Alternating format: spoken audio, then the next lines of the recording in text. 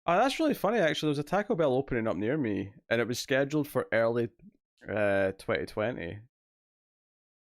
And but then obviously everything's happened. I've not been down there because I've had no reason to be down there.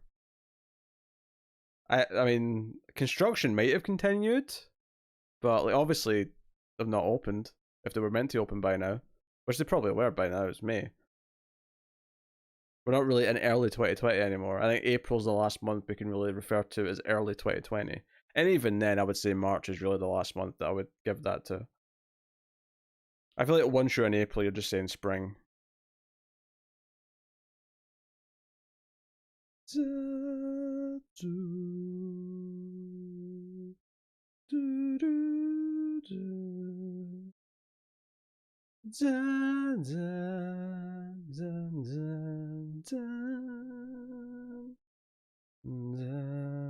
Monday is Taco Bell. Tuesday is McDonald's. Wednesday, I wonder why my health is failing. Thursday is pizza.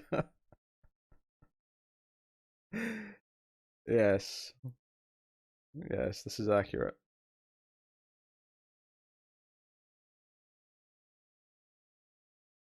Is it just a normal thing to pick up dinner on the way home? I get it. I get it.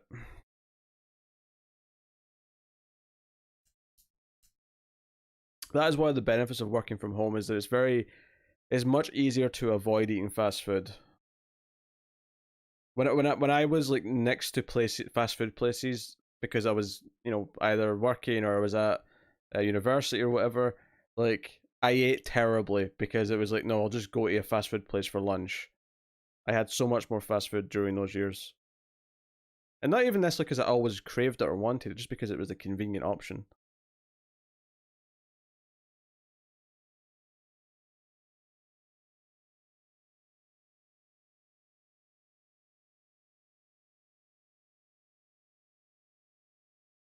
Just condiments. You're right. Been roughly 15 minutes. I'll go get my food out of the oven. Thank you kindly.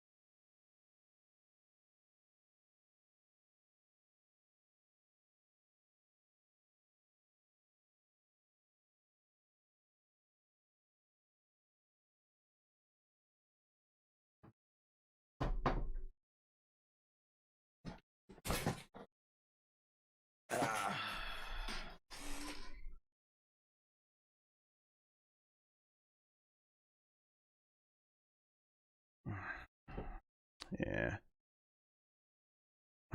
I'll be honest, I would have caved in order to take out on Saturday, but I was a little bit poor after buying my new computer monitor. So I'm having to be fairly sensible for a couple of weeks until I get paid again.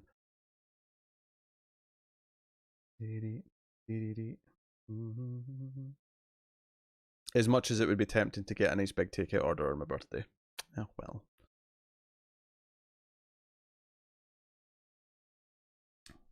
Just let these cool a little bit. We're touching the hot side. Touching the hot side. Ding ding ding ding.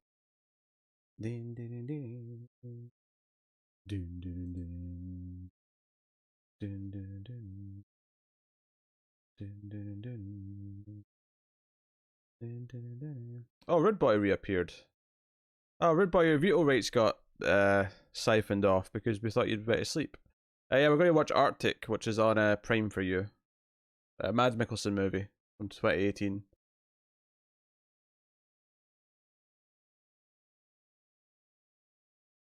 Oh, so hot.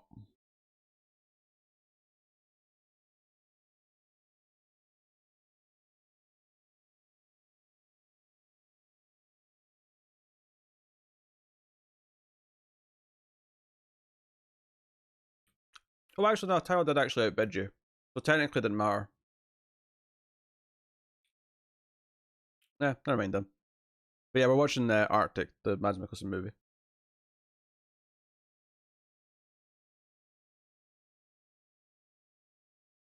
We're just not started yet. We're waiting. Fletcher's away to get a burger. We're letting him get his burger. And I'm eating some fish fingers because I wanted something to eat.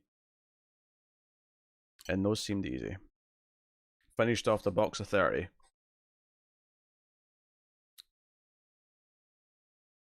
Which is the biggest box of fish fingers I've ever had in the freezer.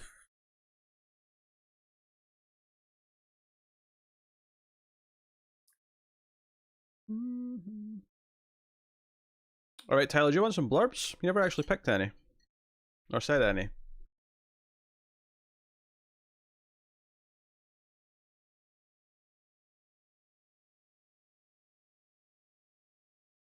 You got 4, you can use them for yourself, you can dish them out if you want.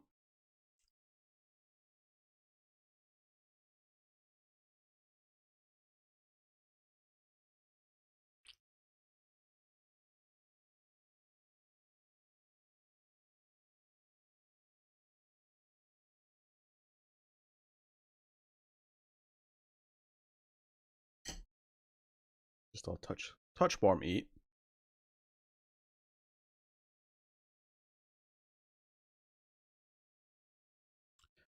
I mean, if I'm having them for dinner, sure, but most of the times, Elsa, I'm having them like this as a snack, like because I'm hungry in the middle of the night. So I don't have fries with them now. But if I was having dinner and all was there was fish fingers, I'd have fries with them, and ideally some lettuce and maybe a little bit of tomato. But if I'm making a full meal out of it, but if I give 3 away, thinking of my other one. Okay.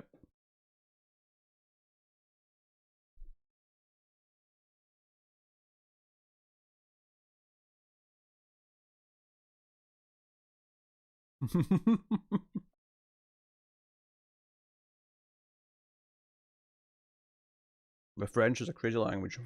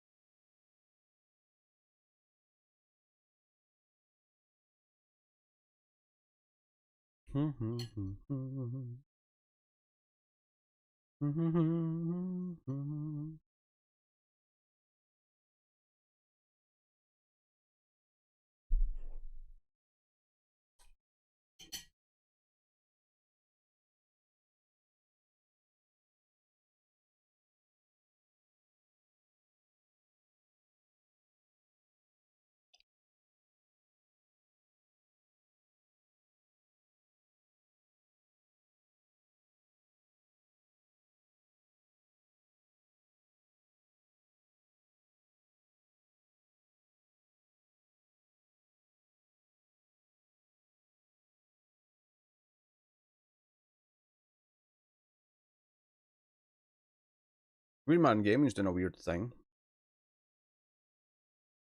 What's the featured birthday deals?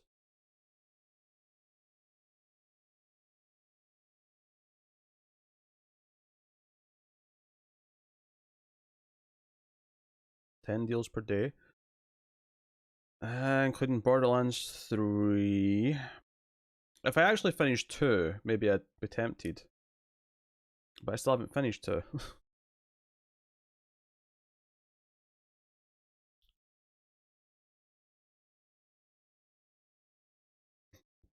Watch Dogs 2 for 18. Rage 2 for 11.22. That's on Game Pass though, that feels like a weird thing to buy.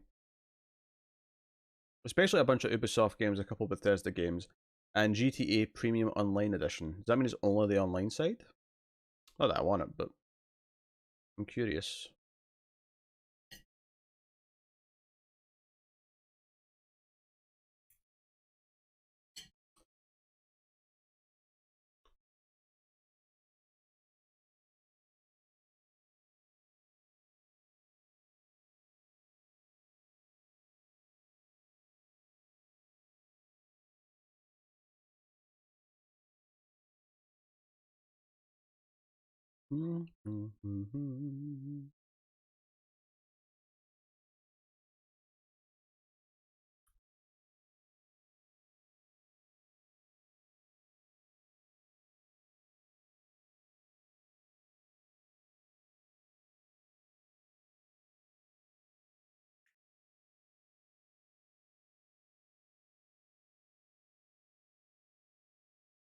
Oh, they've got it split into publishers, that's convenient. Bandai Namco. Let's have a look. Dark Souls Remastered's on sale. I already have Dark Souls on PC though. Dark Souls 3 for £6. That's actually pretty good. I've still not finished Dark Souls or Bloodborne though. So I feel like I'd be wasting money just buying another Dark Souls game.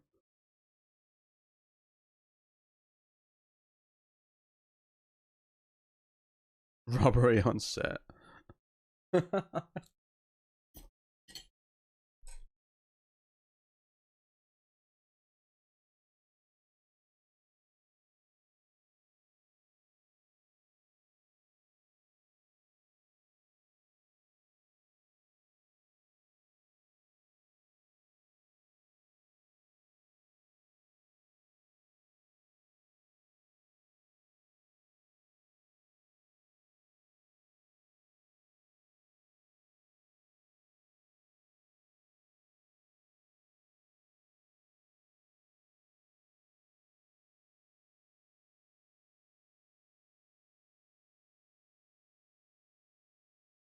The Rockstar part of the sale is only several Grand Theft Auto 5 versions and LA Noire, and that's it. Square Enix. Got Tomb Raiders, which I already have. Just Cause 4.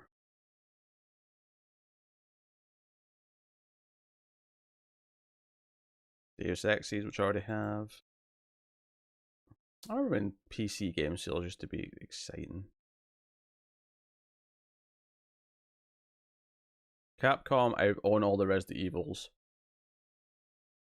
And there's like nothing else, really. Yep.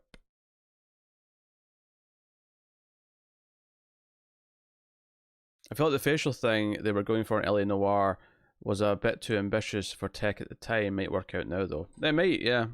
It might be much better now. Because that was like a mid PS3 game. And now we're getting to the PS5 gen, so I mean.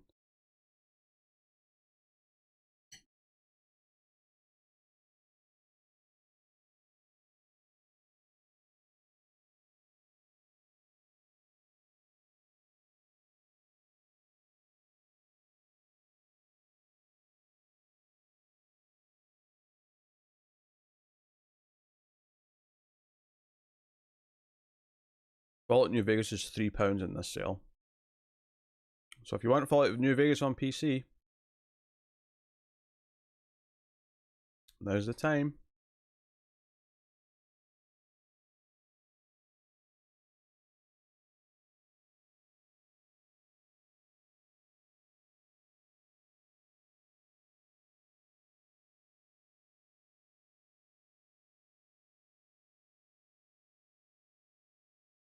Yeah, everything I've heard about Stadia has been lukewarm, I guess, is the best thing.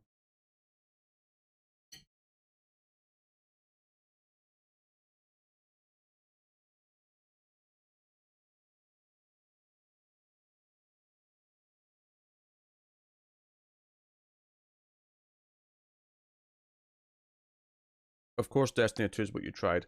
That said, you know that game so well that you would be able to tell if it works well. You ever read any Walking Dead? Oh yeah, I've read the first 104 issues. Whatever arc ended just after issue 100 is the one that I got to. So I read a lot of it. It turned out to be, what, about half of it? No. What did they go up to? It went up to like 185 or something like that, right? So just over half. Or they got up to 280 something. In which case, I'd more of a third. But yeah, I'd recommend it. I think it was a fun read. I mean, I can't speak for the last, like, what, 2/5 of it, I guess? But I would binge read. I used to get the trades for a long time in that first half and like read them in one sitting. They were so easy to read. I couldn't imagine reading it issue to issue because I wouldn't necessarily think enough happened in an issue to make it satisfying on its own, but reading them in trades was very enjoyable.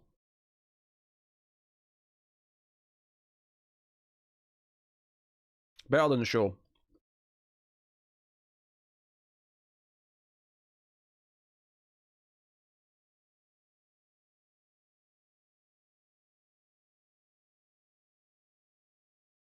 I'm annoyingly tempted to buy Borderlands 3 and I really don't want to. Well, I mean, I kind of want to, obviously, because I'm tempted, but I mean, I don't want to spend the money.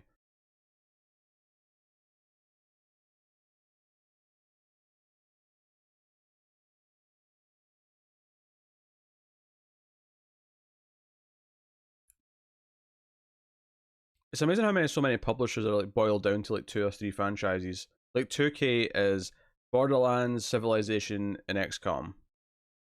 Capcom is Resident Evil, Monster Hunter, Devil May Cry, uh, and Mega Man, I guess. But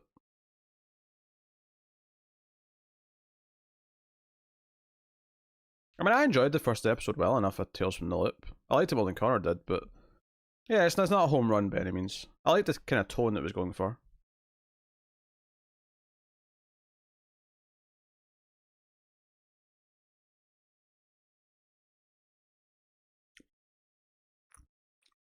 I understand why, David, but it's really boring.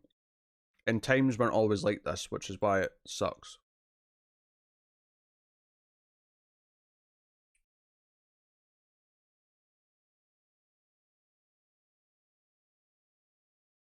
Maximum Games, I don't even know who they are. Train, all this stuff.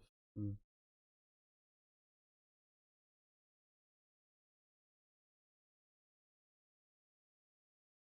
Oh well. Because apparently, if you buy a game that's a featured deal on GMG right now, they let you spin a wheel for another free mystery game. And part of me just really wants to spin the wheel. But all the featured games that apply for are all reasonably like newer, expensive games. They don't. I mean, maybe there'll be other ones because they said they're going to change every day. But right now, it's not the really cheap ones.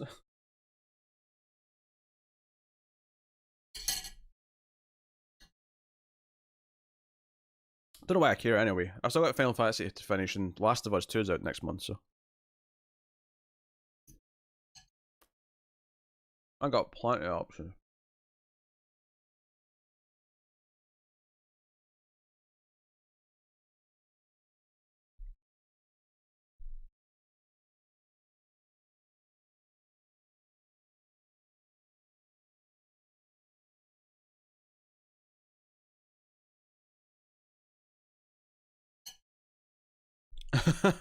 You'll buy a pilot review of Destiny.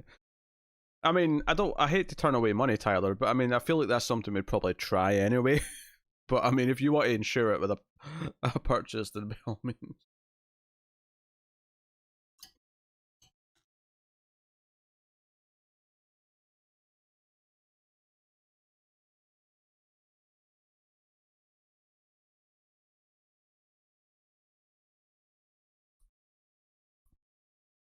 Well, Borderlands 3 is slightly cheaper on CD keys. That's an Epic Game Store key though. Is the GMG one Steam? Because I'd rather have it on Steam. I think. I still cares a little bit. It may not be though. Yeah, the one on GMG Steam.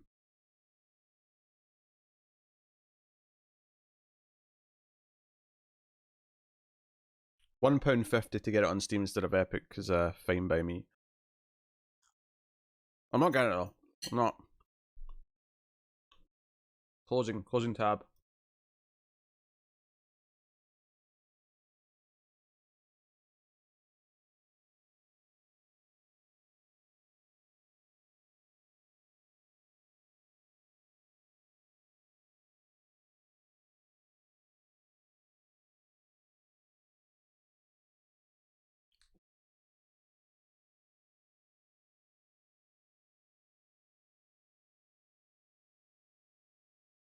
Oh yeah, I tried Halo Reach this week, Tyler.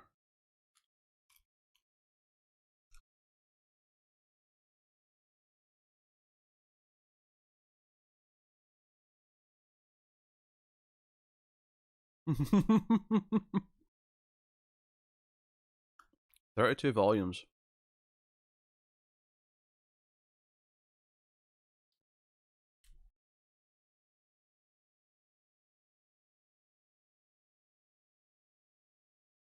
Yeah, but do you have to play it through Stadia to get all the paid content?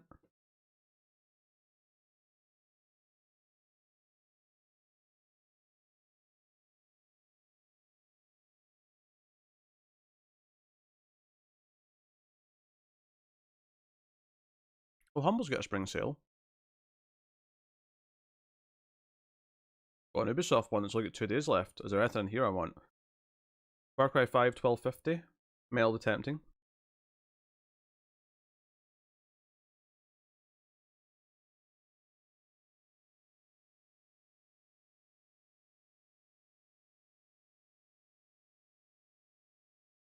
Division £9. That's mildly tempting.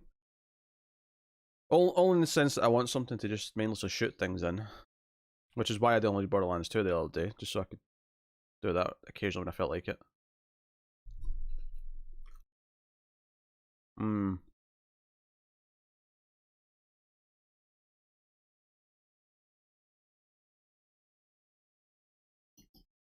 I just started the story, and I thought it was immensely boring.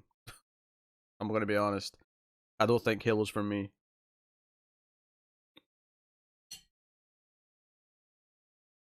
It felt kind of soulless, to be honest.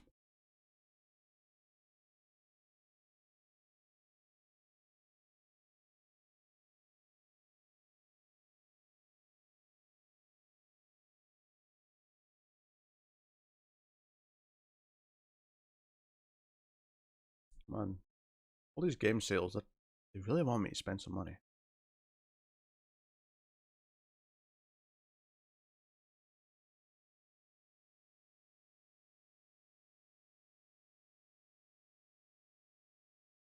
I'm sorry, Elsa. Too much game talk for you.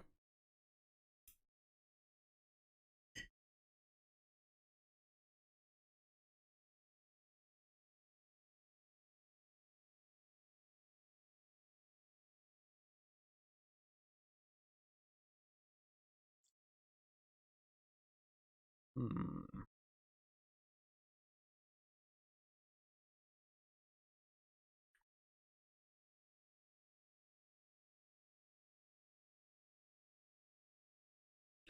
That's interesting. Jurassic World Evolution Deluxe is on sale for £12, but it's in the humble choice, which is about that price to pick 3 games. I don't know how much more content the deluxe comes with though.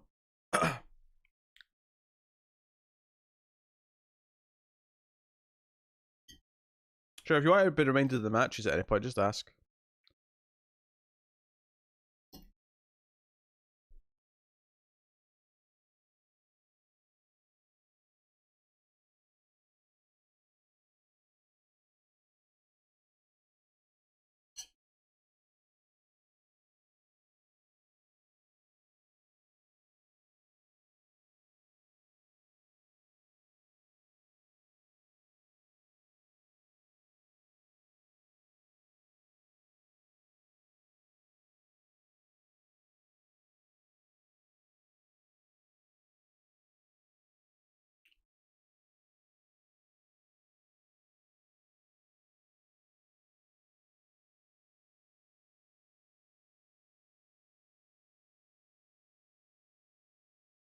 Hmm.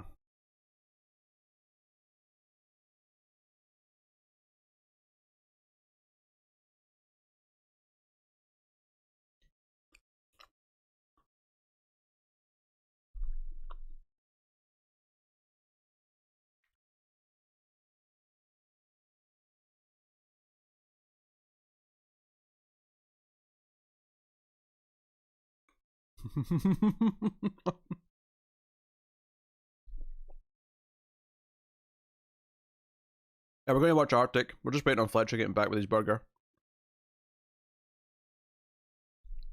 I don't know. Did he date all those people, or just are these love interests in other movies that I can't think of?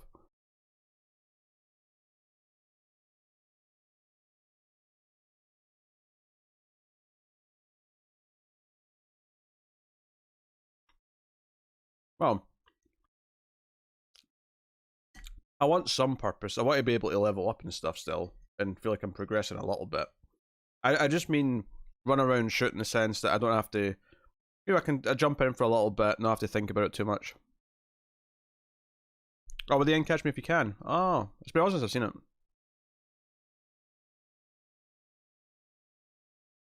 Yeah, the Mads Mikkelsen movie. It's on Prime.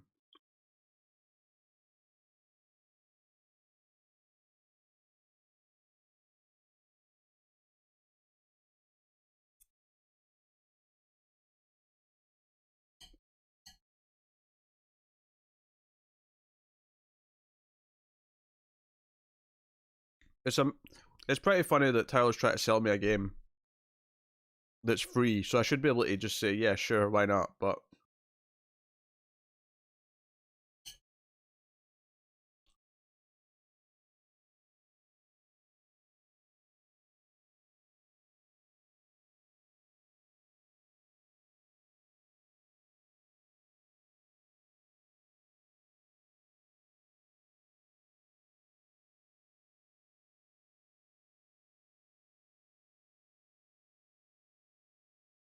cool. We're just waiting on Fletcher, really. Um, I'm almost finished my fish fingers though, so that's good.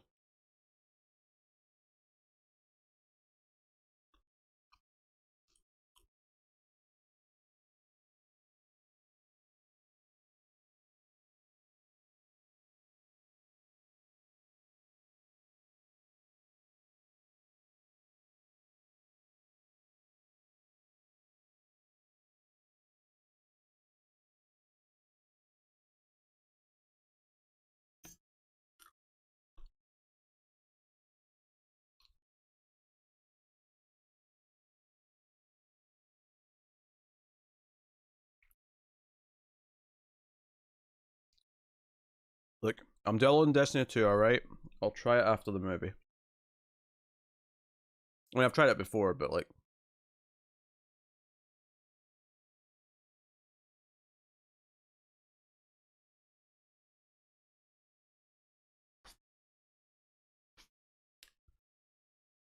oh, Warzone's the Call of Duty game, Tyler. It's the Battle Royale they put out for free.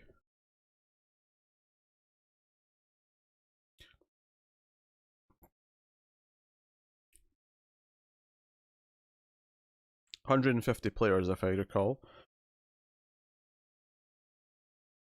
Which I only know because I've been watching Null Online play it. He's amazingly bad at it, which makes it really funny. It's funny when it's not me playing.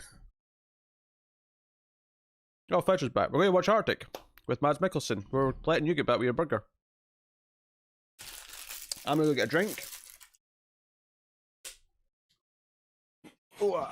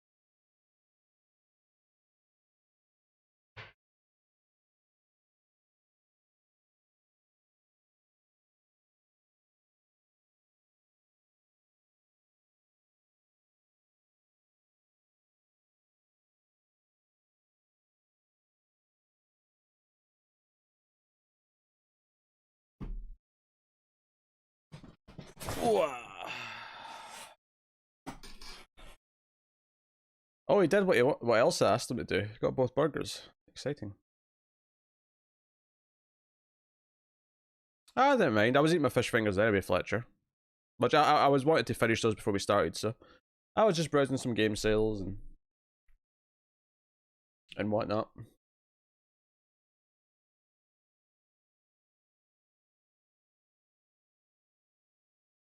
I might even get like Division maybe. I don't know. I don't know. Having to deal with the Ubisoft launcher for something, especially something that I only want to just kind of casually dip in and out of, seems like a pain.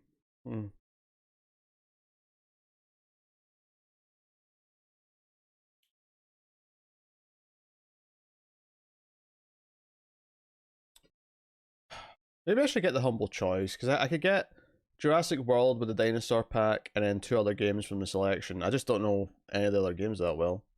I mean, XCOM 2 is there, but I already have XCOM 2. I'll let David do some research at what the other games are.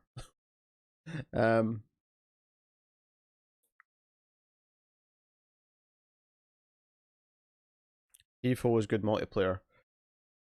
What kind of multiplayer are we talking here? I'm not a big competitive multiplayer person. And for the record, Tyler, it takes me about 30 minutes to download 90 gig on Steam.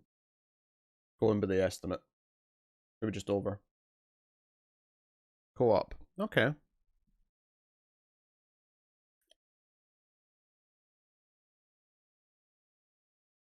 Interesting.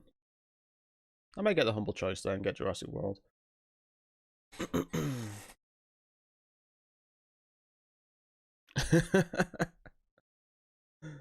Right now I'm downloading at 48.3 meg per second. I'm just gonna let that sink in. Chess Ultra?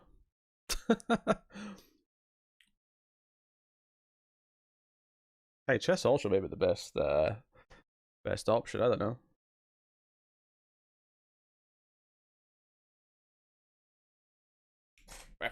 Shift. Okay. Alright, well I guess we're ready to watch the movie then, right?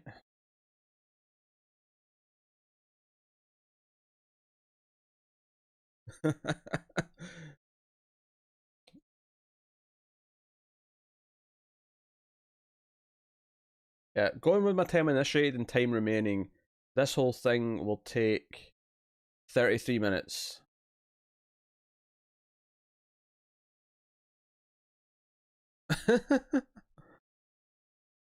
Six gigs of PDFs done. Look at you go, David. Yeah. Yeah, I think I'll get the choice so I can get Jurassic World. I think I'll do that.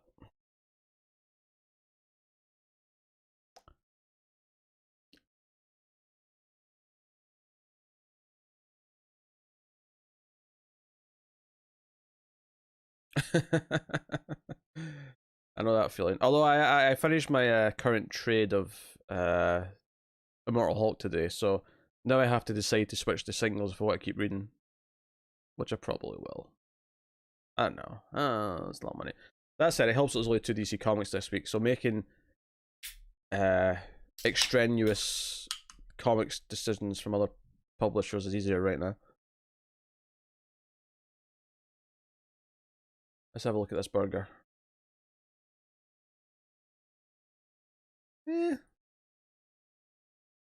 I'm not like enthralled by that picture, to be honest, that much. I've seen better. It was good to have regular Couch and Multiverse back, though Quarantine was a lot of fun. Yeah, some people I know didn't like Quarantine as much, and I get it. It's not the usual podcast, but there wasn't much more to do. Firefly. You can up to keep me company. Alright. Let us switch to movie time. Alright, I should probably put my headphones in for this. I suspect this movie will have decent sound design for an atmosphere. So I'm going to get the headphones set up. Nah, not this week, David. I was going to, and then said I'm taking a week off from bad comics that I've been forced to read. I'll do it this week.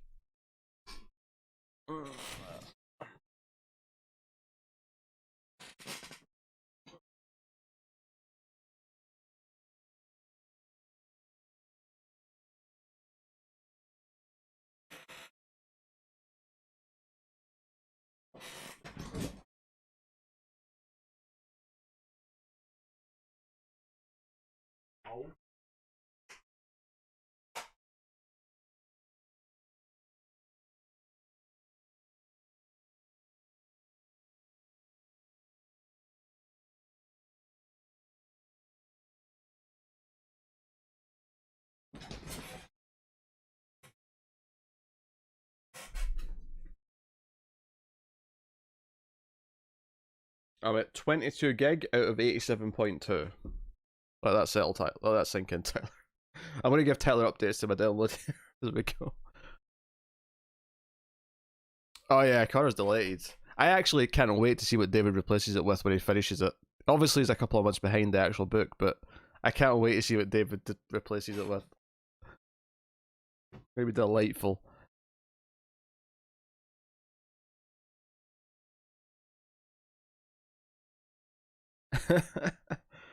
I get it. I get it, Elsa. You can look. You deserve to pig out when you get the chance. Oh, I'm sure you will. Lobdell's written other comics. I think that's important. Doesn't have to be DC, remember. It can be alternate stuff, but DC's are more on topic, of course. Alright, are we ready to go? Pause your movie at 0, folks. This is SOS. I'll click play just now because the Netflix app on Windows does seem to take a while to start for some reason. So get a movie paused at 0. We'll do usual 3, 2, 1. Alright. So I'm paused.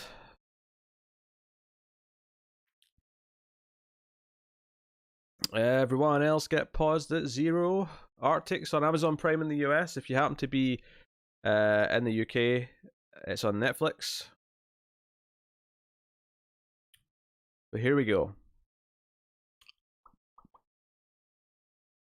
Elusive Wesker in the background. Oh, is he? I wasn't looking. Oh yeah, I see him. Yeah. He's so snug on the couch. Alright, here we go. 3, 2, 1, play.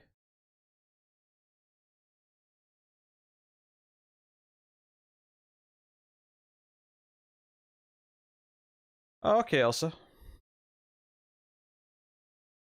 Oh, so this is far too loud in my ear. Is there an audio control on this Netflix app?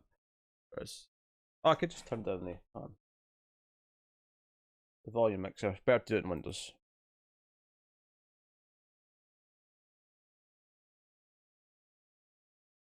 We're starting off with the sound of footsteps in the snow. Perfect. Perfect for this movie.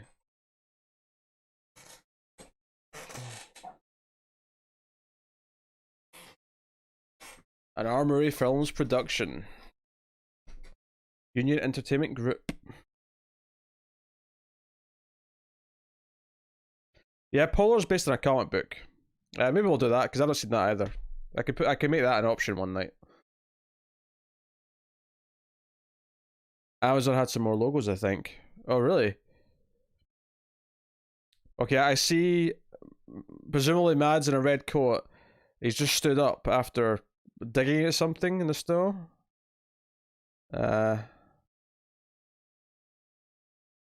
I can pause for like 3 or 4 seconds if people want me to.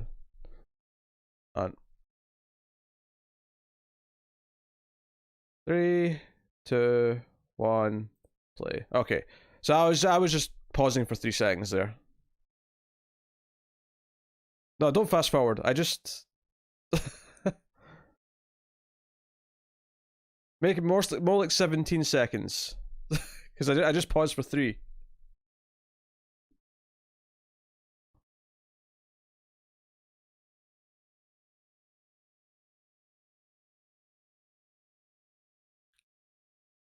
He's using a metal sheet to scrape the snow.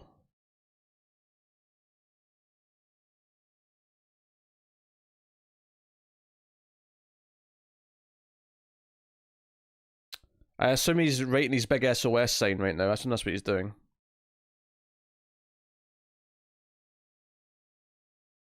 Don't you bring Star Wars into this. How dare you?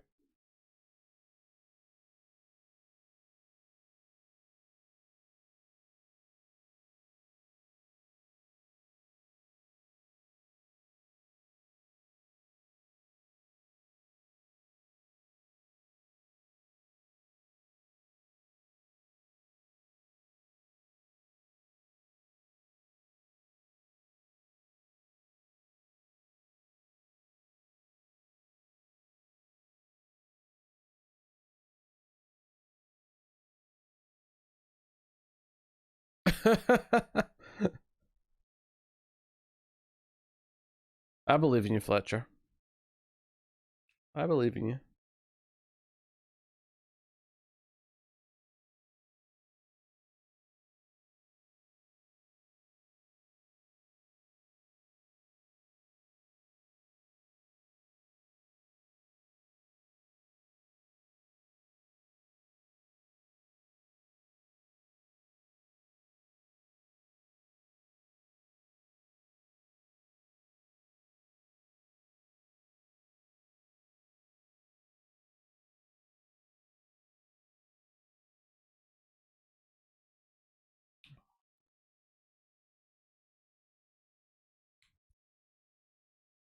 Obviously, he's looking for food, but at least he's got access to water.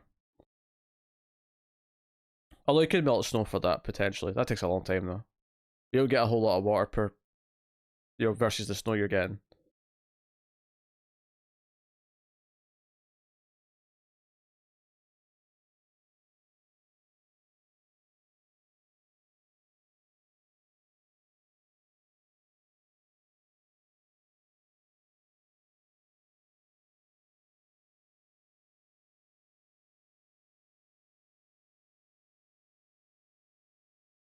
It's making me feel bad for the fish. Yes, cast away with ice. There you go. That's a good description. The sad music was making me feel bad for the fish.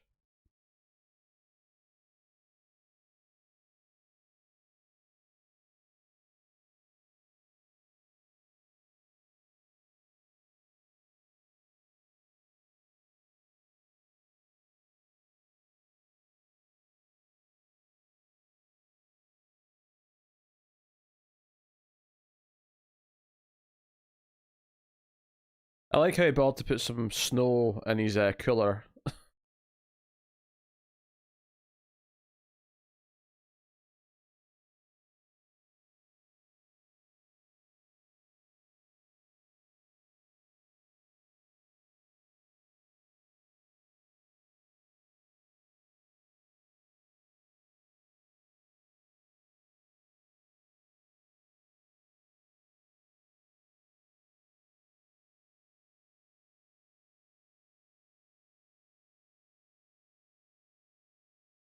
I guess this answers that he can't. Well, not he can build a fire because you think he'd be cooking the fish if he could.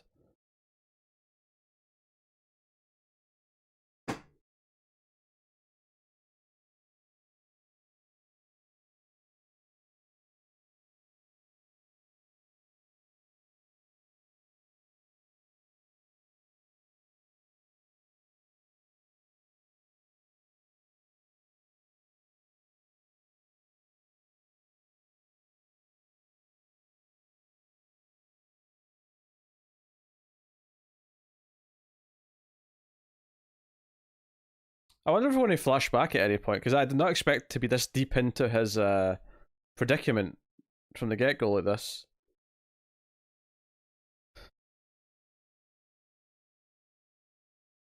Salmonella is curable, starvation is not. I mean, I agree.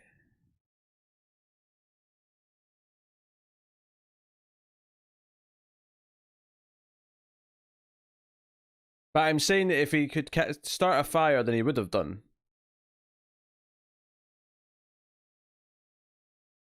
I don't know either.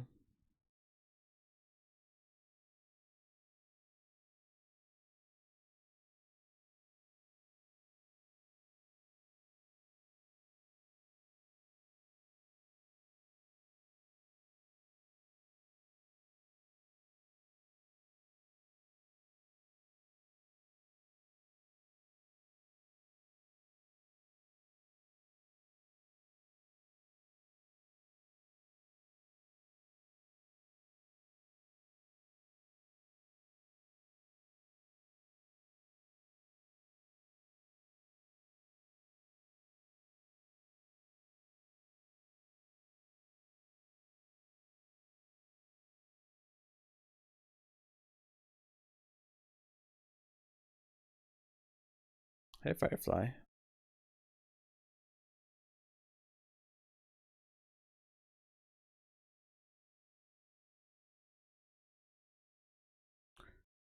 I wonder how long the script for this was. Given how little dialogue I'm expecting there to be, I wonder just how much that speeds up the actual amount of script.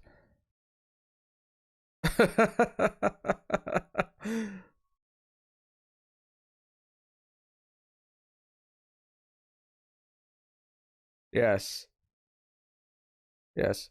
A significant portion of currently inhabited land would be uninhabitable, but the Arctic would be slightly easier to live in. Seems like a good trade-off, David. Oh, he's lost toes. Oh,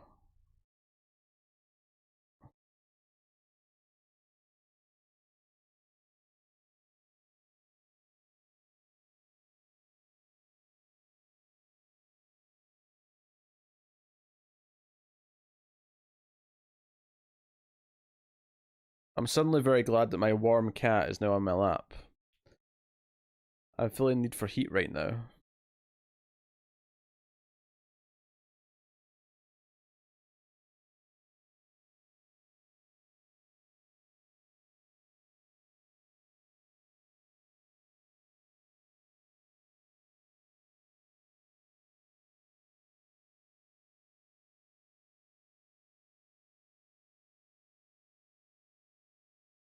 Oh yeah, he'll stink right now. No question. I'm at 53 gig now, Tyler. Downloaded.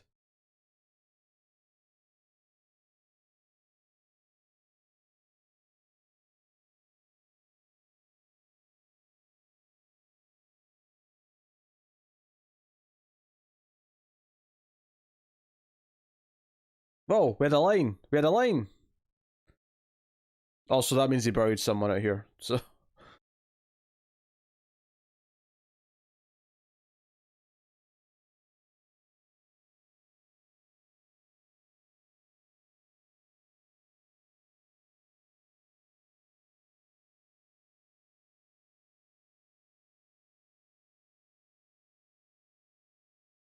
yeah, I was expecting him to speak Danish. Yeah.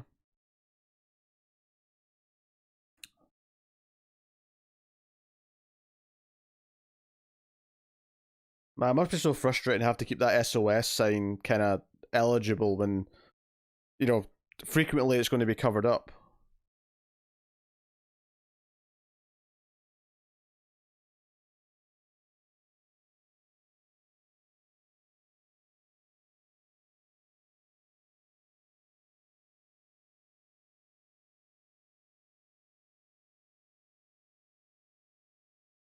His stash. I wonder if there was a reason to not take it into the plane with him. Is it that it wouldn't be kept as cold? Oh shit, we're gonna have him versus a bear at some point.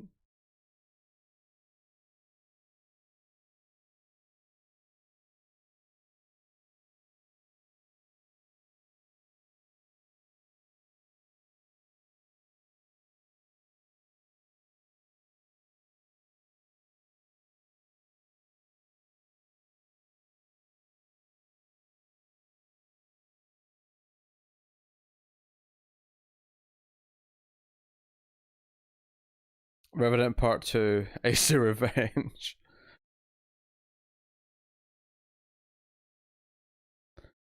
No man can bear the cold.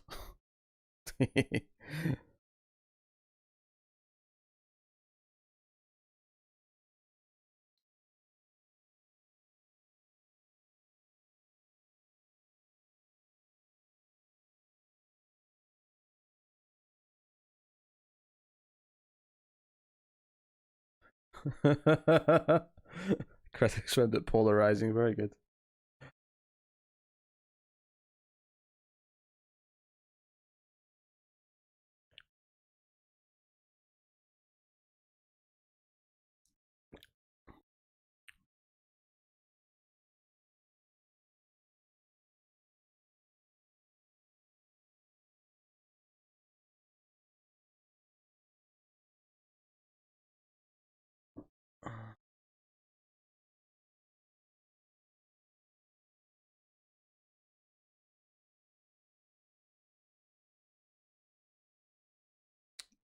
Yeah, that's a good point, Elsa.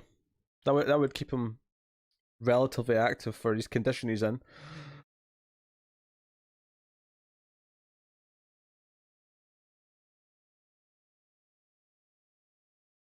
Oh, there's a bear. Shit, I just noticed it. That was a good shot. It really emphasized how well the bear blends in.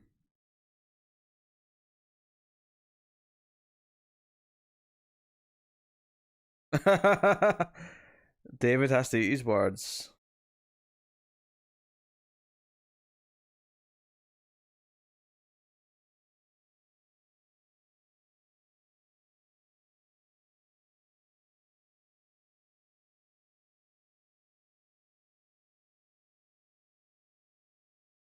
I like him checking around and being like, okay, can this plane keep a bear outside? How does he kill the bear, Fletcher? I would really like to.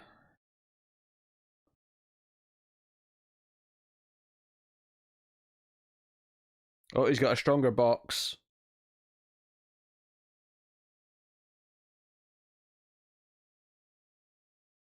Yeah, I guess the temperature inside the plane just isn't cold enough to keep the fish fresh.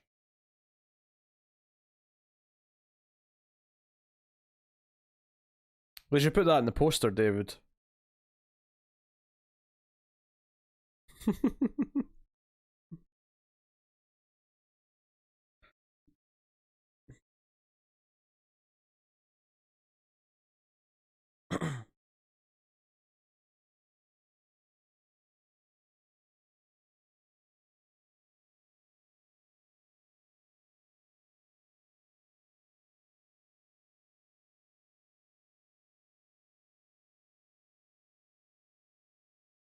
I'm not sure.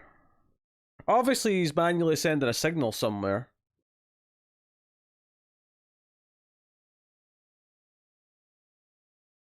And he's picked something up. Open.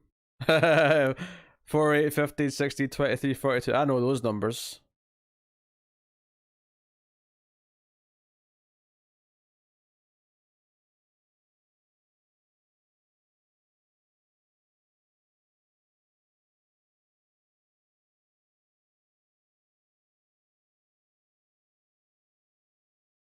I didn't realize it was a short film.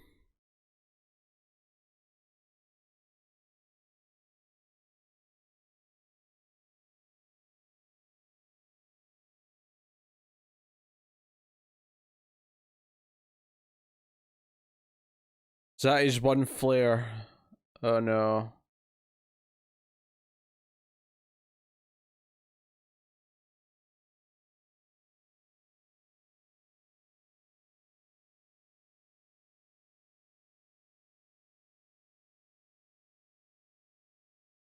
What's going to happen to the helicopter?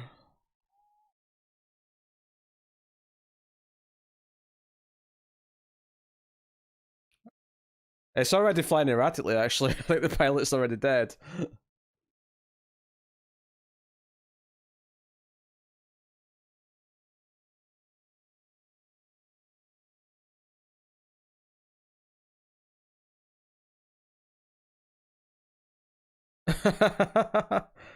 That's amusing, David.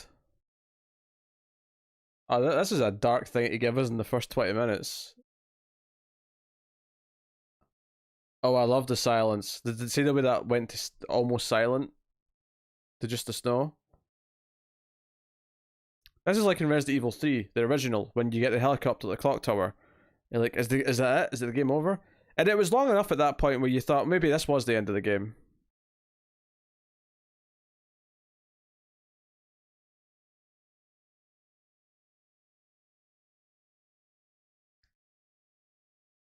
Enjoy the fire, if nothing else.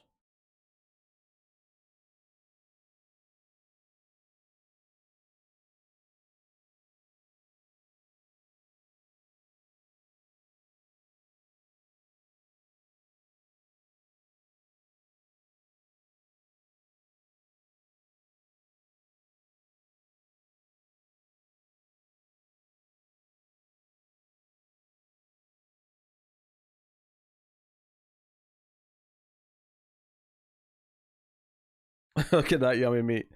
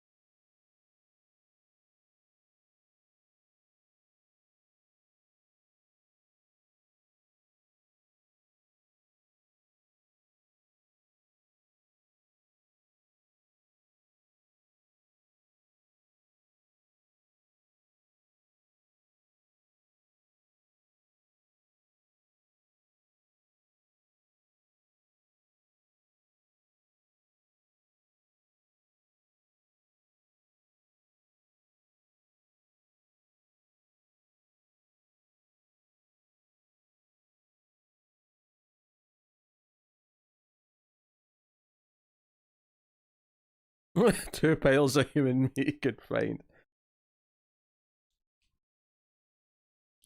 Firefly.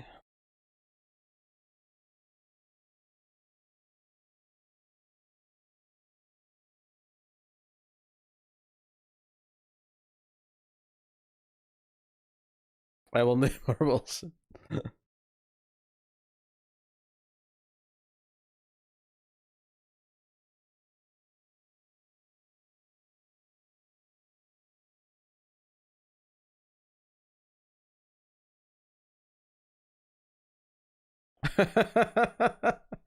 Fatten her up with what?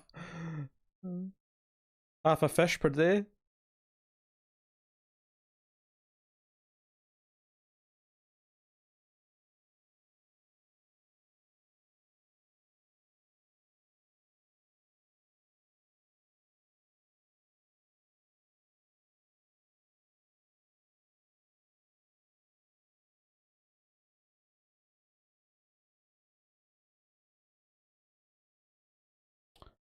I wonder if we're gonna have a language barrier here.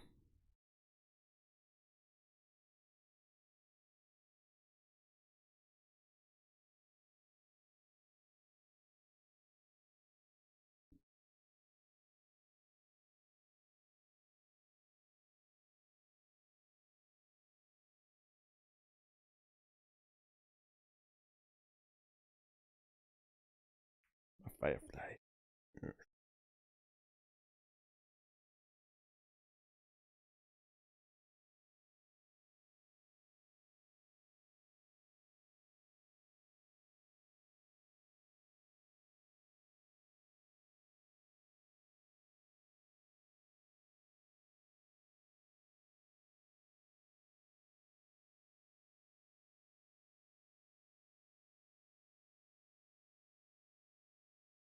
Oh, they got noodles.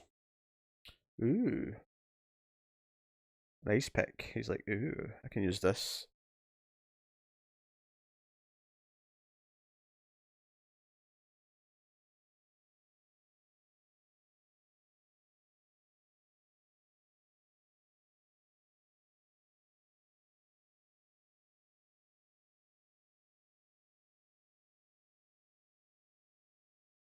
Oh man.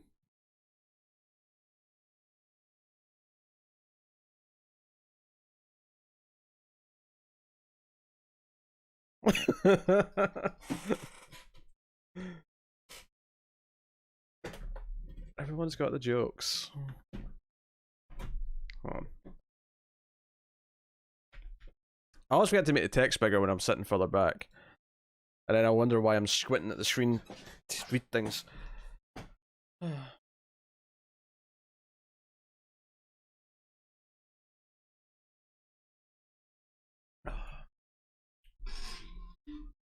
Destiny 2 just finished downloading, Tyler.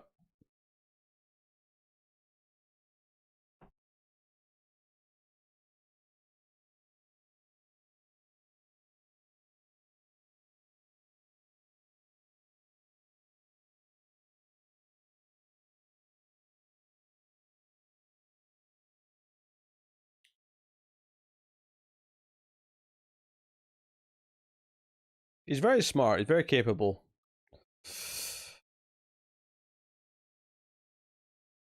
It wasn't an hour, it was closer to 30 minutes.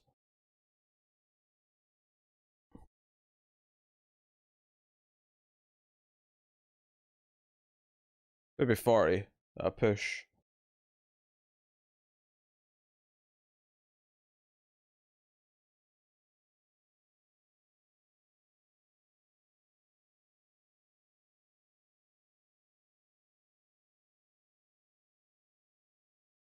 I don't know, David. I mean, given that they knew they were going to snow. I mean, this is probably a helicopter that deals with the Arctic and like the surrounding area a lot. So I assume everything they have is designed to work in those conditions. But that's just an assumption.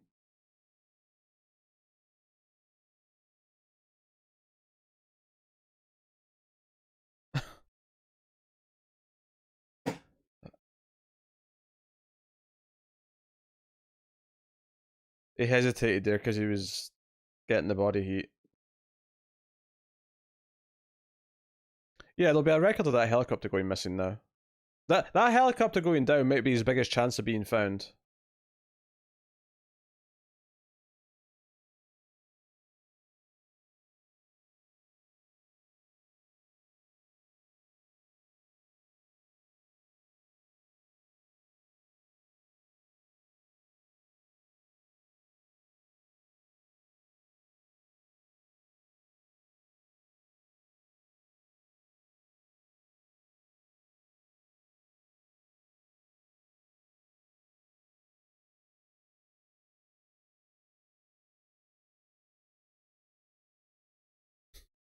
Was pretty freaking lost.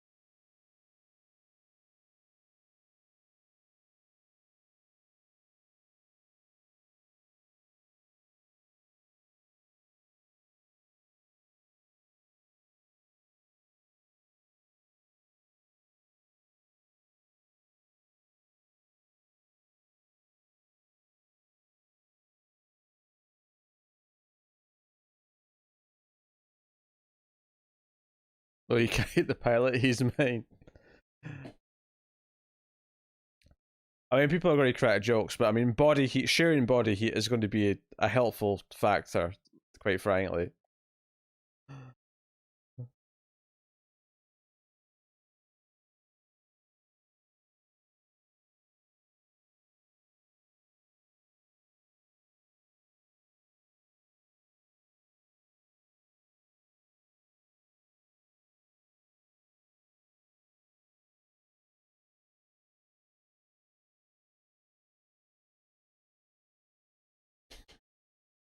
Oh, he's got his sled to carry things now. Look at that.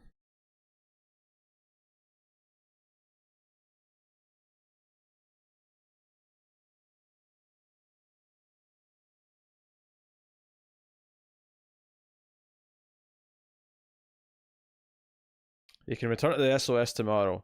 He's got bigger fish to fry today. Oh, sorry, Mads. I know you can't fry anything. I was insensitive.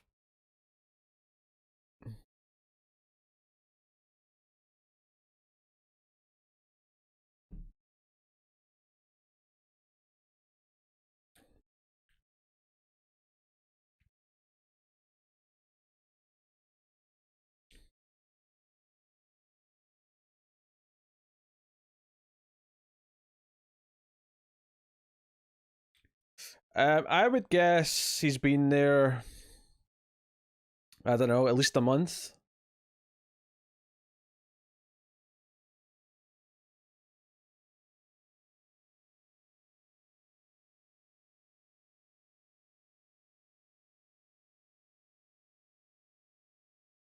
Oh, he's even building him a little gravestone.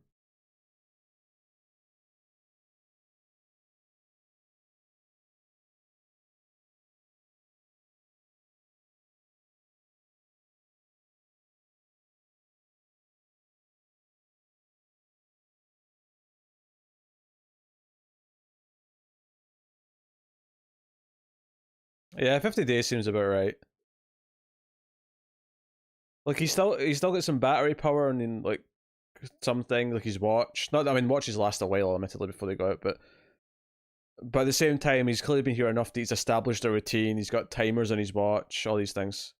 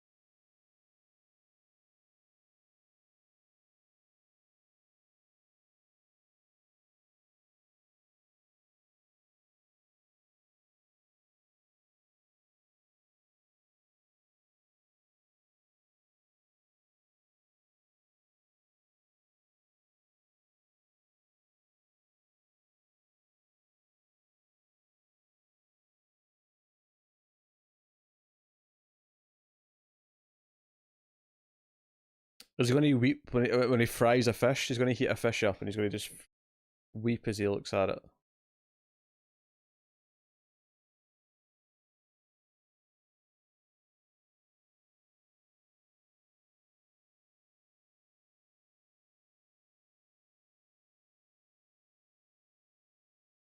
Yeah, probably someone just cared about. He got a bigger sled. Look at that.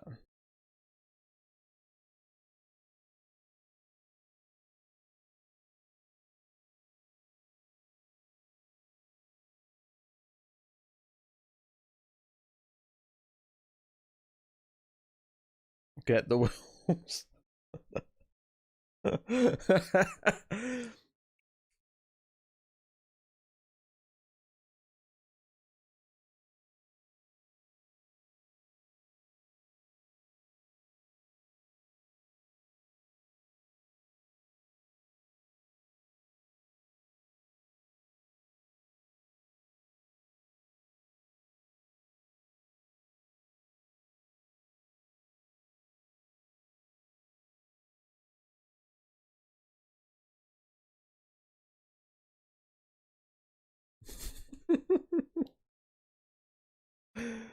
Oh dear.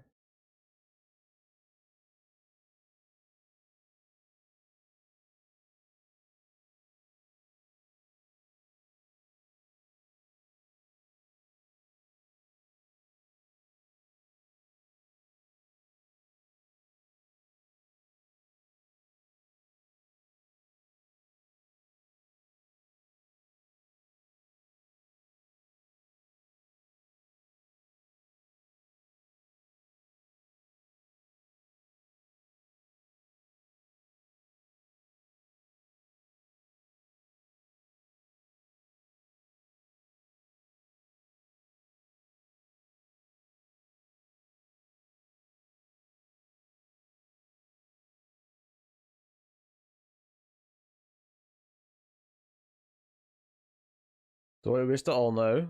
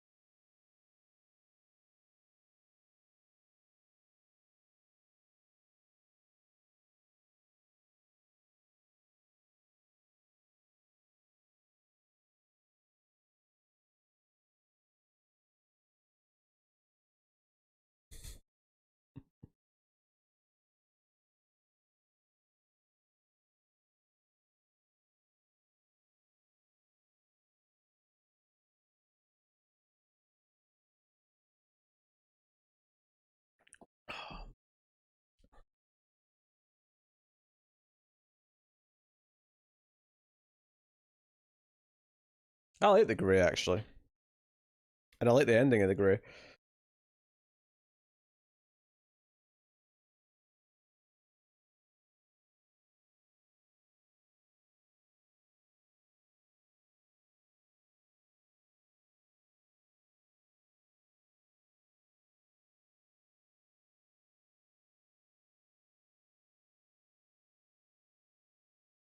Oh, he's going to have a journey. He's going to try to get to a station.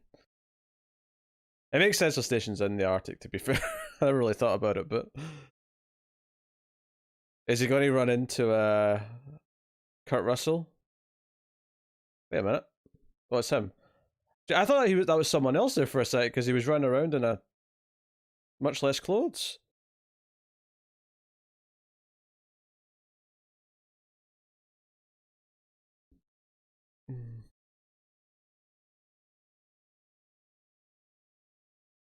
Oh, he's feasting tonight.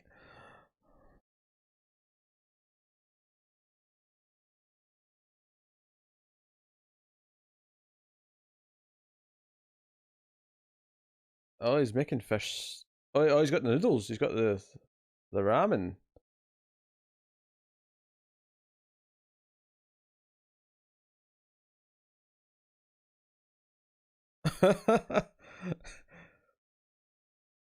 This doesn't even seem that appealing, but I bet it tastes great to him right now after eating raw fish for a month.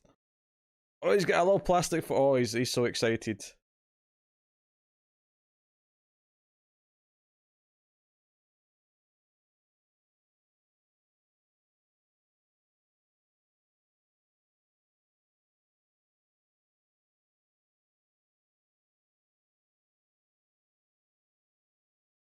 So what is this? Fish.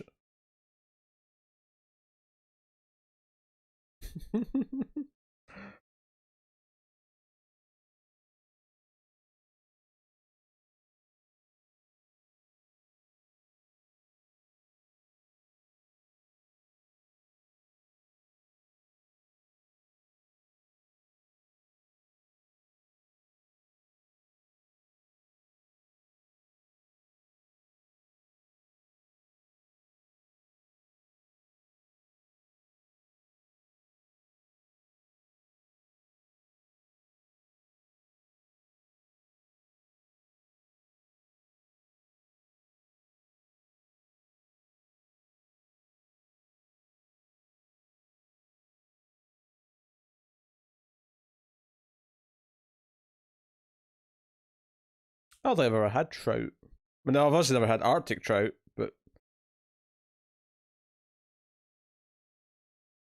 din din din din din din din din din din din din. Dun, dun, dun, dun, dun, dun, dun, dun, dun, dun, dun, dun, dun.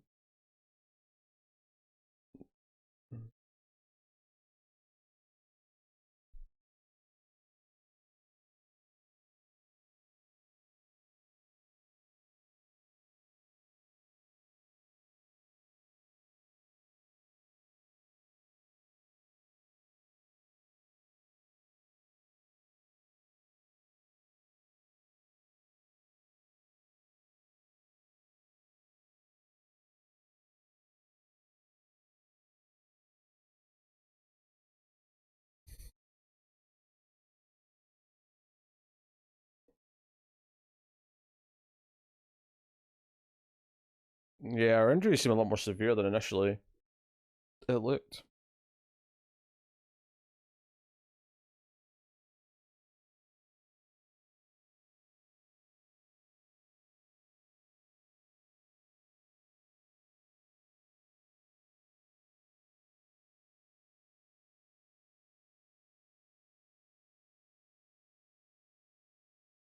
You ever see movie barcodes? It's where they take the average color of each frame and stitch them into one image.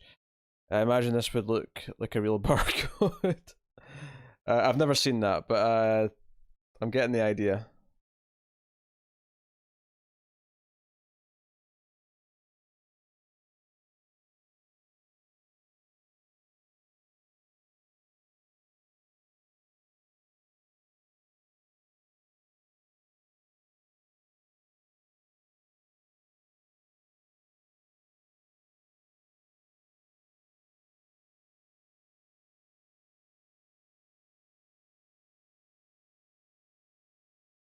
I bet he tries. I bet he tries dragging her. Even though, of course, that sled would be much better used for equipment. Potentially.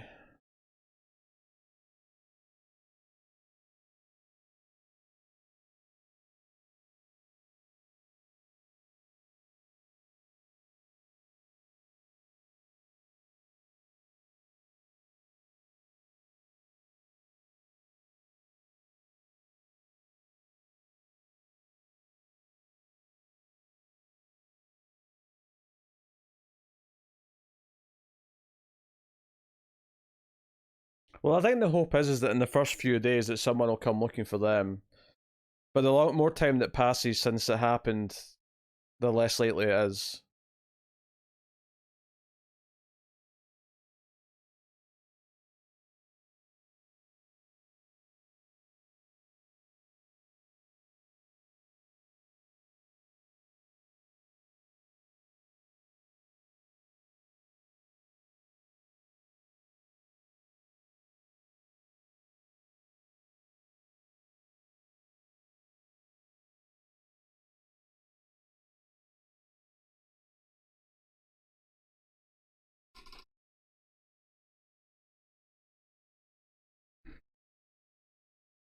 19-day shooting schedule.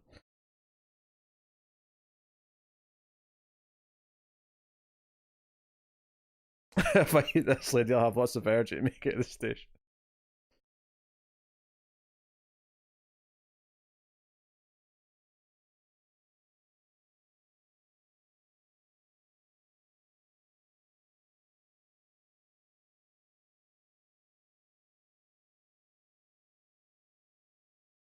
Stock up on fish.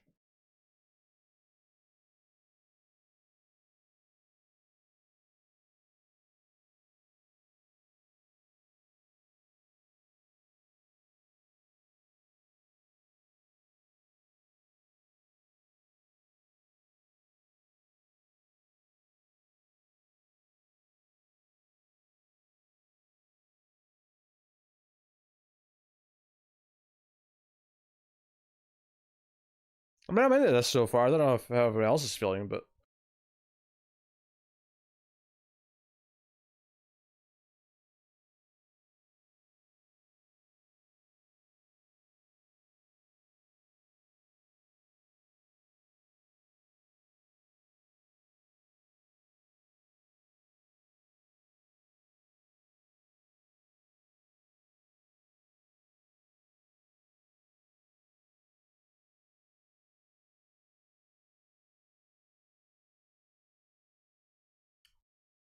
yeah, music's been pretty good.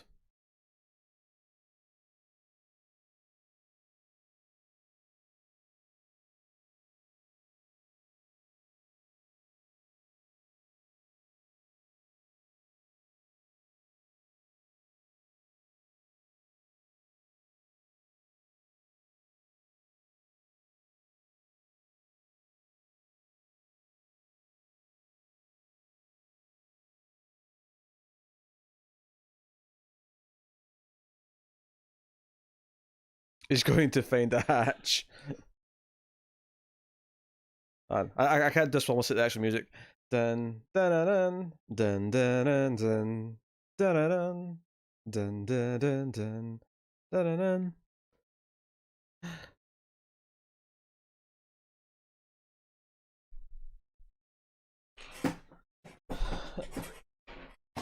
Oh.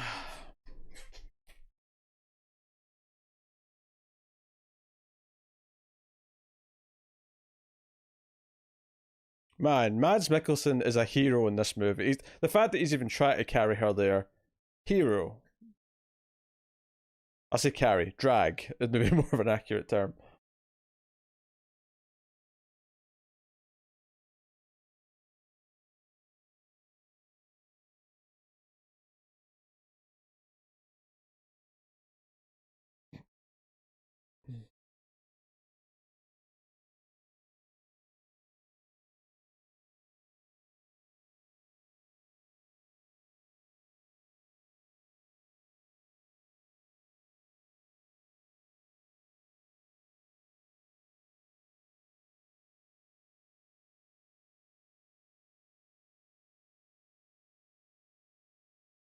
If it was me, I'd just die in a plane crash.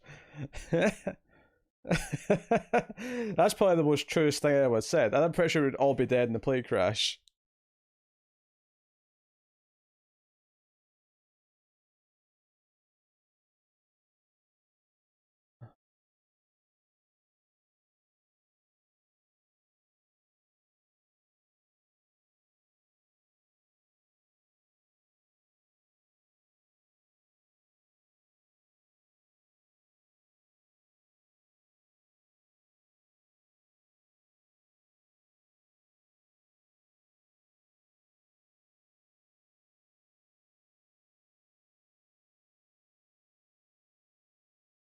That's true. I am finicky.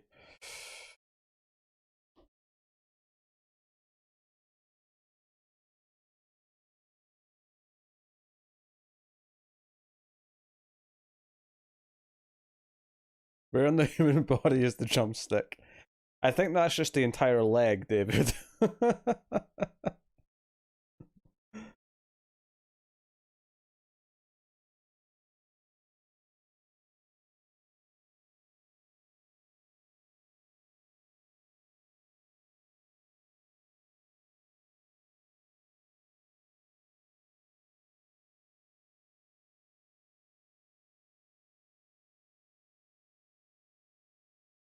I could pull a twist like that, Tyler. I feel like that's more likely when it's someone he knows, as opposed to a stranger. But then again, it can still work for his like personal motivation. How he tells where he is to mark it on the map, I have no idea.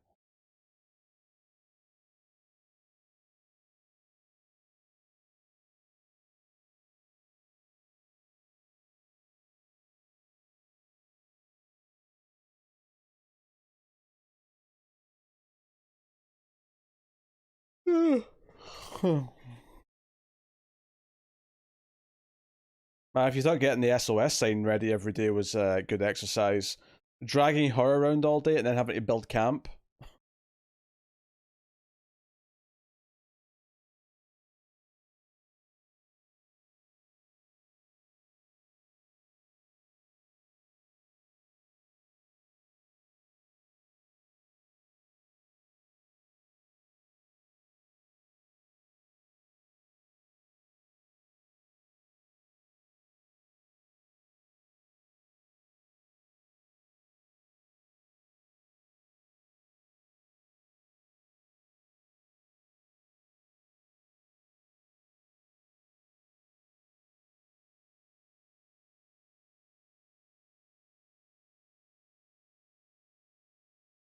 Yeah, sure, the sun's harder to use when you're at the North or South Pole, for obvious reasons.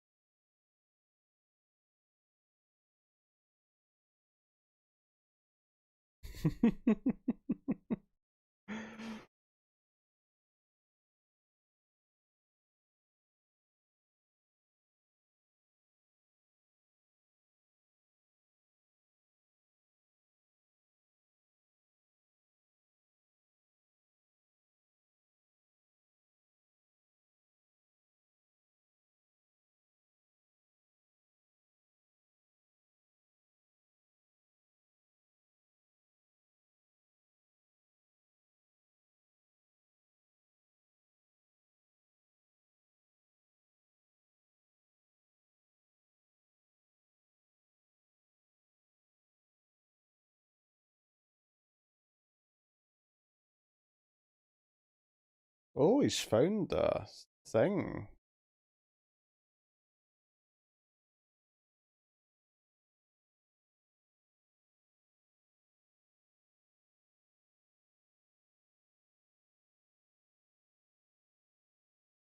Oh, this is bad.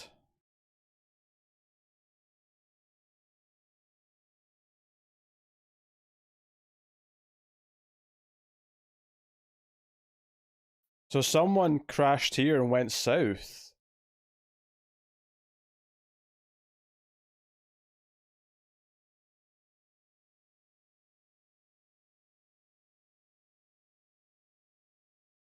I mean, maybe they didn't have a map or anything.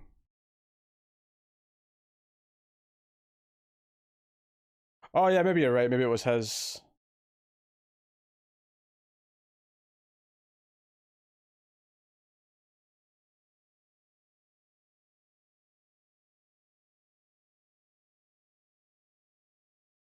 So you went that way first for whatever reason. South seems like a good idea, I guess.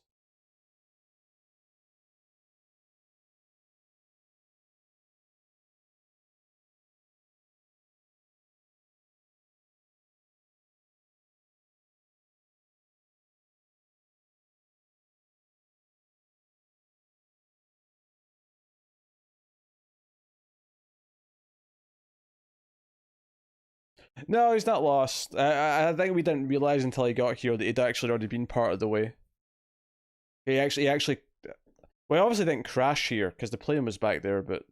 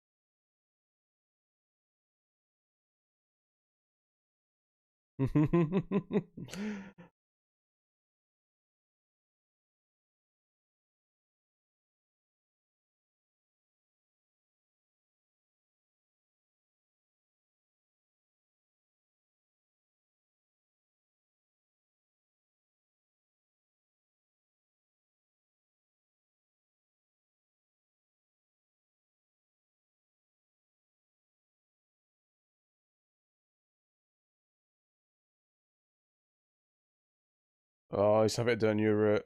Oh no. Oh dear, that's a lot longer.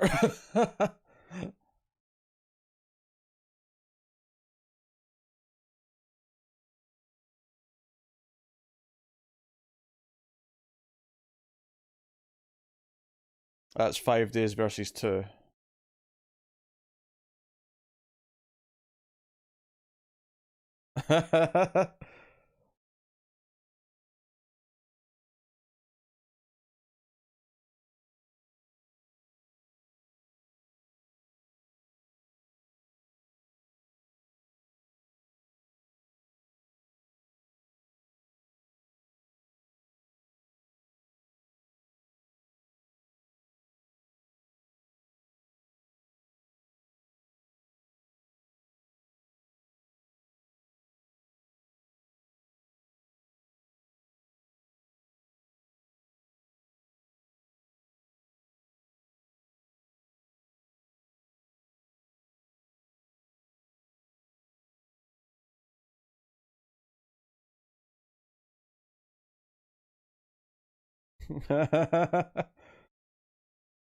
Food supply.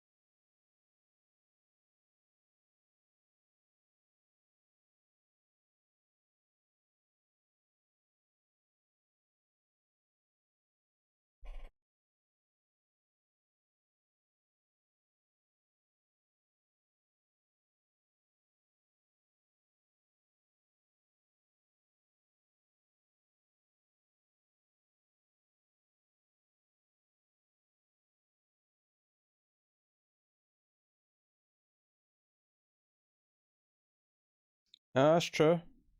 That's true.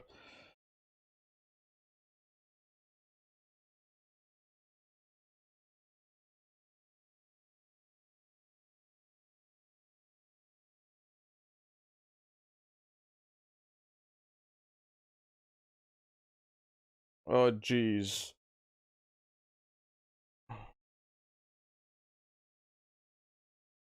See, now's the time he might have to give up, like bringing her with him.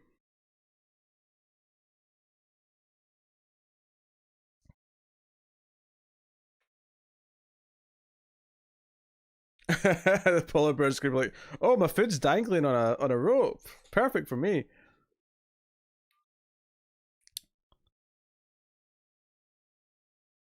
Well, the helicopter is like supposed to be like as part of Arctic related stuff.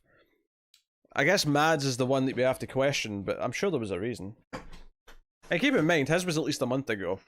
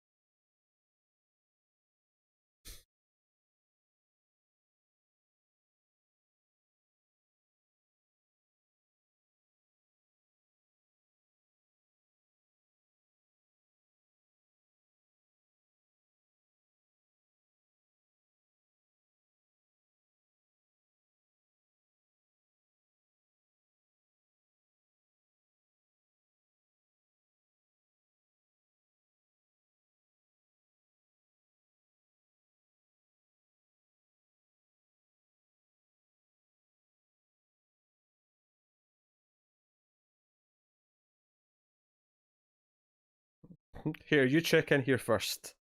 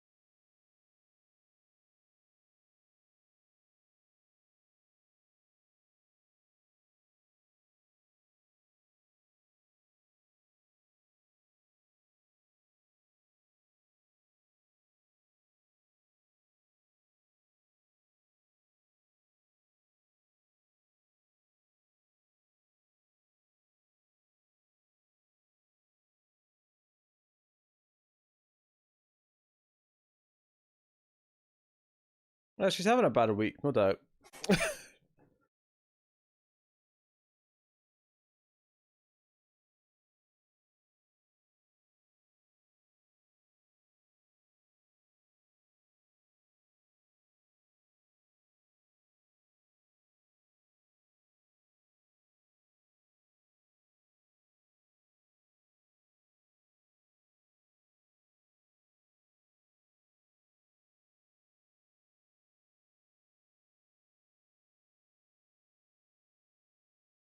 He's really pondering his options right now. And this is the first time he's seriously considering a lot of what you've been suggesting. Maybe not the eating part, but.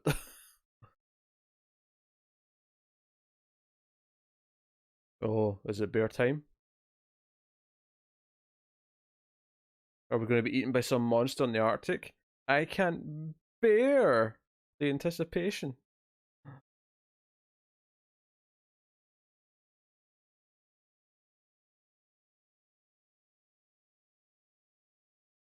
We got bears.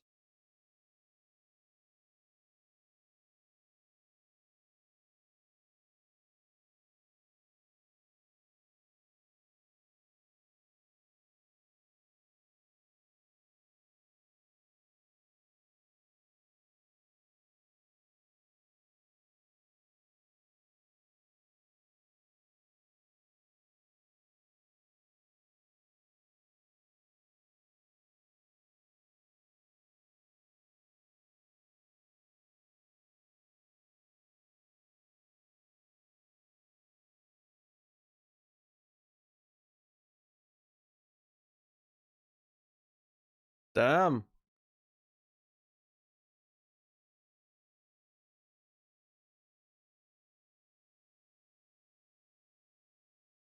Hey, that bear looks pretty good.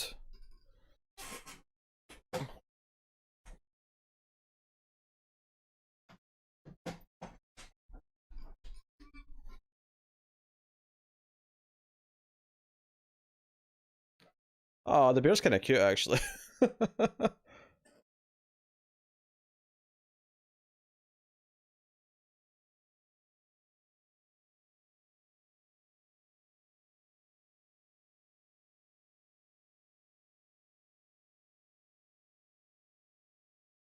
Stab it in the head.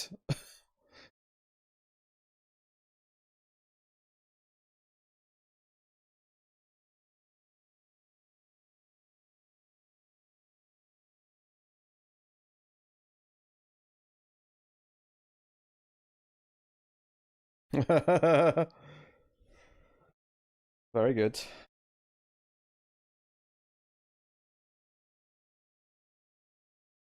Poor bear.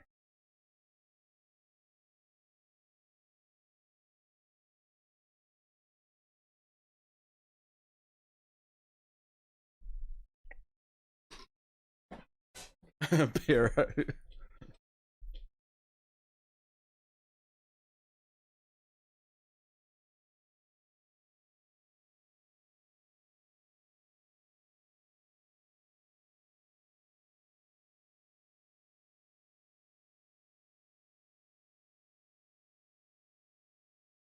No, he had two.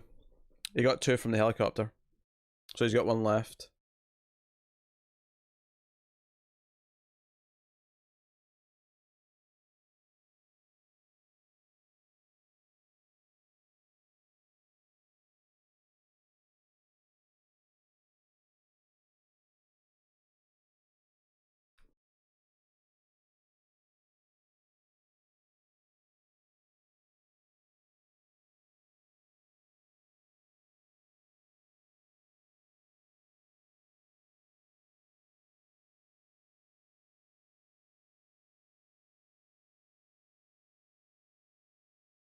No, the bear's still kicking.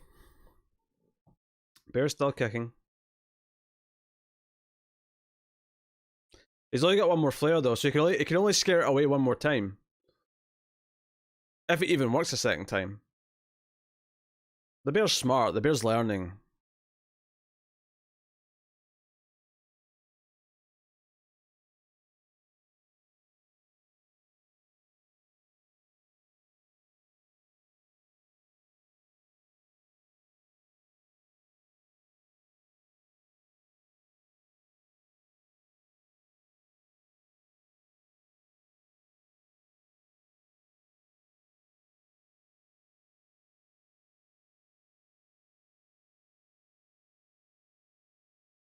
I wonder where they shot this actually.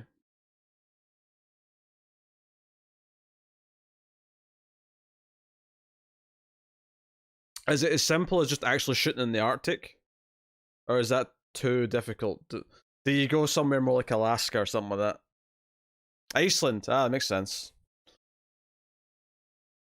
So somewhere treacherous, but not quite as treacherous as the actual Arctic.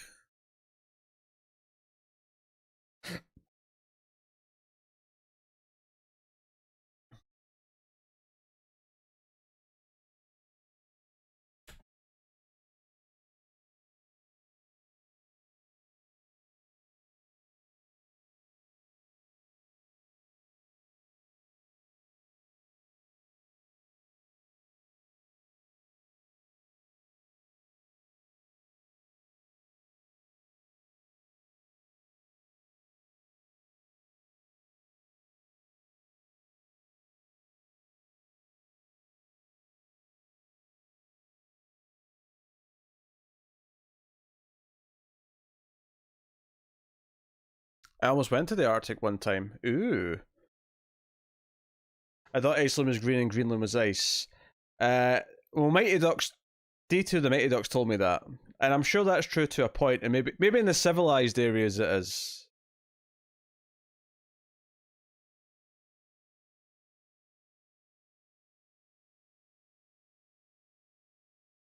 Hmm.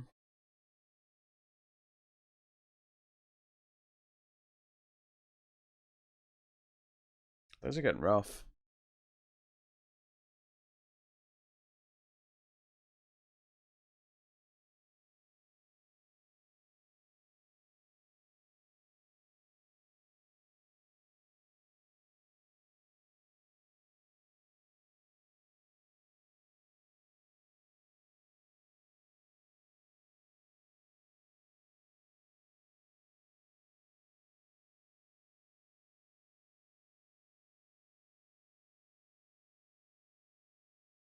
It's given him a sense of purpose, I think.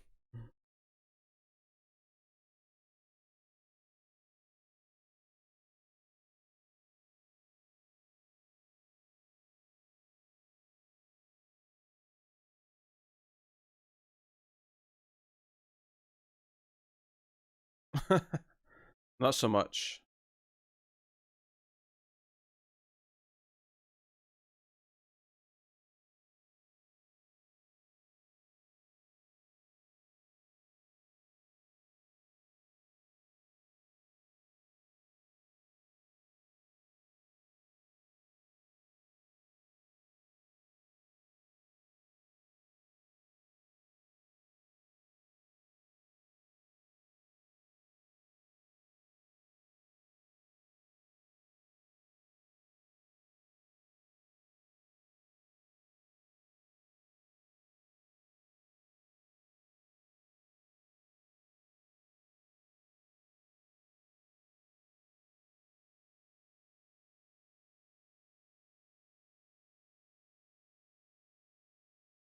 He's not tried that yet, maybe. Maybe he's too proud to use the P.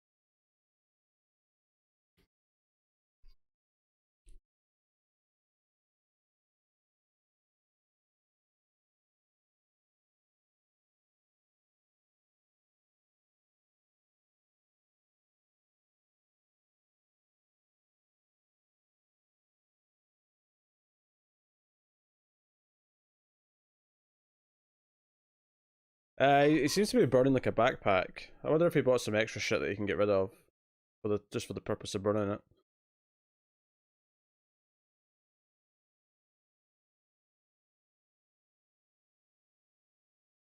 Yeah, the score's really good. Yeah, how's her hand? What's the squeeze test again?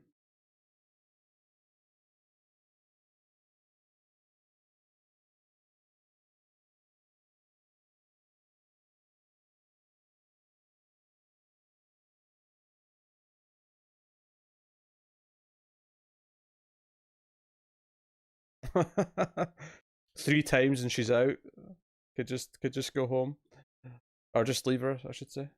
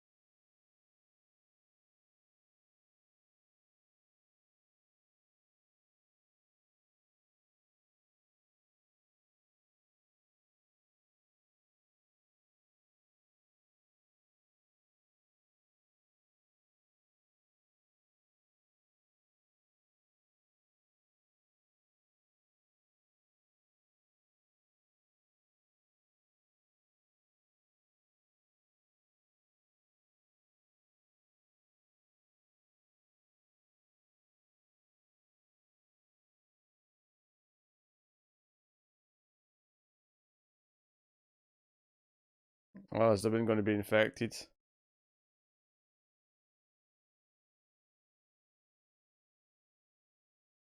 Hmm.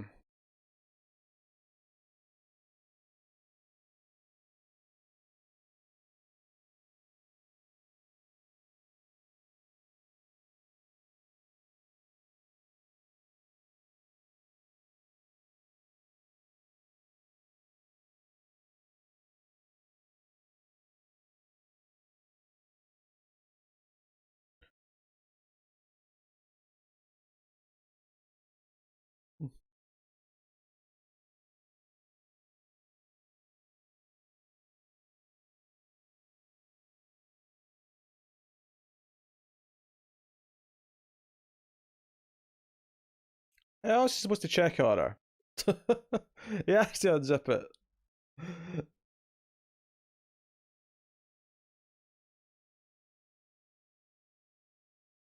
It's not that cold right now, but I'm feeling cold watching this.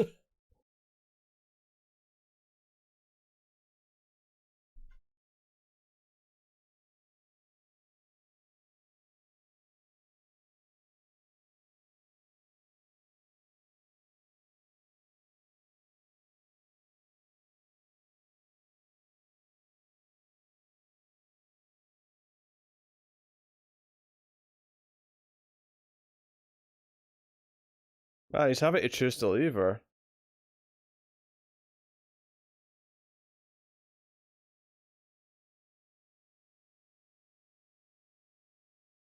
He did everything he could.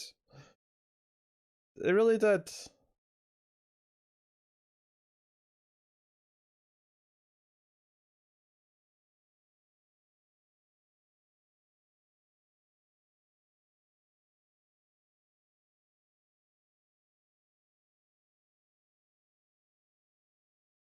Oh, that's unfortunate.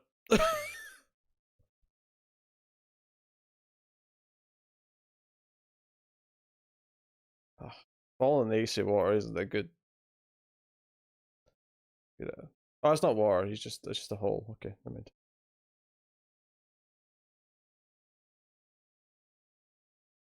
Yeah, remember how happy he was when he got that trout?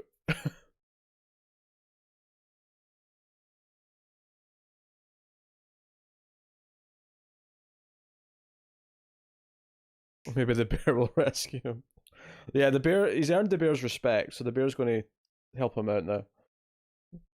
Let him ride on his back.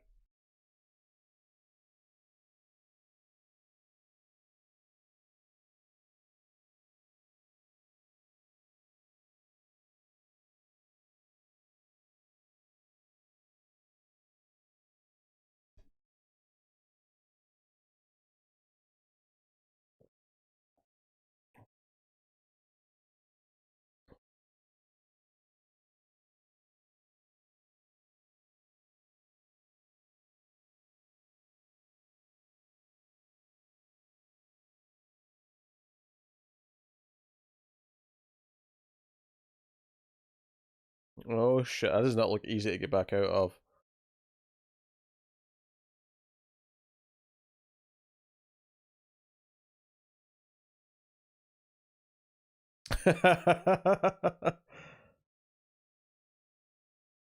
He can't make it to the station though if he has to cut off his leg.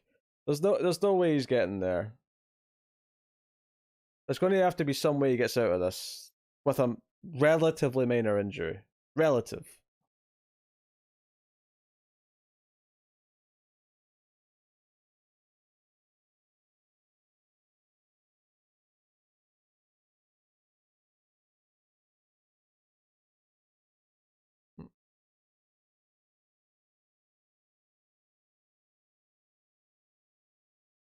I'm expecting something more hopeful than he's just still down here for the rest of the movie.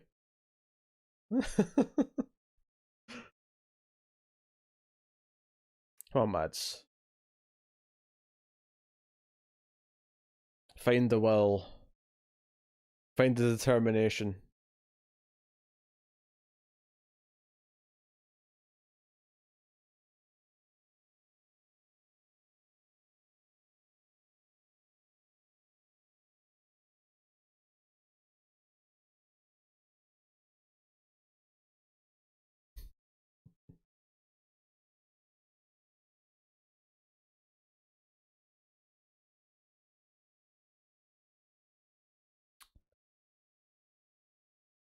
Imagine how sick he would be a fish right now, actually.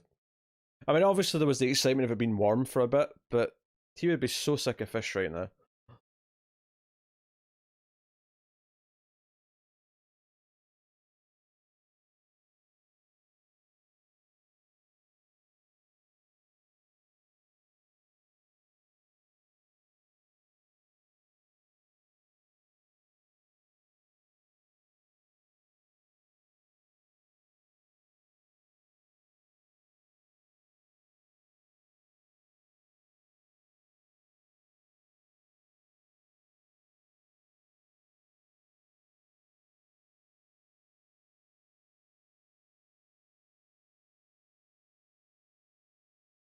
I'm feeling this.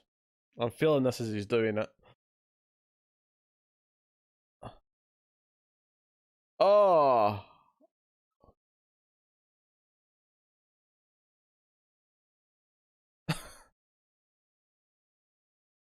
He fell through the hole. The ice gave way.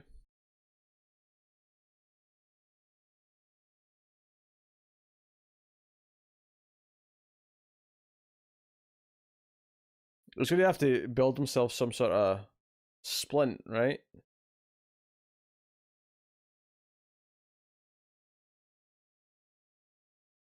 He got his hat. Everyone, it's okay. He got his hat. I'm glad you had your fish sticks before the movie started. Hey,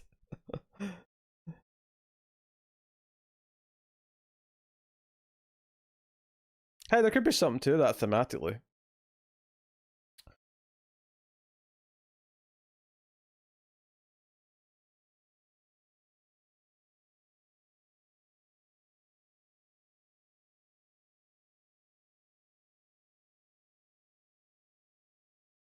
Oh, pardon me.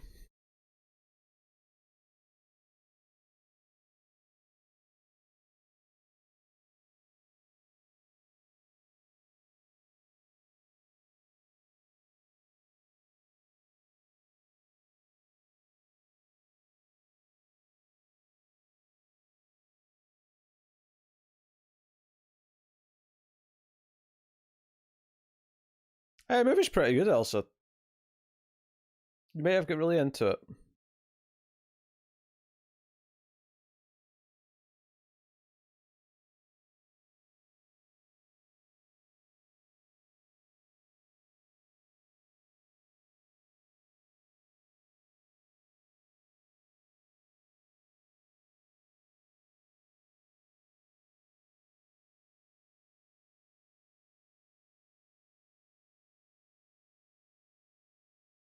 Oh, pardon me.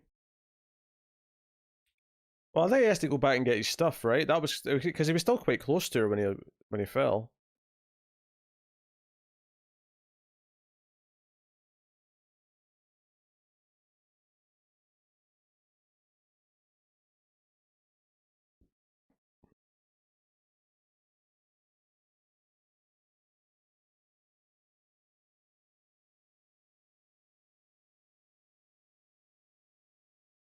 Oh, there she is there. Honestly, it's not been that graphic. It's more the suggestion of it.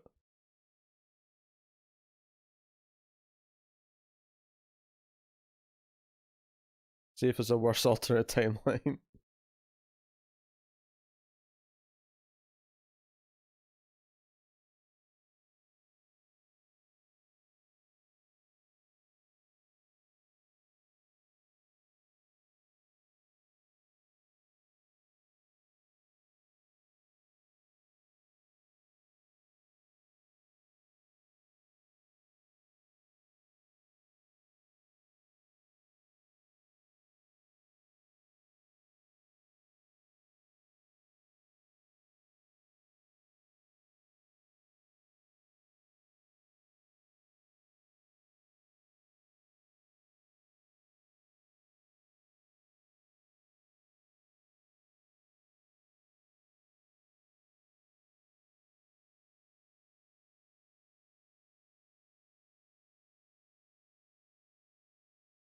Fate kept him from leaving her.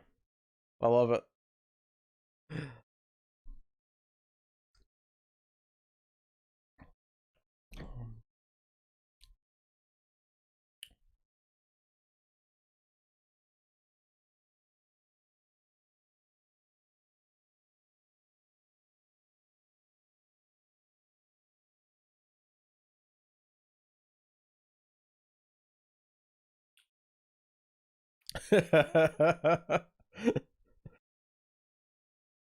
Yeah, now he needs dragged on the thing. You need to pull him for a bit.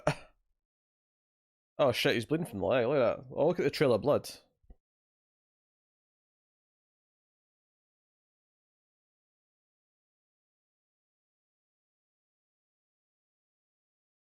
Oh.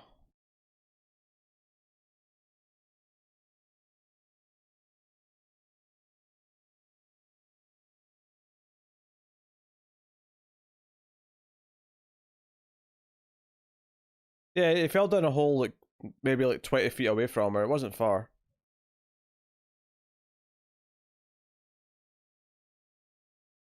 I think he already knows that by the time he gets to rescue, if he does, he's probably going to lose that leg now.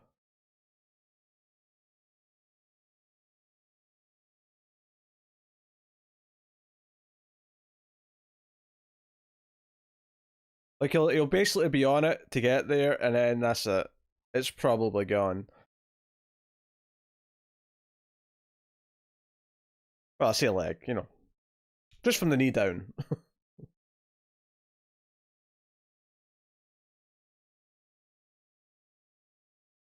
At least that's the one he's missing toes on. Good point. It was already compromised.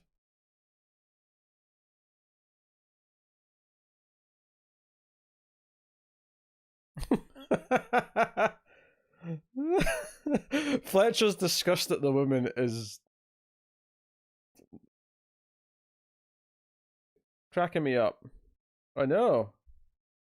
Your tarp.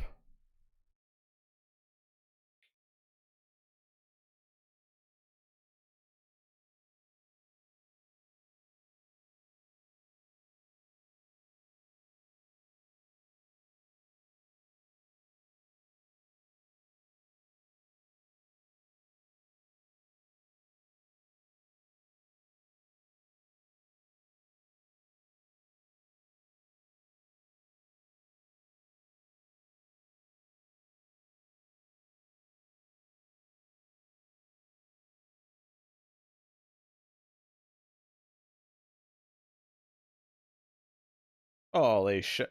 Okay, he's only broke even. It looks like he's he's broke even, and he still has like 2 to 3 days of walking still.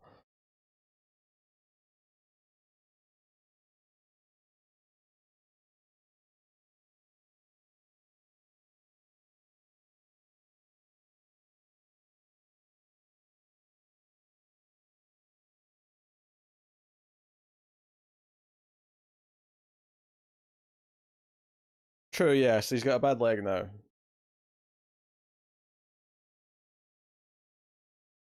Yeah, he's got a pole that he's using as a walking stick. She's not walking, no. She's still lying down. Being dragged on a sled.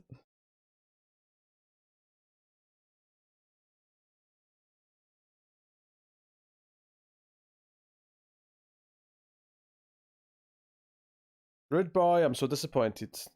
I hope you had fun at least.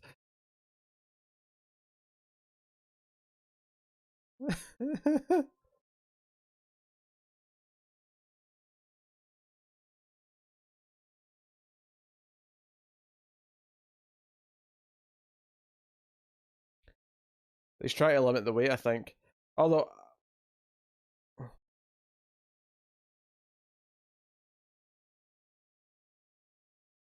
I would maybe keep the pickaxe though. That could still be very handy.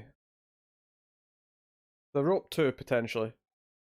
Yeah, the movie's pretty good. Good boy.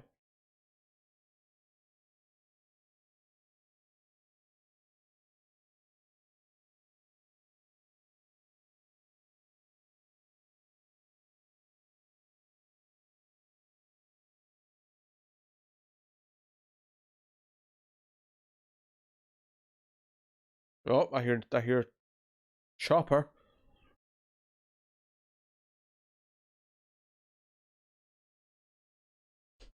No, it's not a dude from Dark. It's Mads Mikkelsen, who looks like Mads Mikkelsen. The guy from Dark looks like Mads Mikkelsen. I mean, it's weird that you think he's from Dark. Uh,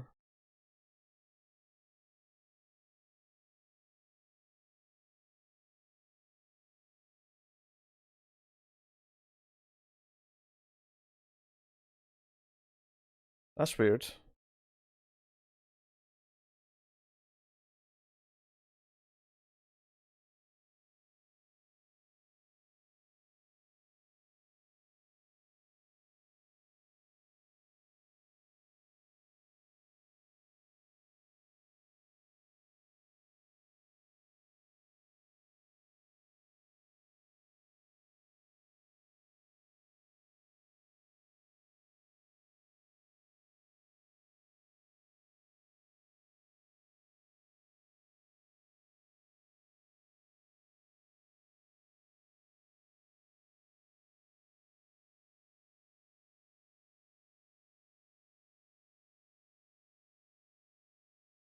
Bust that flare out. Yeah, the dark ending to this is that it cuts back and he's still in that hole, and this is all in his head. That's the dark ending to this.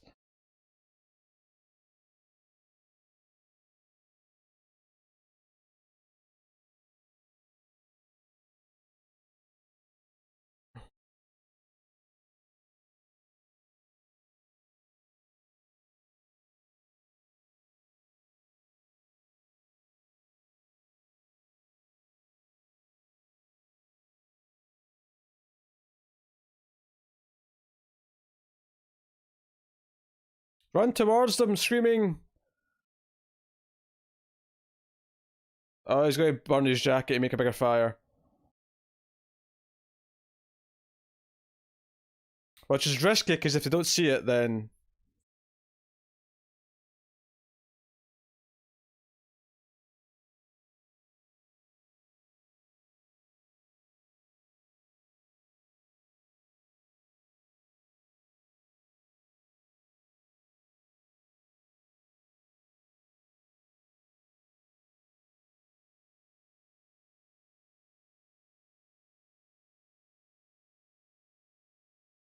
Man, you can see the jacket just fading away.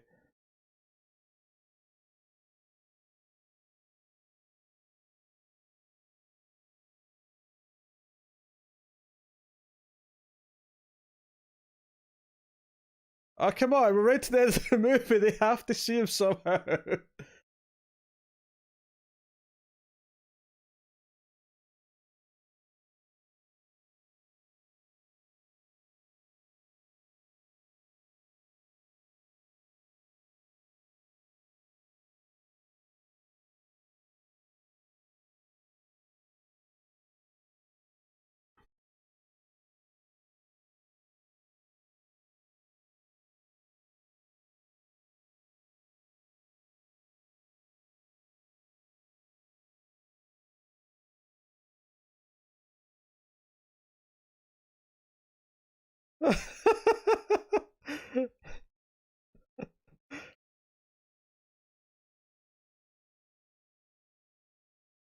How is this my fault? You vetoed the movie. David picked this.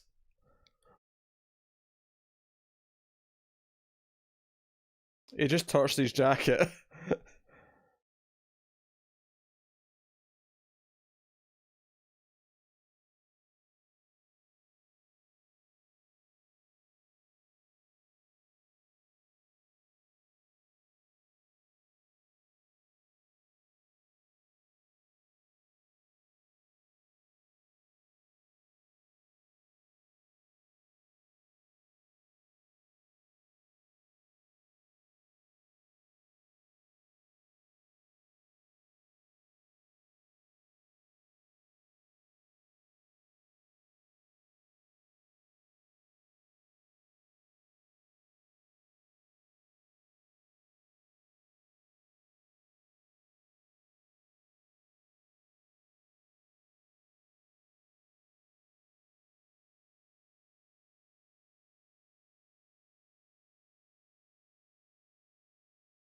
You were pretty far away, Elsa.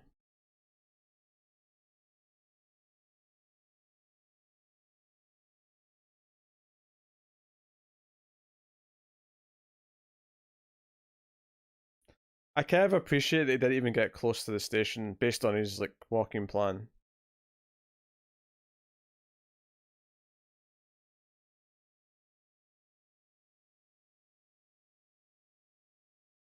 Regardless of how this wraps up now, I'm glad that he didn't get like just almost there.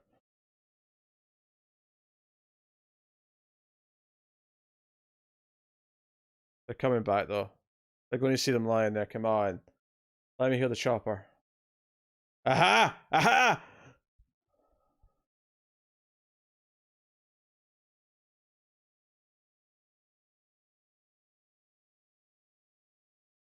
That just credits? Yeah, we don't need that anymore.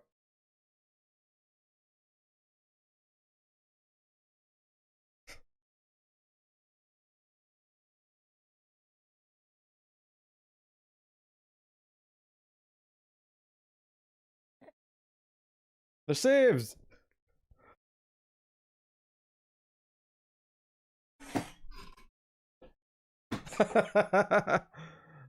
Yeah, we see the helicopter landing behind them just as it ended.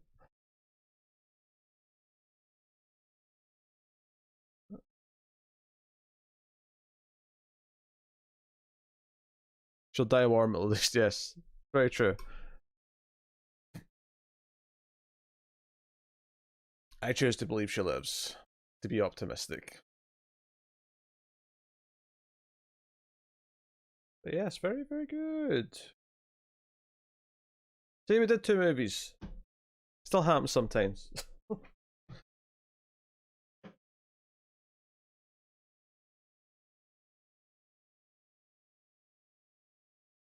I'm sure she will.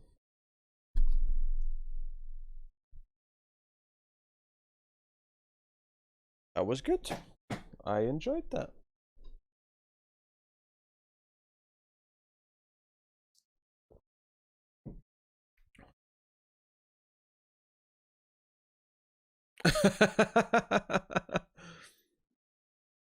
Don't say such a thing, David. Don't say such a thing. What I'm going to do. Go over here. Ginger's already seen it. Oh, has he already rated it on Letterboxd? Did he rate it positively? I guess I'll go update my letterbox right now.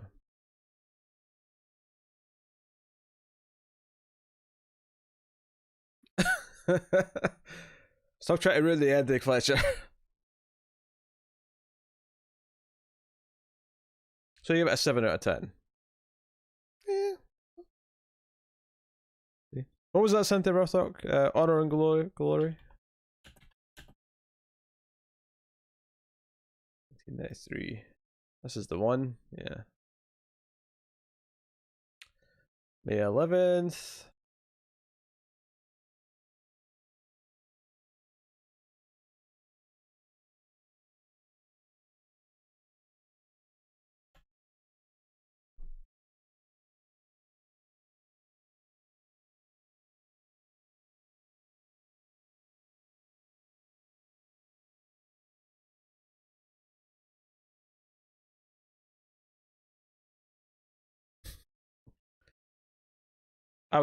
I'll be surprised if there was real polar bears that they were shooting. At least with actors around remotely. The polar bear is created as Aggie.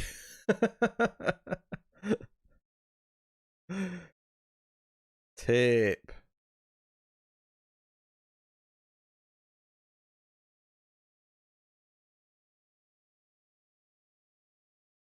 Okay, there we go. 2 more in the bag. I need to finish watching a movie tomorrow for Flux.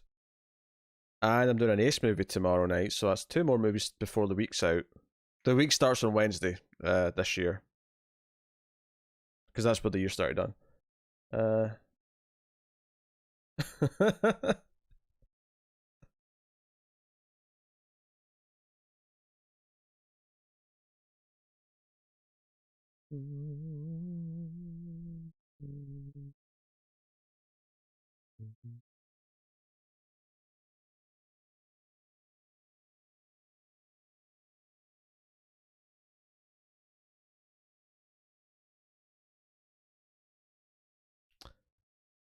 That's a good point. We're doing really well with watching movies recently. Yeah, maybe I'll think of a theme for like July, say.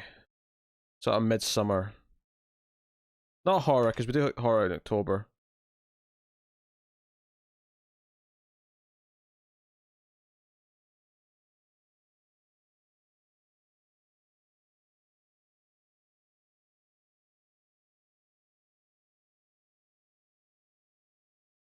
Yeah, maybe we'll do a spreadsheet thing for points in July. Yeah, but I've seen most summer blockbusters usually, right? I want it's just to watch movies I've not seen, so maybe we'll think of something else. Anywho.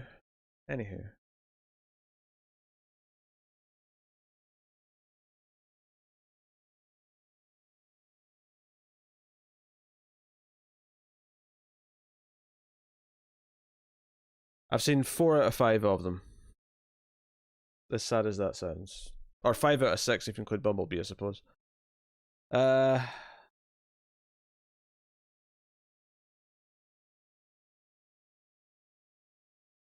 I'll eventually have to do them for Ace, so you know what? It's fine. They'll be seen at some point.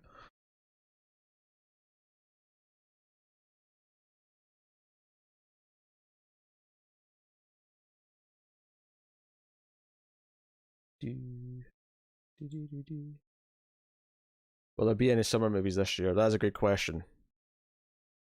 There's none in June or May. So July's your only hope. Oh, July and August. I always kind of felt like August was kind of starting to already leave summer for movies. As much as August is very much summer in the context of everything else. Alright. Let me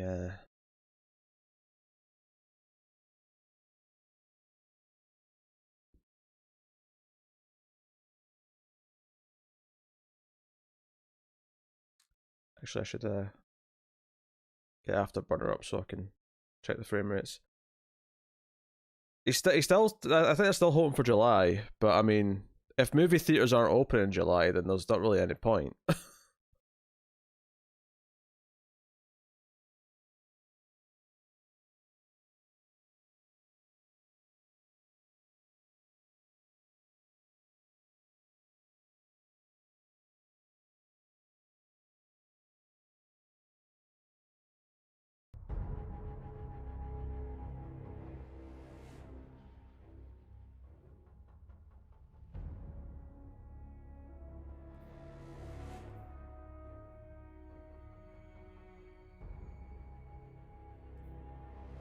Cross save ready. That's it.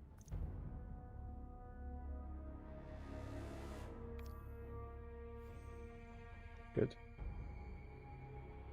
I know there's music coming from me. It's coming from the game that I've just turned on, which I'm assuming Tyler's about to completely freak out about because it's Destiny 2.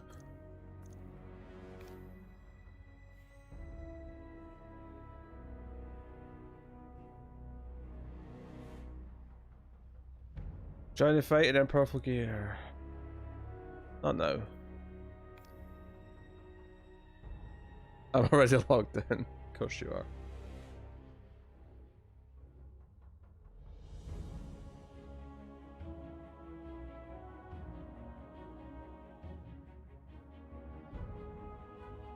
I've trained you like dogs. I'm good. I'm glad you're trained.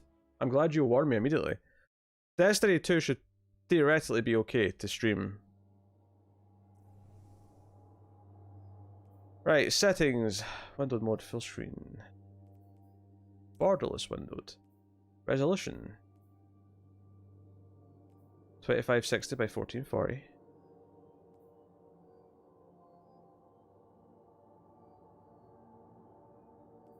Chat join.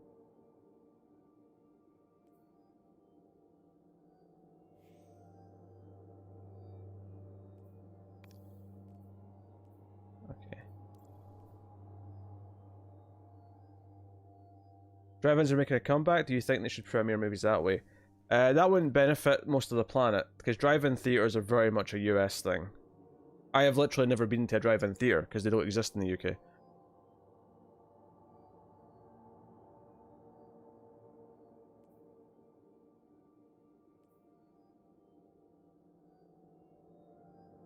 Dismiss. Dismiss. Dismiss. Oh my god, stop giving me pop-up things. Alright.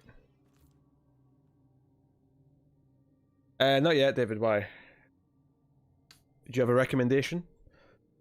There's a deck building roguelike in there, but there's not a lot of reviews for it, and it's very anime looking, so... But given that I'm a big Slay the Spire fan, that was the one that kind of caught my eye a little bit.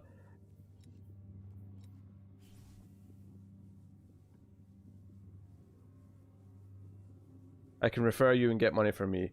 I'm not sure if I'm doing it yet, David. But if I decide to do it, I'll let you refer me. Because why wouldn't I? All right, hon. Game stream.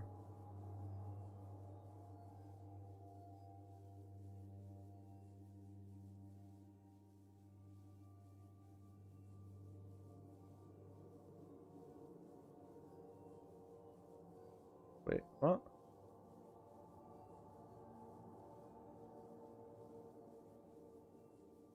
Wait, I'm confused. Why is that?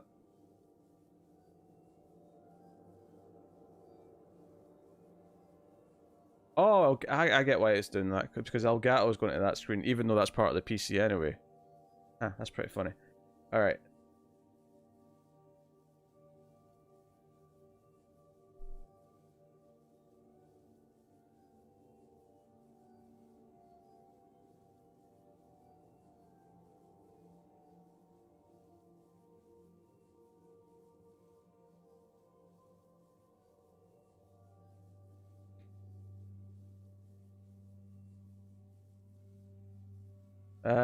Why is it not capturing Destiny 2?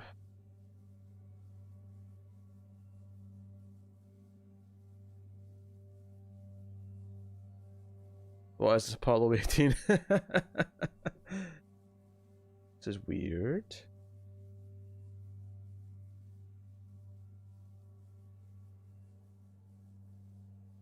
Add game capture.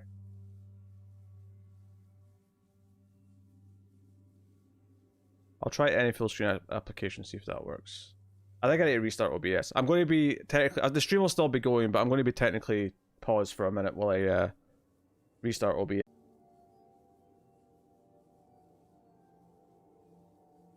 Alright, I should be back. Okay, so I can't get it to capture Destiny, at least not at full screen, huh? Warlock's the one that I usually like. So I'm making my character just now, you can't really see it. Oh, no.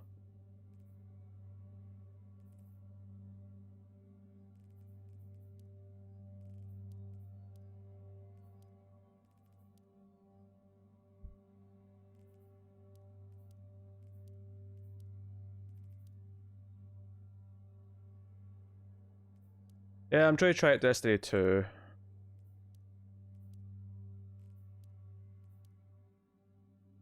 Hold on, let me do here first.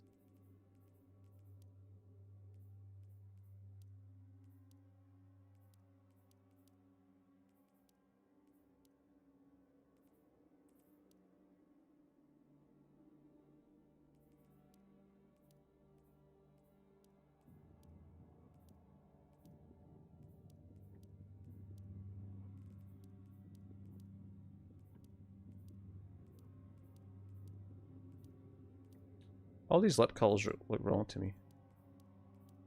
I want...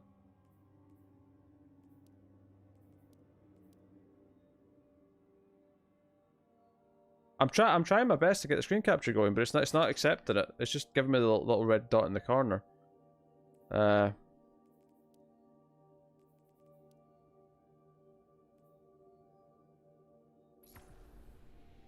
I think if I change it to windowed, I think the problem is that when to come out of the game, I got an achievement for starting.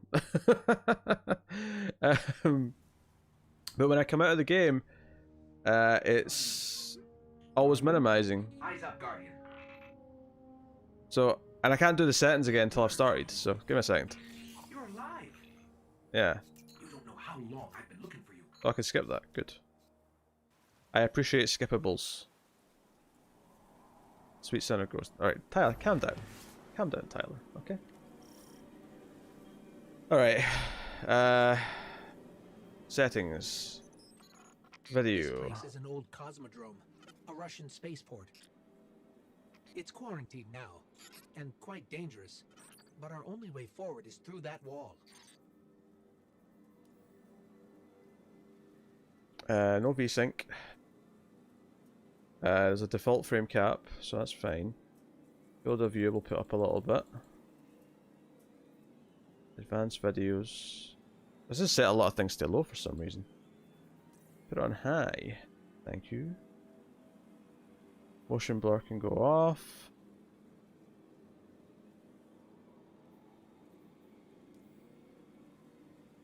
Okay. A restart is required to apply some settings. Interesting. Confirm. Yeah, so I've changed the settings and now it's...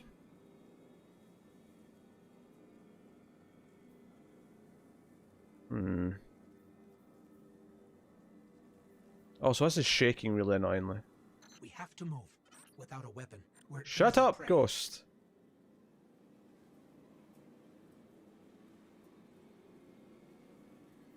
See, borderless Windows doing this weird thing where it's giving me like actually, maybe if I change the boundaries, it might actually help with that.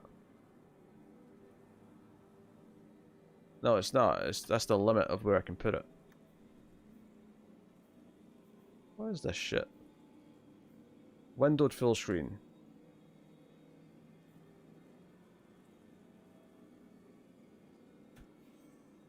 Confirm. Okay, there we go. Now it may let me do this. Add. Game capture. Destiny 2.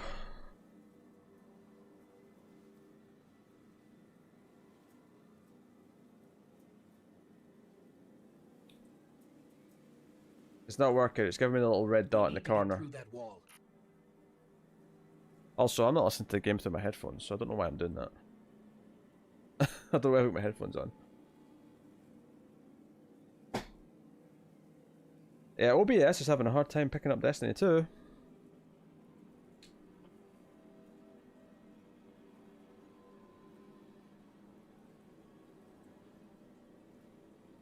Right, so I've done it with display thing, but this was really stuttery when I tried doing it this way with Gears Tactics, so if this is stuttery, then let me know, but it's the only way I can get it to work.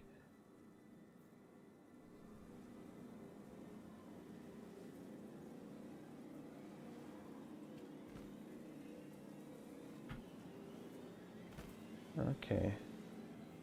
Now what I would like...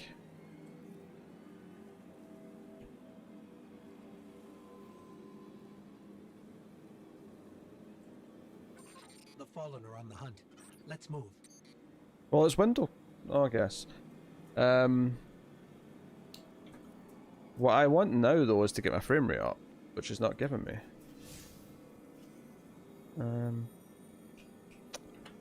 I'll do this. They opened up Afterburner.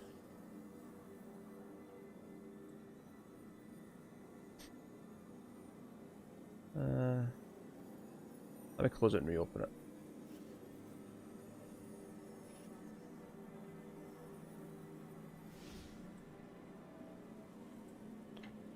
It's annoying. There we go. Why is this got to be one of these fussy games? There's frame rate in the video settings? Oh, okay.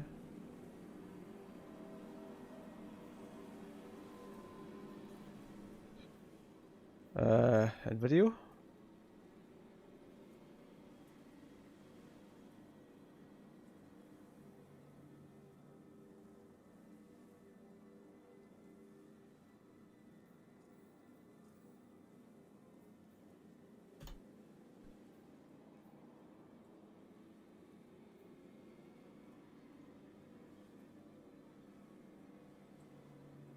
Resolution.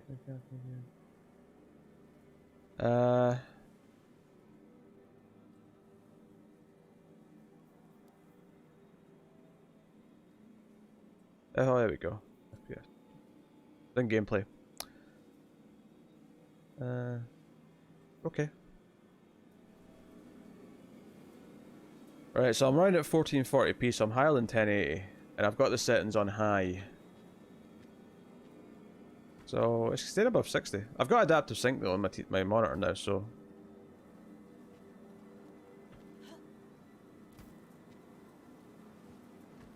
Okay, double tap to jump higher and faster. Oh yeah. Very nice. That looked pretty. Yeah, the game's pretty. Wasn't this location in Destiny 1? I seem to remember this. I need to get you back to the city. To do that, we'll need a ship. But first, I need to find you a weapon. Let's keep moving. Yeah, I recognize this. We're staying above 60 by the looks of it, which is cool.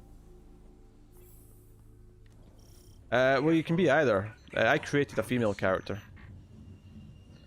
With blue hair, because I'm funky. It's a risk, but I'll get us more light.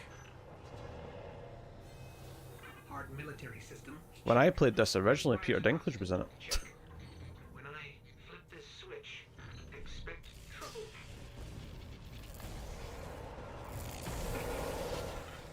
Not good. They're definitely not happy to see us. Oh shit. There's a rifle. Grab it. Okay. I brought you back for a reason, Guardian. You're a warlock. Your curiosity is as dangerous as any weapon. So I'll show you my trust character your if I can. instincts, and we'll find a way home. Is she going to appear? Going to appear?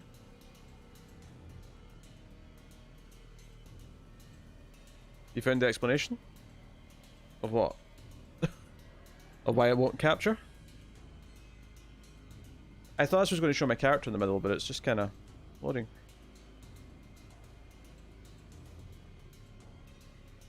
Okay, that's weird. They actively disabled it.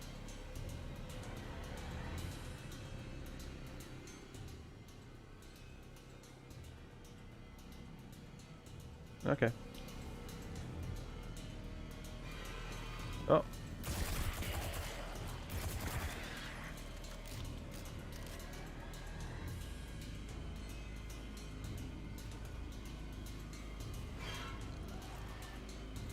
C to melee.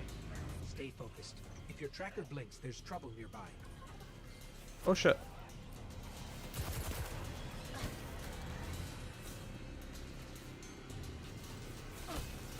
Oh.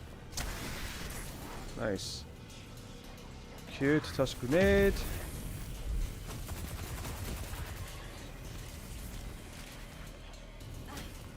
Alright, C to melee, it sounds like something that's going to be useful.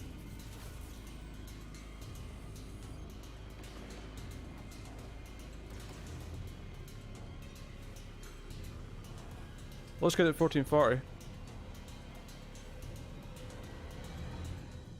Oh shit.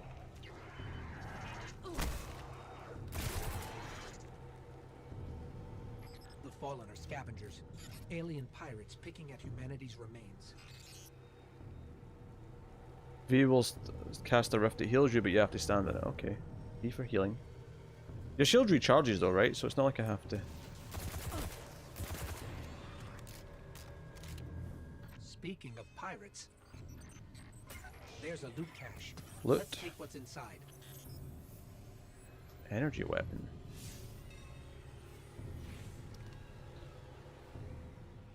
This says flame damage. Shotgun.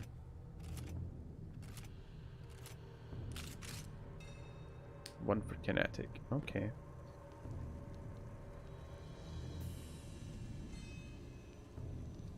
And that just swaps them. Okay. I'm never going to use that.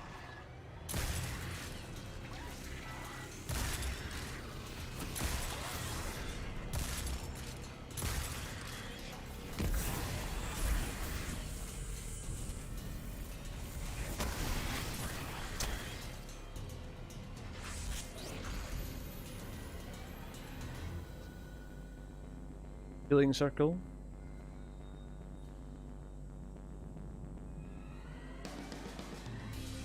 Nah, it's a little bit more, I guess slightly more RPG-ish, I would say. And loot-based. But it's a first-person shooter, I suppose, like Doom. More Fallen. Hit them with everything you've got. F to use your supercharge, okay.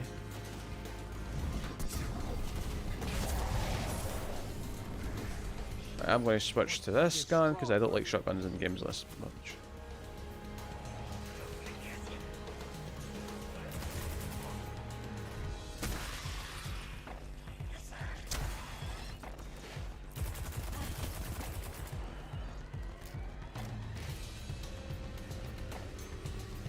Where are you, bad boys?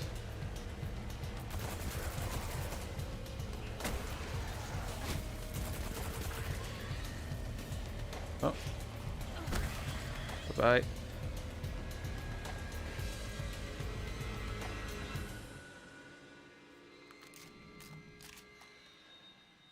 I'm getting a feeling of Animal Crossing. Wolfenstein's more story for this is MMO, I guess, more lately. It's kind of designed to be replayed a lot and doing sort of generic missions and finding better guns and shit. Nova Bomb will track. My super?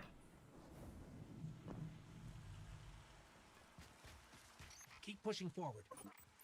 I'll locate a ship we can use to fly home. Game does look nice. I'll give it that.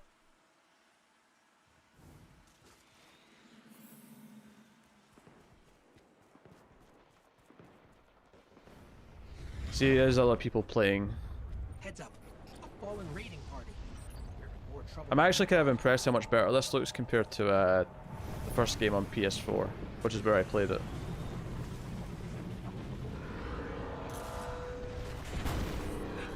Oh, what are these big assholes? Give 'em one.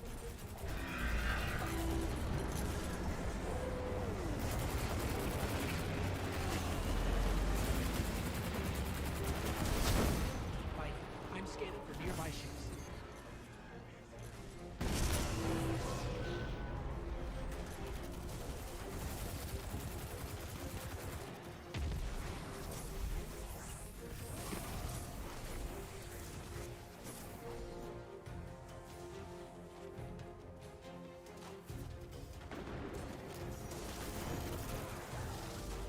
Oh, though.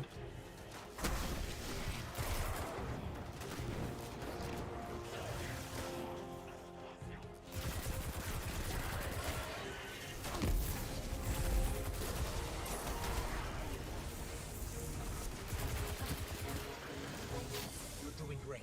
Focus on the Fallen.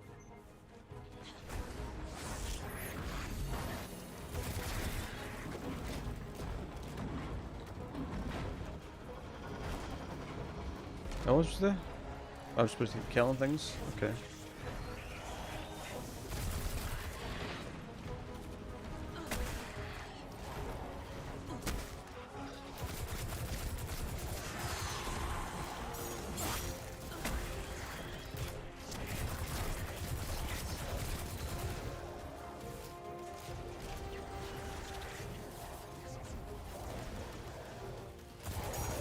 Oh, he's shielded. Oh shit.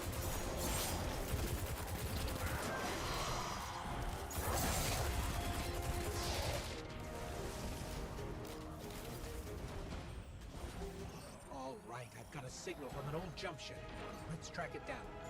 Oh yeah, I remember the tank thing. Alright, shotguns for shields. Got it.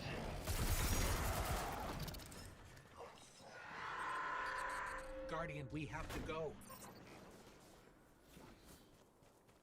I'm going, I'm going. When we get to the city, you'll start to understand why I brought you back.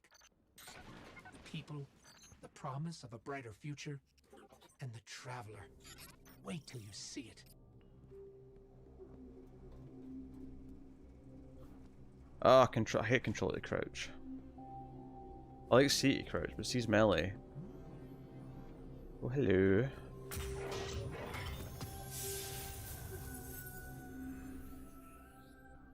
Oh, this is my heavy weapon. I assume 3 is always a heavy weapon.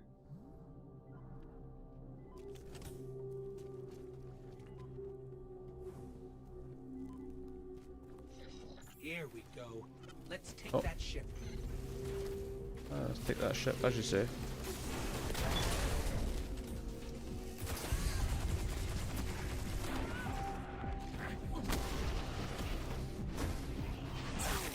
Damn it! I just gonna die.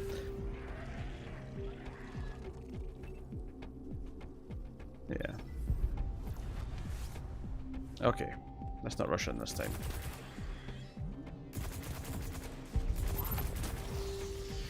Supercharged. Don't mind if I do.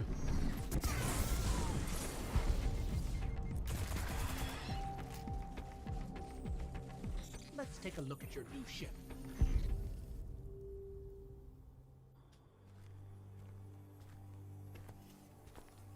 It's been here a while. Hasn't made a jump in centuries. We're lucky the Fallen haven't completely picked it clean. Will it fly? I can make it work. It wants to be Star Wars. Which is why I mailed attempted to just buy Borderlands 3 instead, because I I find that more appealing.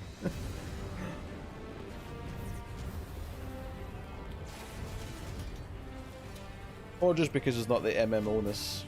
I don't like other random players running around like they were a minute ago. But it just might get us to the city. In the more kind of Above that hobby transmitter. shooty areas.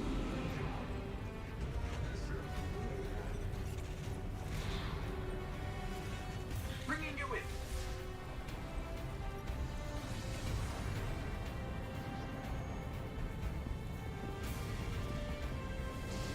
We can come back for them when you're ready.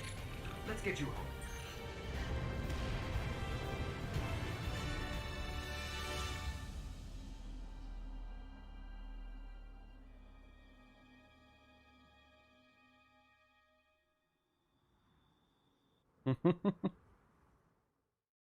You'll see my character in a second, Elsa.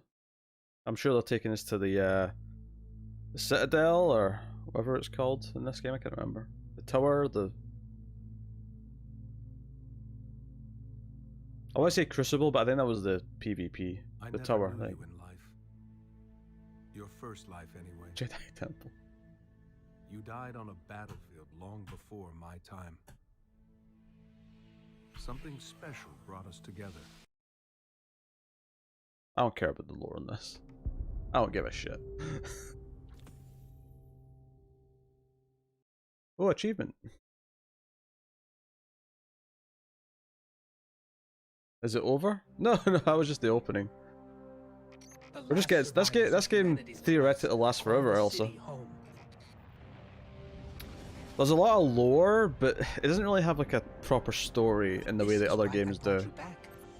Like, I played all of Destiny 1 Defend and them. like To basically got reclaim nothing our of story lost from it. wars. We're here. The Traveler. The last city. Welcome home.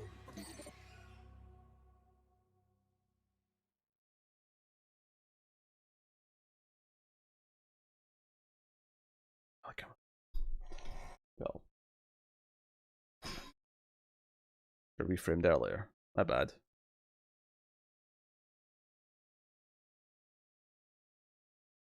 Yes, I prefer a game with a beginning, middle, and end. The idea of it constantly adding more actually is unappealing to me.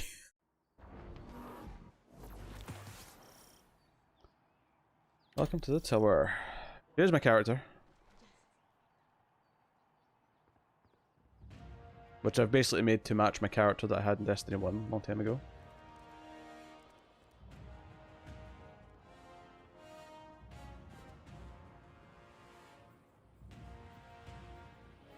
Yeah. Event vendor. I am so happy to see you. I'm not allowed to click on people yet. All runs together, doesn't it? Nice shooting out there.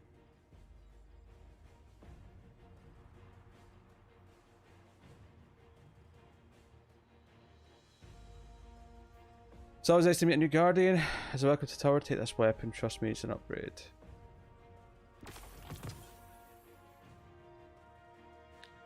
Pulse rifle. Okay.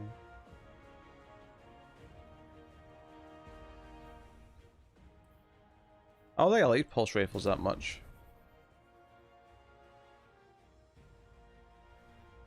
Yeah, so you can play co-op with people, Elsa. So I can team up with Tyler. Don't get burned.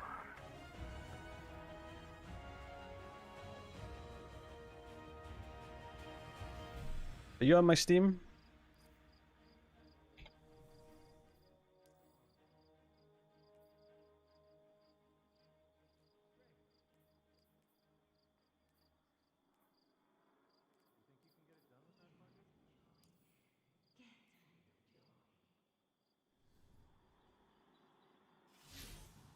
I think I have to add you. I don't know how to actually do that though.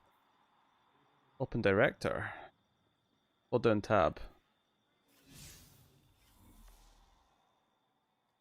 It's a whole All right, I see what you need. roster?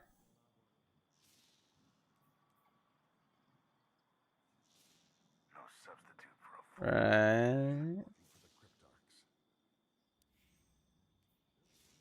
Invite only.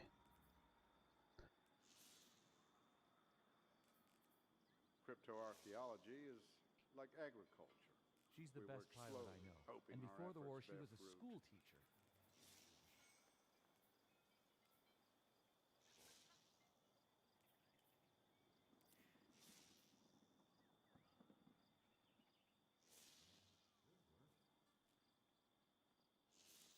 I don't see invite. Oh, now it's here.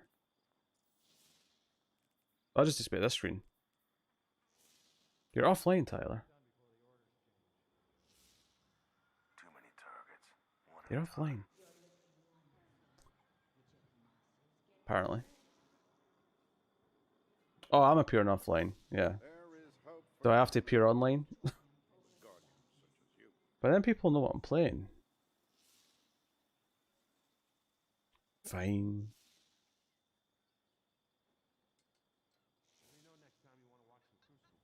Um.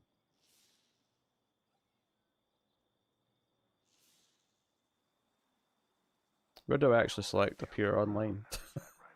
It's been so long since I went to show us offline. Oh, here we go. Did the devices survive the attack? I can't get a clear. Okay. You're still appearing offline for the record.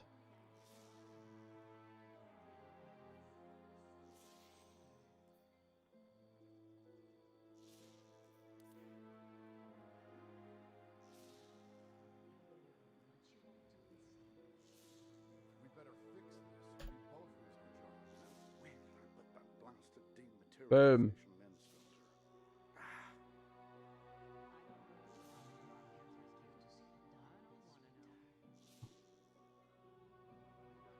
Oh, I hate it, David. I don't like people knowing that I'm playing this. I like secrecy. All these game systems, I want everyone to know everyone's playing it every time. Privacy. You joining my fire team? Do I have to invite you for that? Apparently not. So Tyler should be around.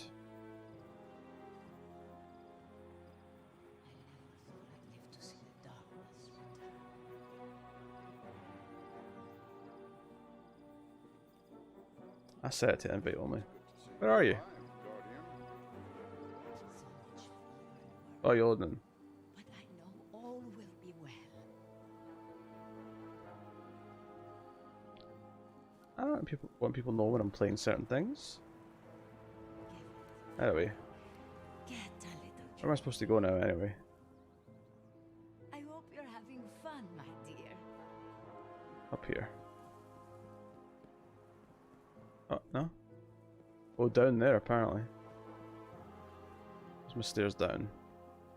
What a joy it is to see Guardians complete. Oh, these stairs down?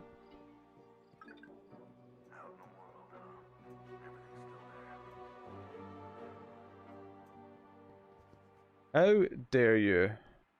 Wait, this isn't... oh, wait, more? Further down? There we go. There we go. I think. Oh no, it's telling me to go back upstairs. Where's this waypoint? Right, there's some stairs. Press tag and select quests. Hold tab, I think you mean, yes.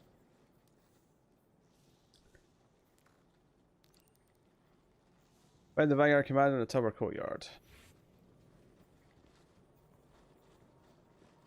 Well, it was being tracked anyway, I think.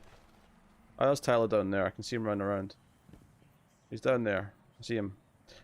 Alright, I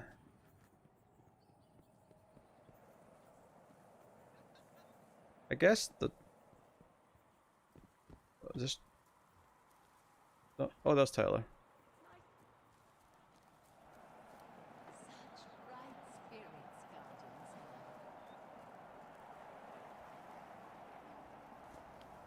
If you're here for shaders, I'm afraid you've come to the wrong place. But I'm still happy to chat. Go to Zavala.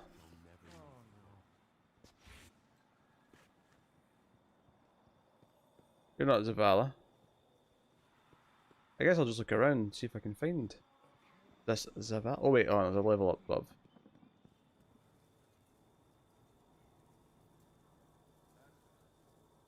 Oh, the chat, yeah, in the video. Yeah, yeah. I almost forgot I was going to do that, but... You're at Zavala. Oh, I can find you then. Can I? Oh, I see you. I see you. Alright. I'm coming, I'm coming. I'm gonna run to you. Put the feeling right. I'm gonna run all night. I'm gonna run.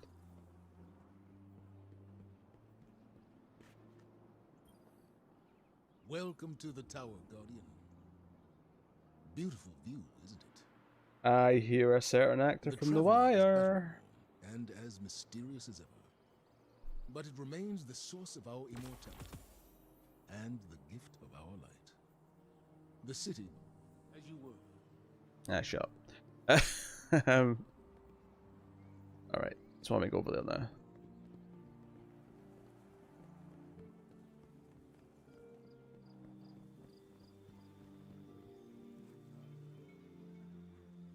Hey, Warlock. There's Tyler in your ears, I guess. You don't look too banged up.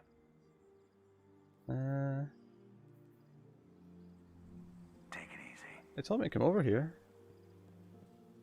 Don't know why. Didn't do a quest, I on. Quest.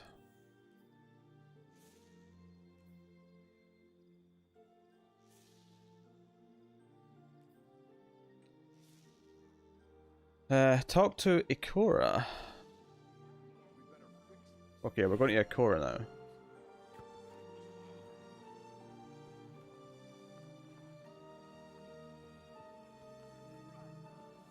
Are the archives finite? I'll follow Tyler. I'm sure he... Oh, I've got a waypoint over here.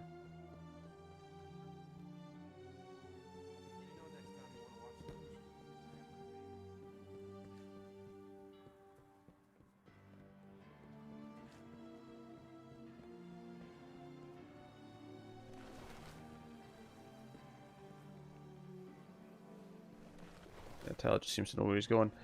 Alright. I hear you survived the Cosmodrome.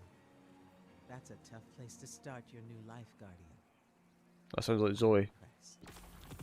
But there are many battles left to fight. Look around you. The last city. Its people. This is our home. But this home is not safe. We must protect it. That is a Guardian's duty. We must take our fight beyond these walls. Push back the forces that threaten our existence. To that end, I will help guide you as you explore the wider worlds of our lost frontier. Adventure awaits, Guardian. I know you'll answer its call.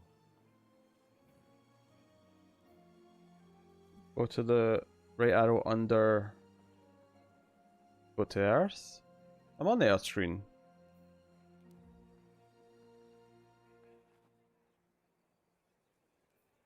This? Aha.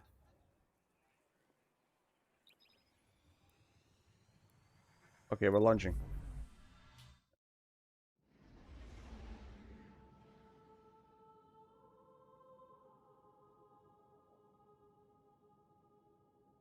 This is the loading screen. Oh, I'm getting almost 140 frames on this.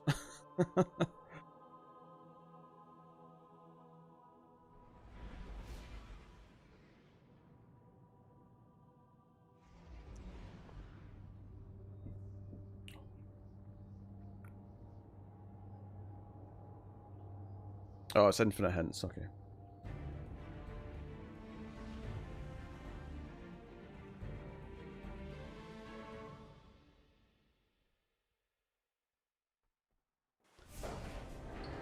Mine looks good, but I can still see the difference on yours. Oh, really? I mean, you won't be able to tell the higher resolution on mine, though.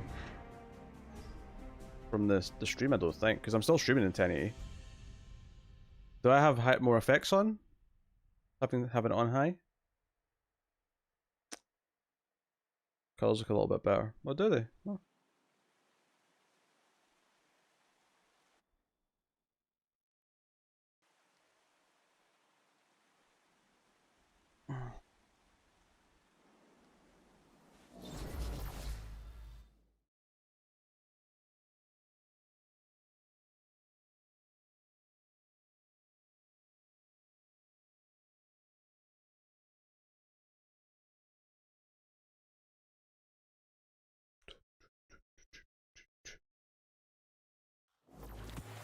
Path mode. Okay.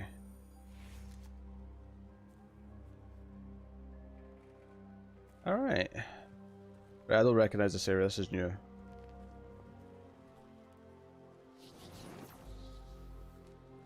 Alright, what's the button to find oh, there you are.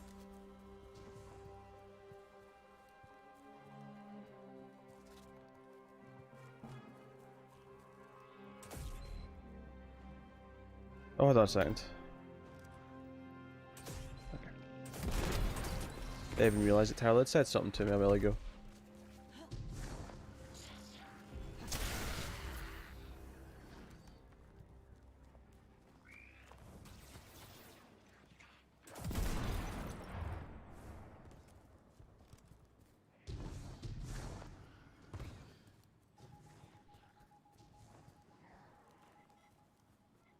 What's this?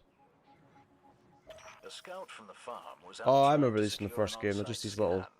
She had to retreat, but I'm sort betting of you'll do just random fine. missions you could do for XP.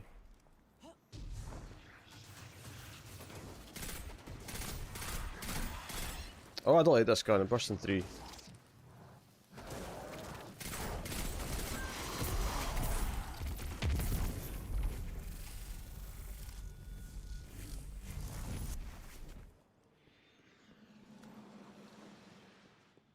Da da ba ba ba.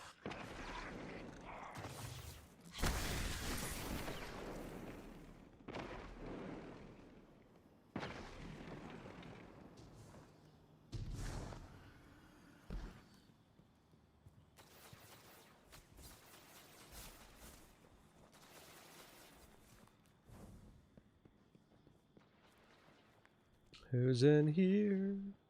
Who's in here? Who's in here? Oh, hello.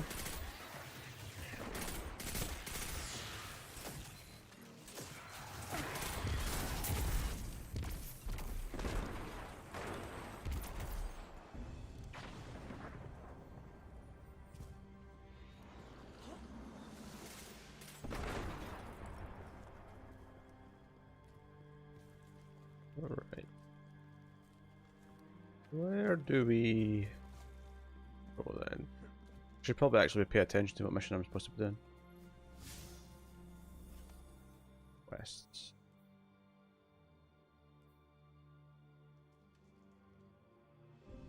Just complete activities. Okay. Alright, in that case then, it's fine.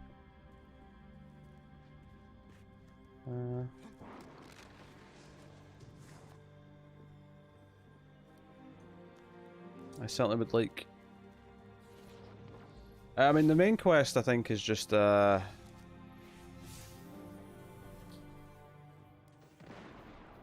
complete activities including bounties, quests, and strikes.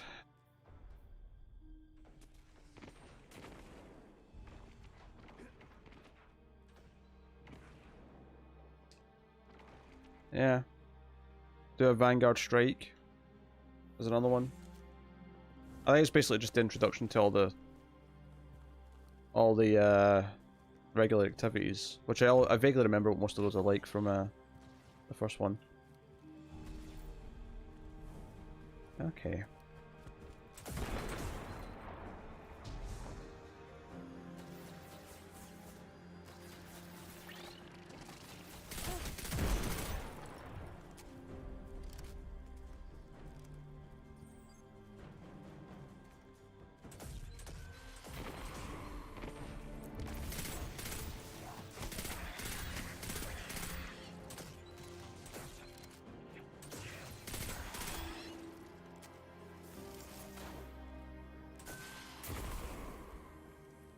Getting some of that monies. That blue cube monies.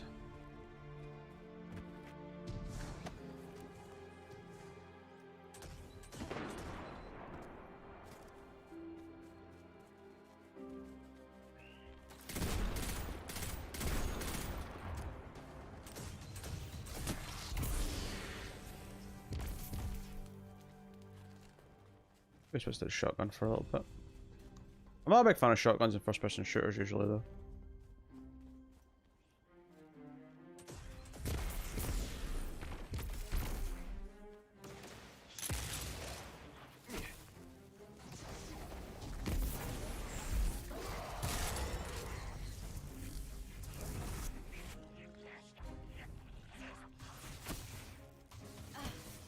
Oh, no.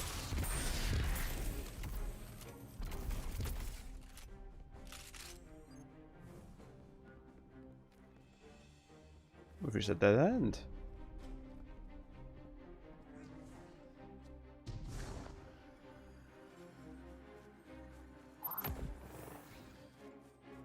Oh, I'm supercharged. I'll have to use that soon.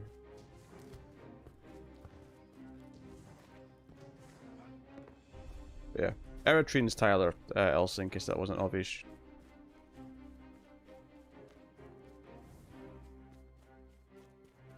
A minute, there's ammo. Oh. Probably. Do do do do do do.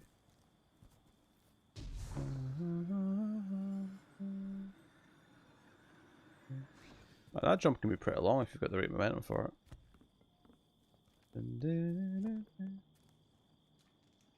Yeah, we need some chests. Very, very right. This is just us going back out the way we came in, I think, yeah.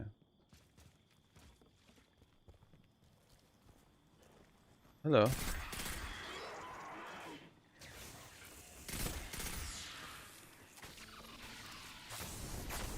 I don't know how much XP I'm getting from just killing random grunts, but...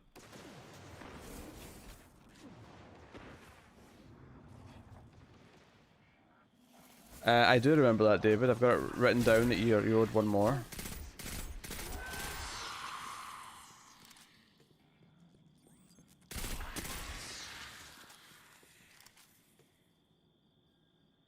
This way, hon. Where are you? I need to find you. I see your logo. There we go.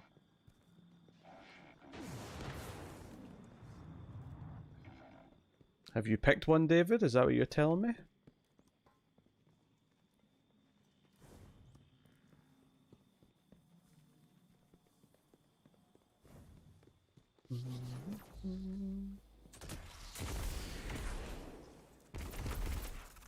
Trying to ascend Pandora.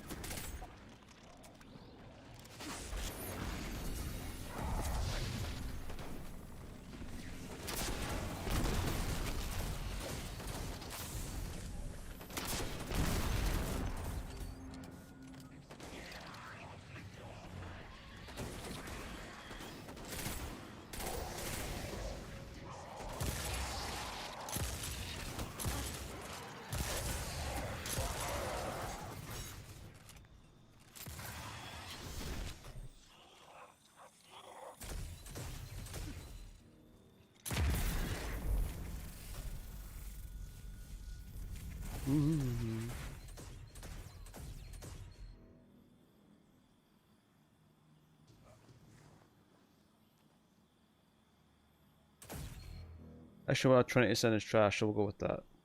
Somehow you keep finding stuff in the new 52. Somehow. Oh, hello. I see. See, it helps that I didn't even know what a chest looked like, so I'm glad you pointed this out. Oh, I got boots. I got boots. I'm gonna go put them on. Yeah, 759, 5 energy, okay. It's an upgrade. Minor 1, that's an upgrade. Okay.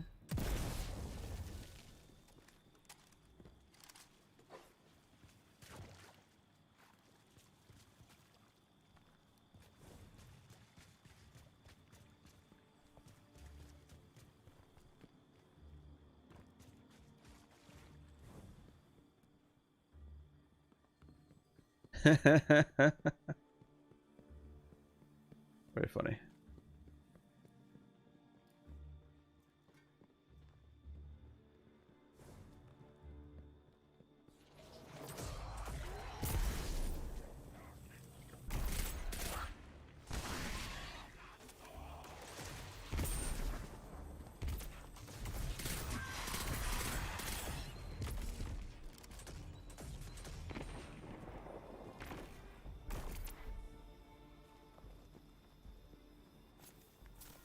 Alright, now where are we going?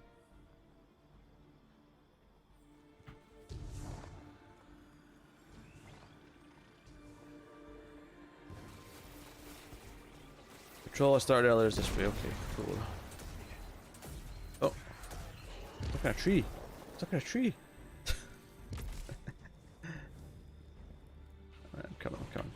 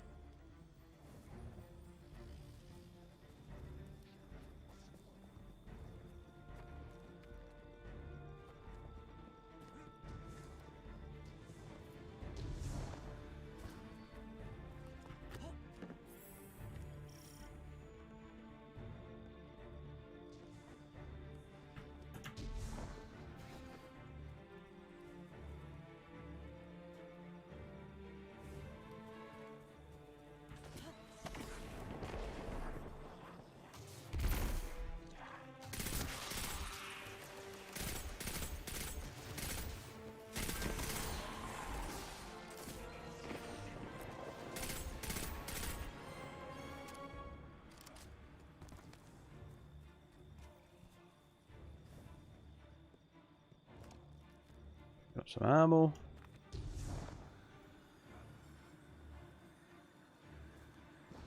So we just killing enemies till we filled the bar, basically.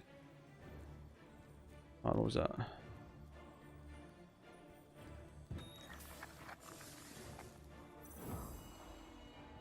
Mission complete. Nice.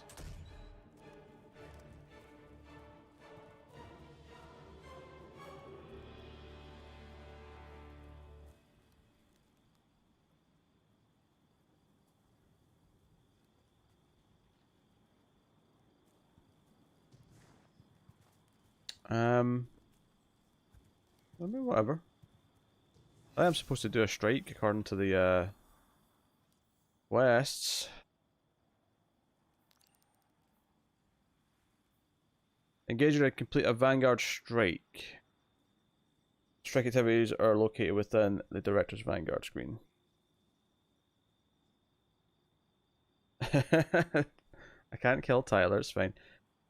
I have to reach level 770 by acquiring new gear via various things. Go to destinations. Earth. And then go to... then find a strike. Okay. What do the strikes look like? Landing zone. Landing zone. Raid. Social. Strike. Here's a strike. Reservoir. Is that one good? 750. Am I far off 750? I don't think so. Okay.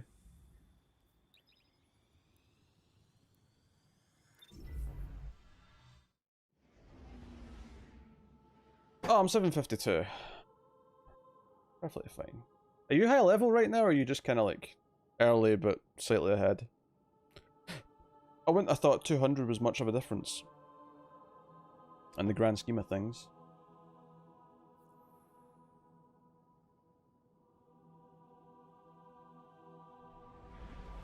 Oh, the cap is 1000?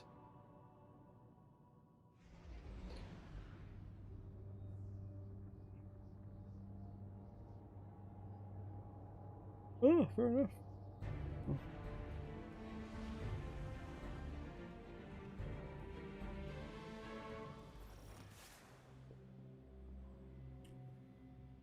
Okay.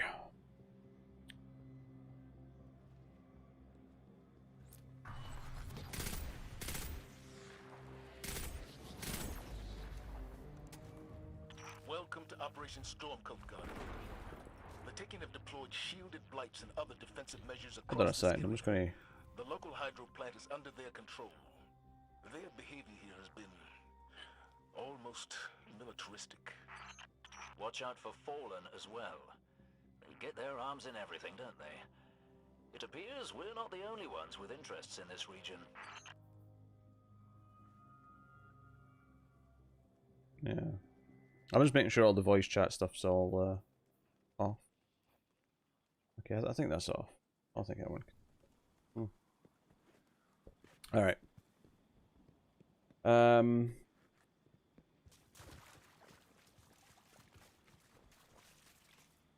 one uses the in-game voice chat, yeah. Oh yeah, because everyone just uses Discord and shit instead.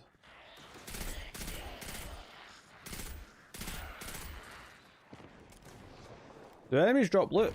I remember farming enemies for loot in the first game. I don't know if that's a thing anymore. They do, okay. I'm following you because I assume you know where you're going. But I remember the first game well enough. You sort of go through a few areas and eventually get to like a sort of boss type enemy, which is the end of the strike. But there's usually a few tough rooms in the way. Tap, tab, and hold E. Oh yeah, I forgot about the vehicles. I remember this in the first game.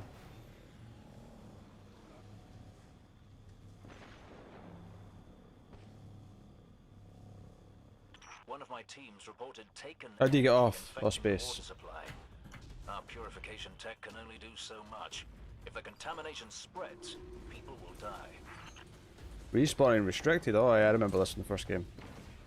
Oh, I'm going to die so much.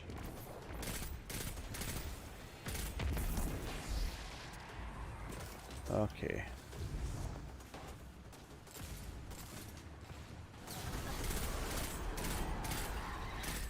All the muck cleared up. The soil and water seem fine now. Then we know how to beat this. The blights have to go. Alright, some super speed enemies up here.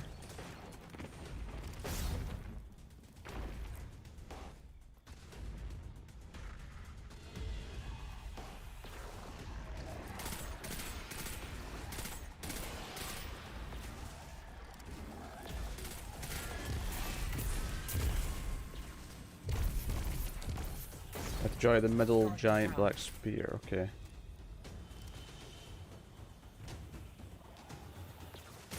I assume I can't walk in that shit.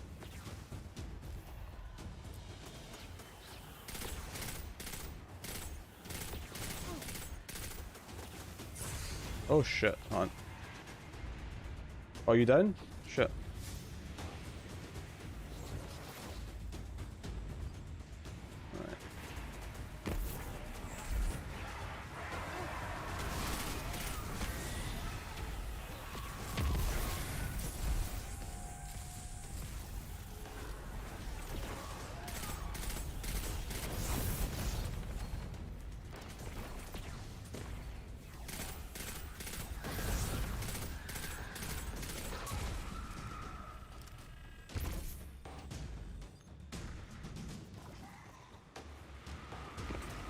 Weird boy, if you're still around, this game is free to play.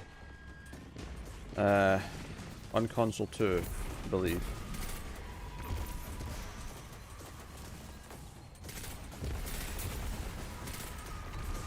Shit.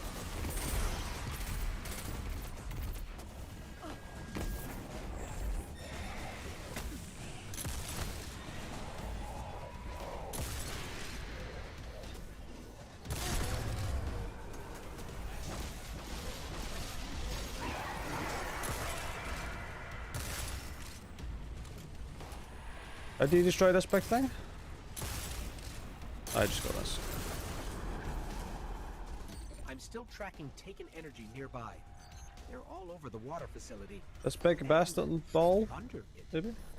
Whatever's behind this must be underground.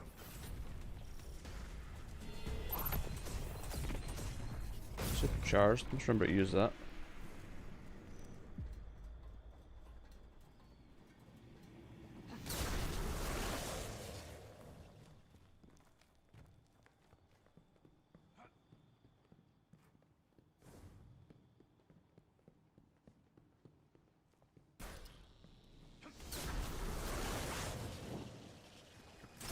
Oh shit. No? Red lights aren't an issue?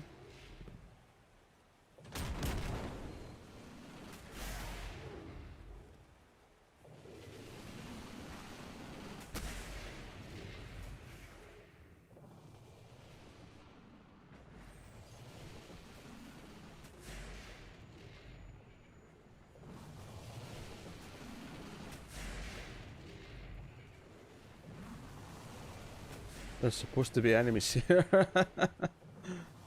Oh, the game's glitching. Excellent news. Oh shit.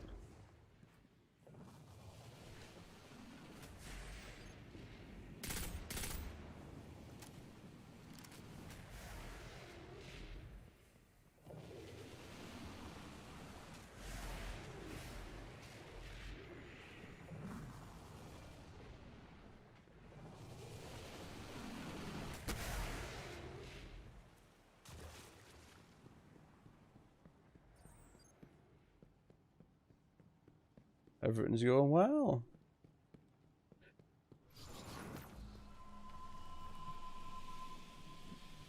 Where did you go? Ah, up here. Oh.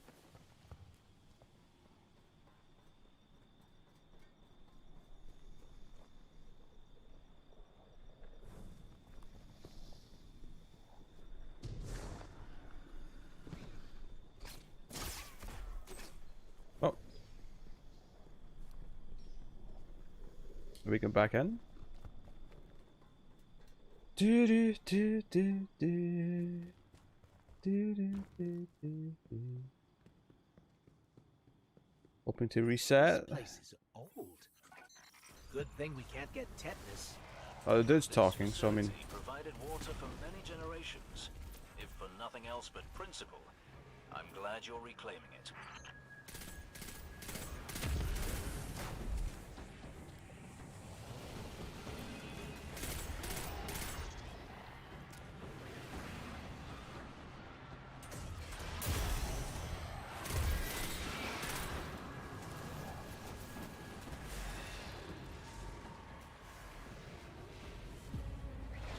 Oh shit.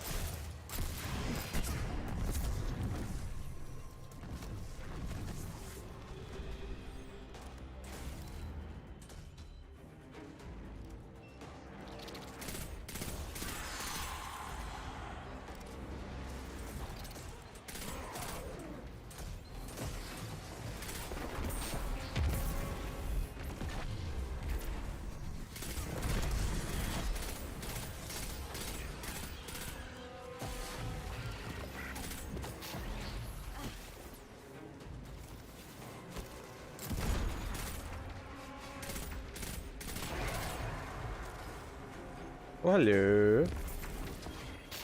Purple gloves? Oh, baby. Purple's better than blue. But not as good as orange.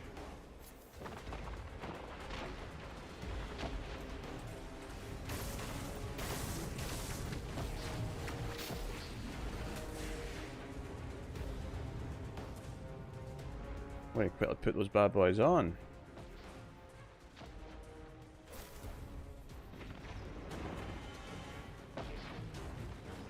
Cool. Whoa, whoa, whoa, whoa, whoa. Whoa, whoa. Am I supposed to?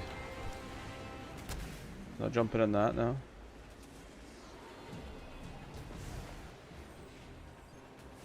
That was risky, but I did it.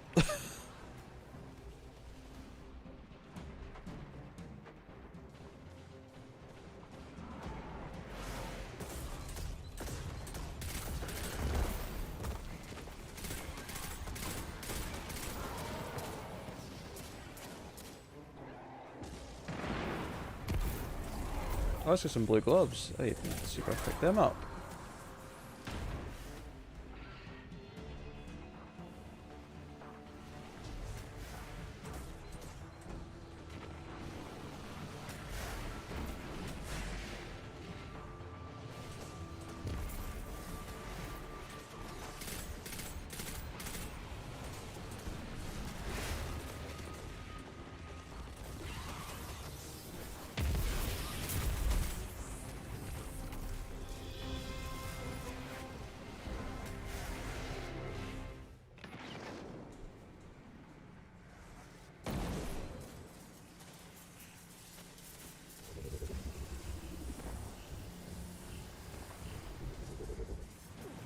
Everything's so bright.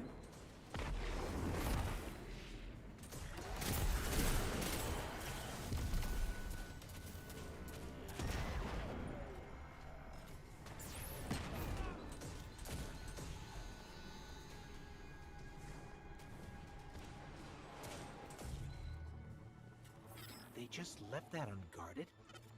This smells fishy to me. Seems like the final room then, I assume.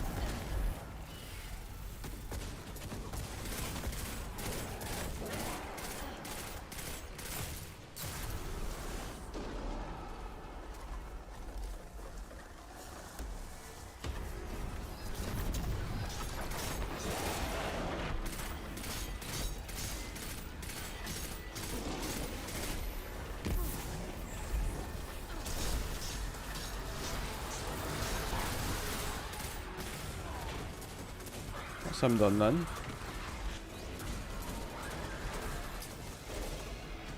Ah shit, I'm on fire. I'm down. I've been revived. Okay.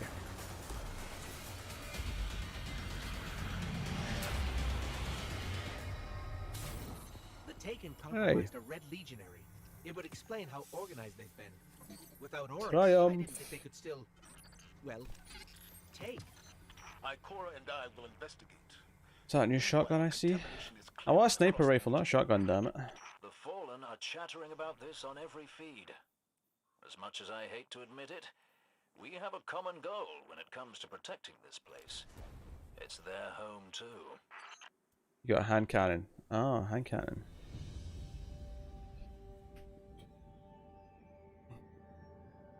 I assume that's the easiest thing in the...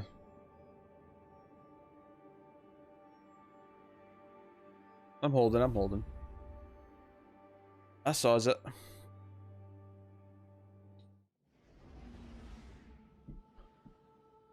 Okay. Where to go? Well, let's have a look at quest first. Return to Vanguard Commander in the tower. Courtyard on Earth. Complete activities. We should probably just continue completing activities, I guess, before I go back and turn this one on. Need to get to 770. What am I at? I'm at 754. Alright, we'll go to the tower then. We'll go to the tower. Alright, Earth. Right. Where's the tower?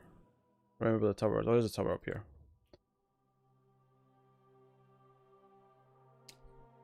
Way above SCSE. Postmaster. Yes. Waypoint. Go here.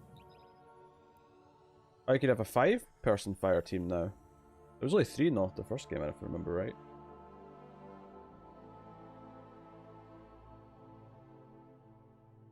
That's right, I remember that. I wonder, like, I'm curious because I'm on an NVMe SSD. I wonder, like, if I'm loading quicker than you are, but I'm just waiting for you to load. Need 5+ for raids. Ah.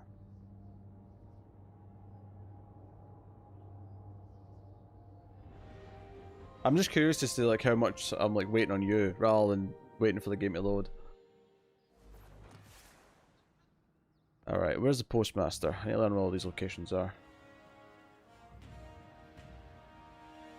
Oh, you can? Alright, cool. You're still in space. That's the event vendor. That's postmaster here. Cool. Checking. A sword? Done. Bye. I got a sword? What's in my heavy? Interesting. Oh, I remember there have been swords in the first game. Orbit package. Spare parts. I'm intrigued. Leaking. Oh dear.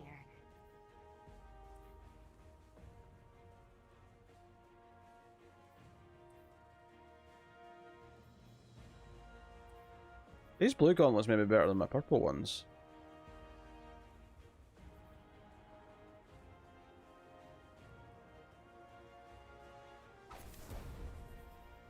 I mean, I pushed them higher. Higher number. I mean...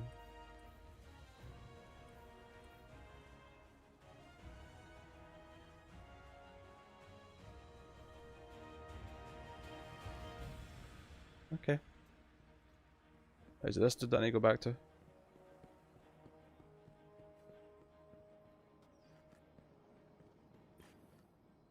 Are you ready?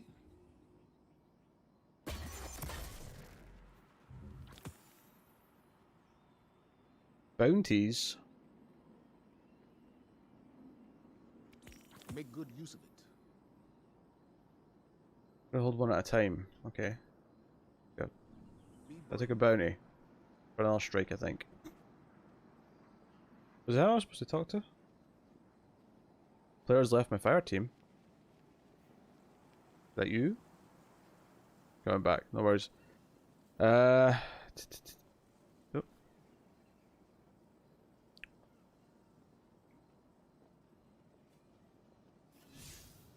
Wherever guardians Oh, pardon me. You didn't give me a loot though. What's up with that? Okay.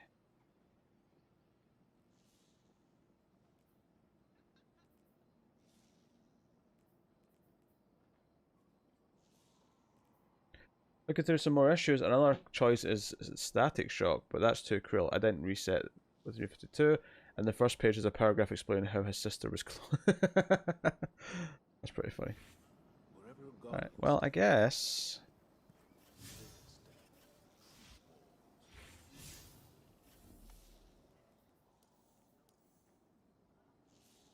Vanguard.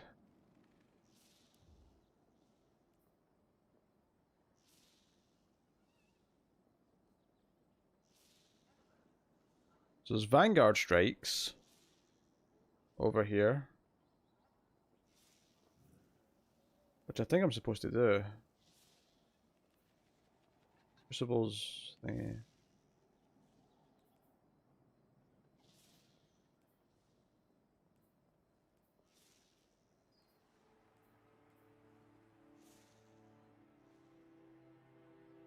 Ah, okay, I see. I see.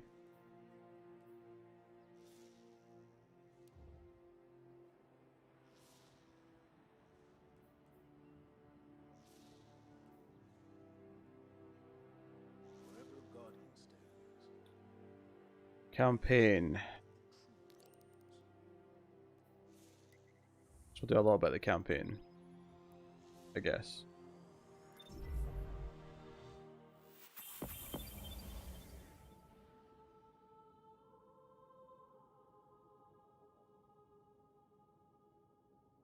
Not receipt for pain cans.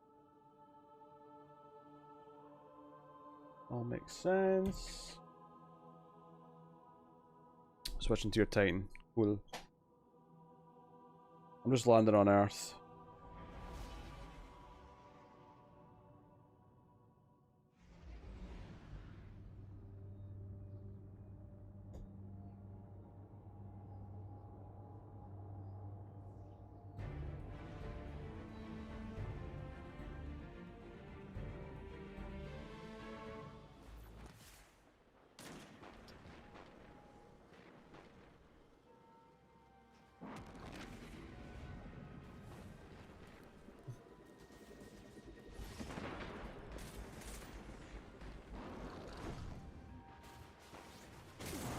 Don't I want to do the main campaign now to get stuff?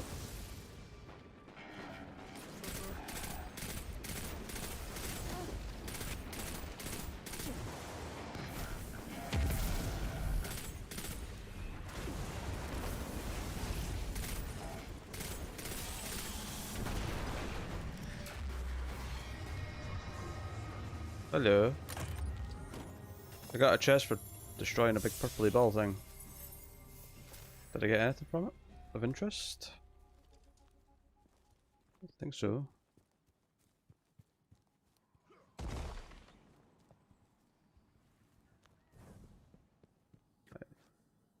I have to get up there. What is the XP actually for then? If I'm leveling up with light, which is your items, then what's the Are you here now? How does one get up top?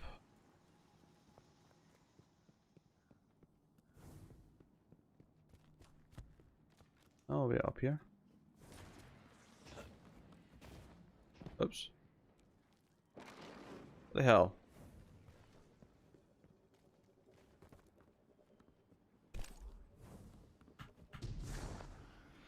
I fell down some sort of goddamn hole. The intel seems accurate. No house banners, no devils, no wolves. They've thrown us all away. Looking for something? Alright. Complete adventure, new frontier in the ADZ. Okay. Bounties. I'll take the first bounty. Cabal kills and defeat enemies with arc damage in the ADZ. Okay. What's arc damage? Alright, where are you? I see you there.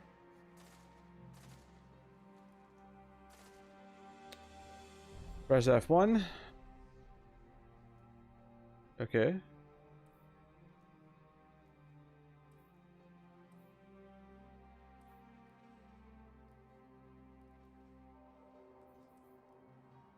Uh-huh.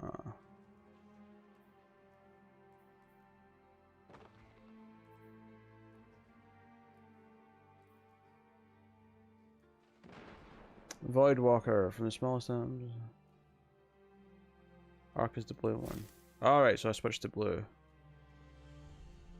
And this affects my special? And my melee? Or both, or what? Eyes open.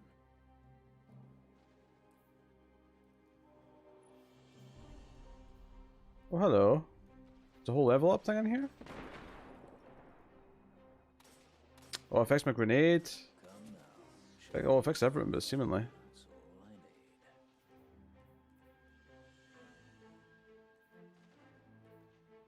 I need. Base, okay. Alright, so I'll switch to the blue one. Okay.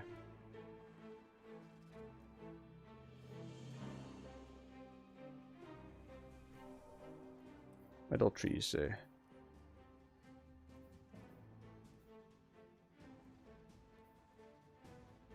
Well now, where are you going?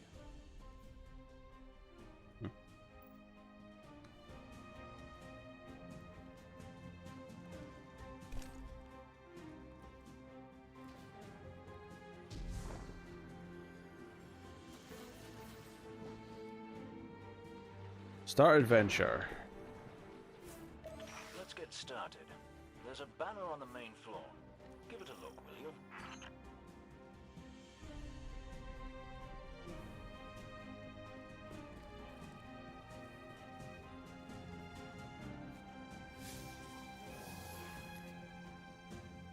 This is a fallen house sigil.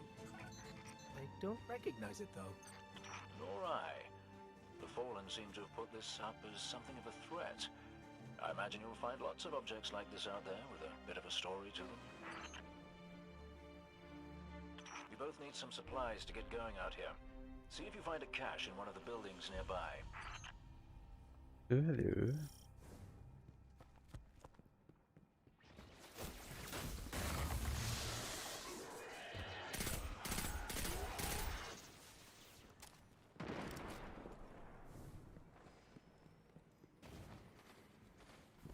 Oops.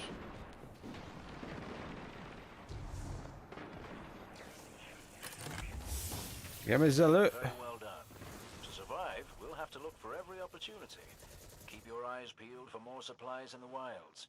Speaking of the wilds, there's a symbol on the wall of the church. Take a look.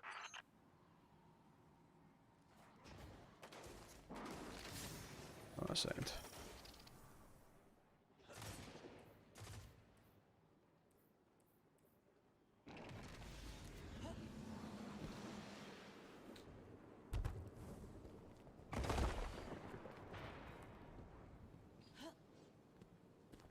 Da, da, da, da. Devrim, where did this symbol come from? I believe your city hunters must have put them here and there about the region as they scouted around. I think they meant it to mark something special. Or dangerous. Or both. Let's go check it out. Oh. Down below. The history of this region is fascinating. I believe tunnels and caves like the one you're in now stretch all across the EDZ. Who knows what's lurking down there? Be careful. Looking for loot. I like it. I like it.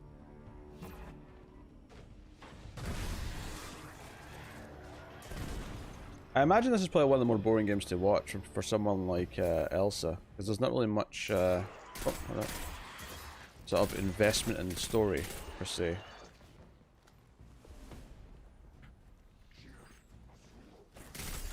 Huh?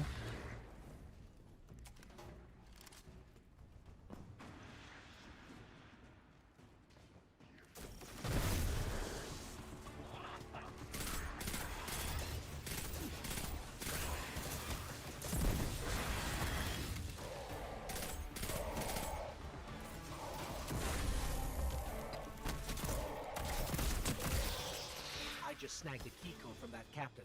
I think I can open his supply cache. Do I need ammo for this sword? I wouldn't have thought so, but it's not as funny as FF. Yes.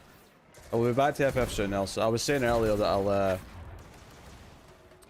I'll just move on from that fight because I don't need to do that fight and hope I can come back with other characters.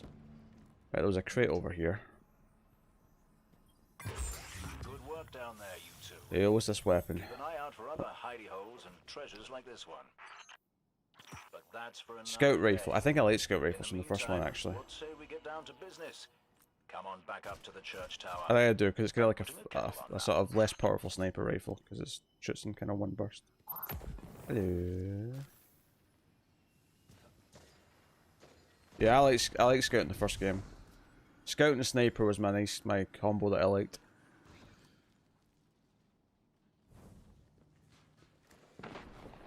Yeah. No, I'm looking forward to getting back to Fail Fast because I've not advanced much in it recently. I don't know what I'm doing on Wednesday night yet for my birthday, but I may end up playing some Final Fantasy later on in that stream. Okay, that was a mistake.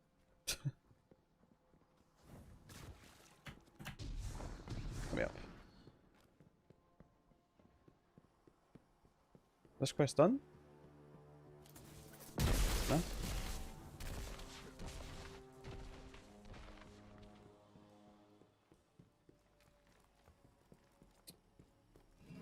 Da -da -ba -ba -ba, ba -da -ba -ba -ba. There we go. What's a patrol over here?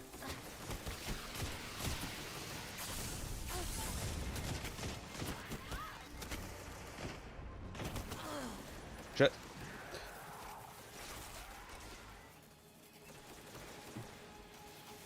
I'm too busy trying to learn the HUD to, There we go. Thanks, Tyler. Supercharged. Oh, I'm supercharged, aren't I? Whoa, whoa, whoa, whoa. What's this? My supercharge is completely changed. I'm floating around now. Zapping people.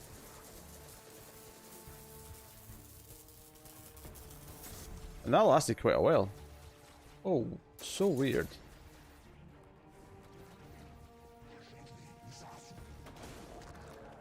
Right, is that story quest done? Give me a look.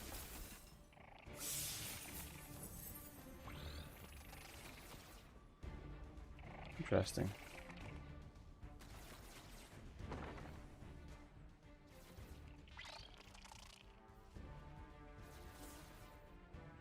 Ah, okay, we're gonna have to talk to him again. Alright.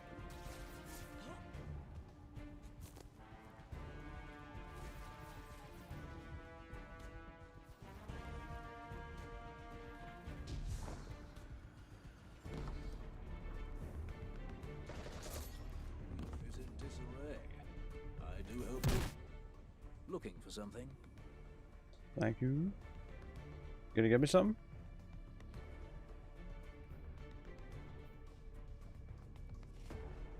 Right, so we didn't get any advancement on our bounties.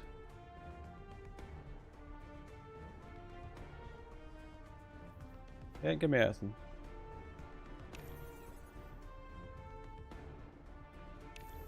Oh, I'm giving them these things that we collected, these triangle things.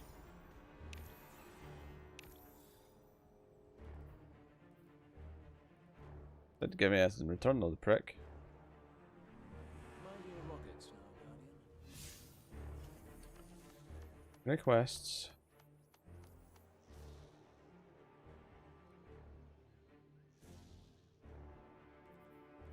Alright. Discover the EDZ. I have a question. Bounties complete the following activities in EDZ and return to Devon with correct reward. Bounties completed. Read bounties, public event, and adventure completed. Look at my map. I see you, little bug. I'm on map.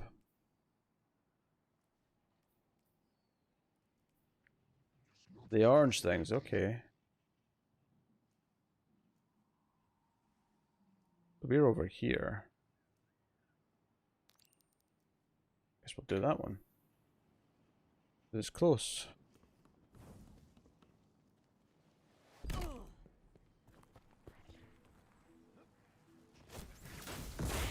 We'll do this adventure thing first, I think. Hey, long time no see, you two. Dev, you didn't tell me she was in town. Ms. Holliday and I have been reappropriating supplies from the Cabal. She's keeping a low profile at the moment. You tag the boxes, I'll fly them out. Can't wait. Alright, going this way.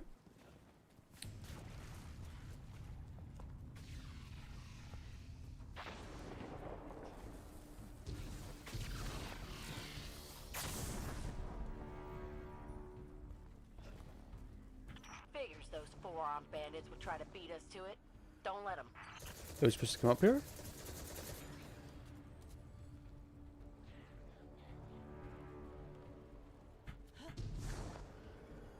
Well, I guess one crate is better than zero. Transmat it your way, Amanda. Am I supposed to be able to jump up there? Because I'm having you coordinates a short ways from your position. trouble. I've got a fix on it, too. I'll head over that way.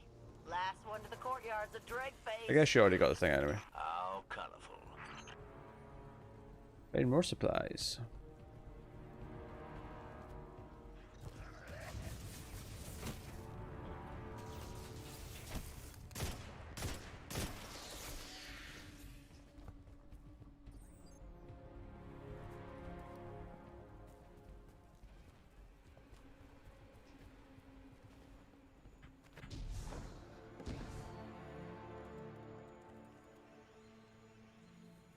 Oh, Lauren. Okay.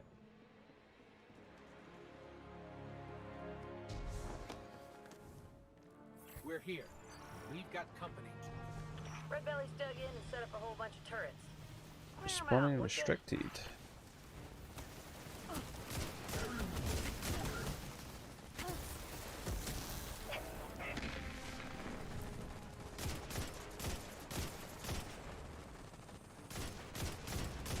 Guardian down. You down? Shit.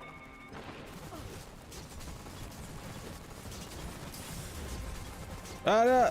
Damn it! I moved too far. My holding E was almost long enough. We're here. Ah, we get a checkpoint, it's fine. We've got company. Red Belly's dug in and set up a whole bunch of turrets. Clear 'em out, would ya?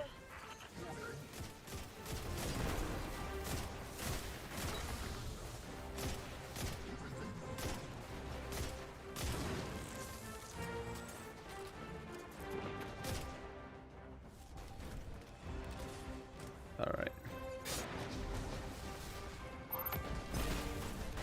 Hello. Oh yeah, I forget. Remember, it's different.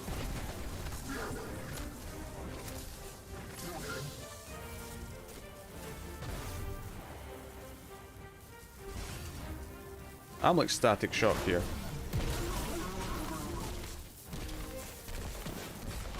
Turrets are down. Appreciate it, but I don't want to risk getting hit by some lucky sniper shot. A real sniper doesn't rely on luck. But do try to clear out that courtyard, you two.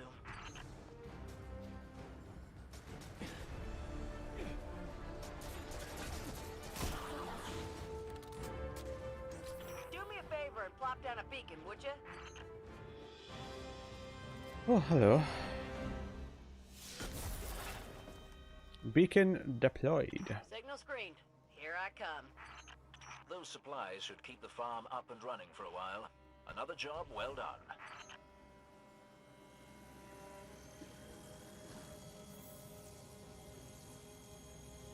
Hang on a sec. Deb, you seeing what I see? Indeed. Another cache of supplies. But these are a bit familiar, aren't they? Toothy-faced ether chuggers. They took our stuff. So the Fallen stole from us before we stole what they stole from the Red Legion. All's fair in love and war, I suppose. Alright, off we go. Is this so weird that I'm running about in third person? Or is this a ship? Thingamajig?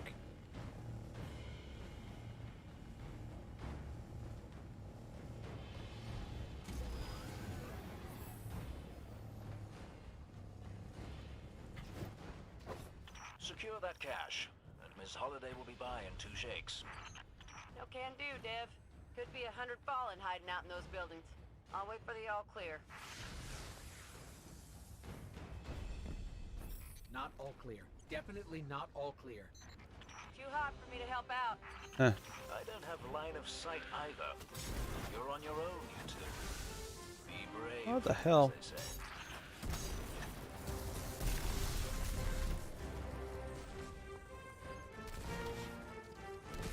I gotta do 3 waves apparently. I slashed something with my sword.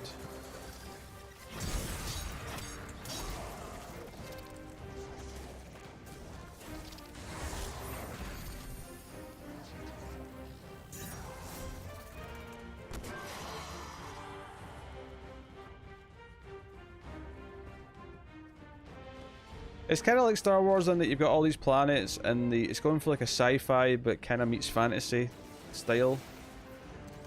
Let's shoot things again.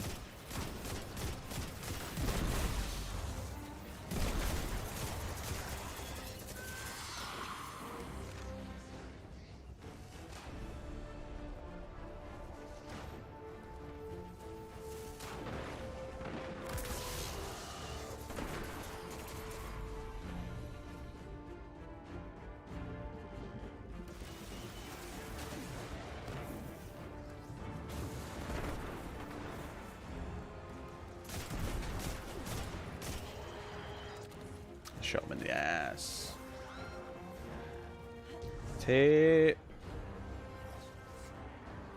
Hello.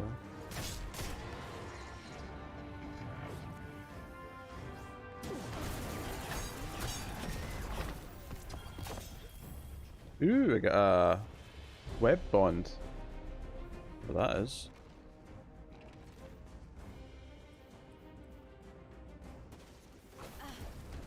Much more improved.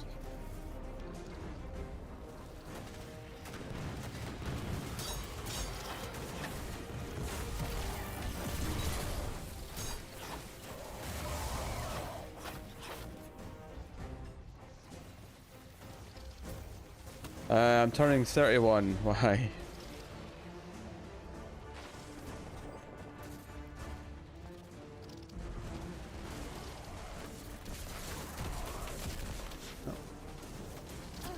Words are not my area of expertise. That's why I touched.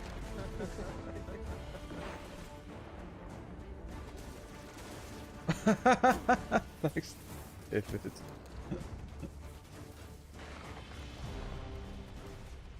wait, that's a comic. That's another comic I'm out. Damn it! I'm too old. But thanks, David. Seriously. Oh. You were kind of paid up for a while, I suppose. Not that there's an arbitrary amount you're supposed to hit on a regular basis or anything. Oh shit! Where are they?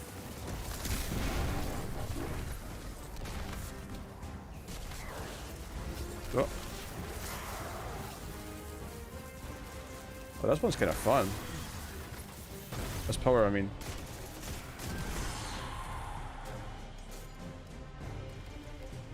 Oh, you did actually, yeah. Oh, yeah, yeah. That's about half. That's under halfway now. Very nice.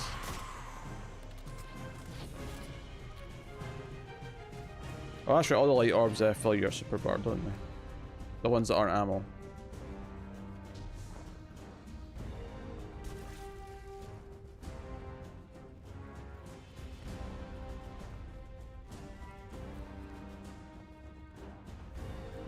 Ooh. I look forward to the middle tree then. Are we done? Seems like 3,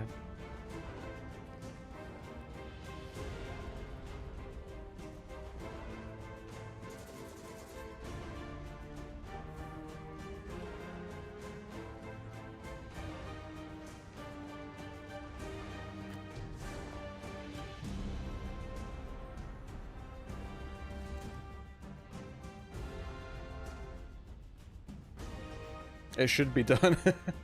That's twice this glitch then and not triggered something it's supposed to. Told you this game was crappy.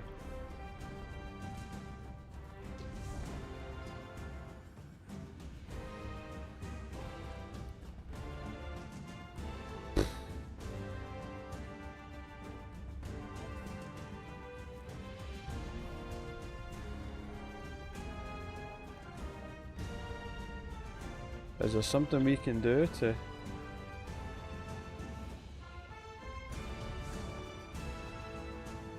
Press and hold O should take it off.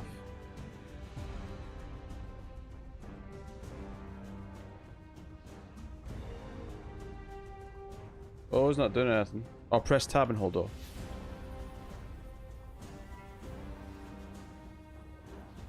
Am I actually letting it finish?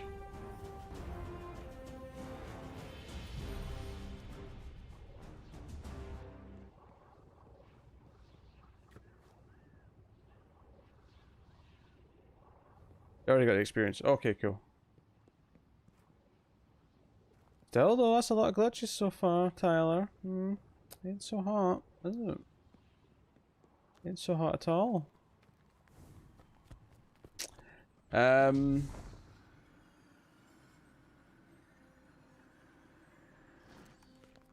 to the map and do the sludge.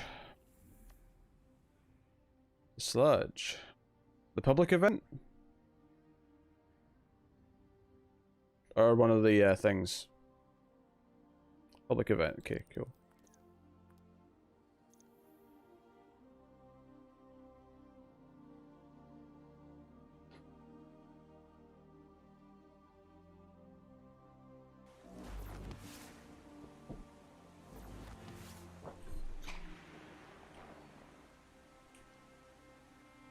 All right.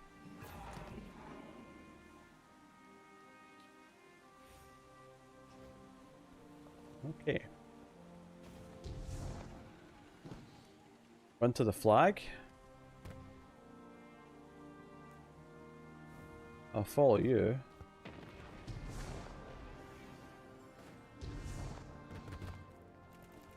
And I'm assuming that's maybe super, not supper.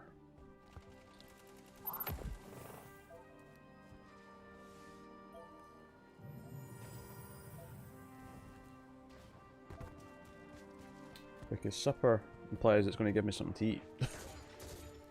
Which isn't really a mechanic in this game, so...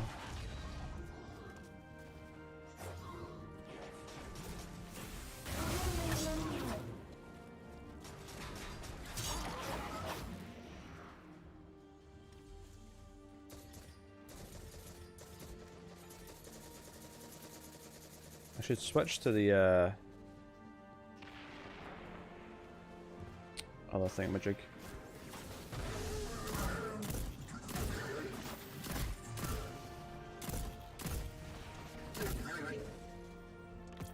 Ooh, I got a new helmet.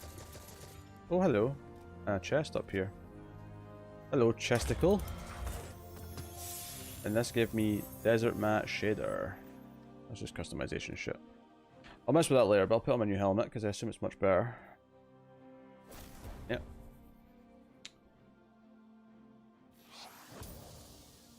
Bounty complete. Nice.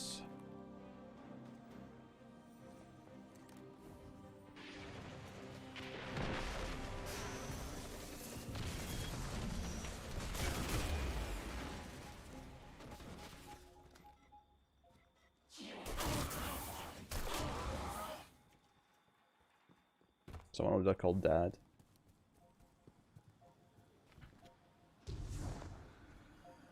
Public events incoming. Oh, hello.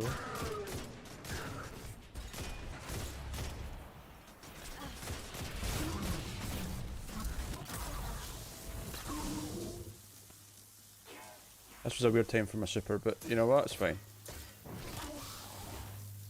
What's up with you? For I am the mighty Thor, kind of.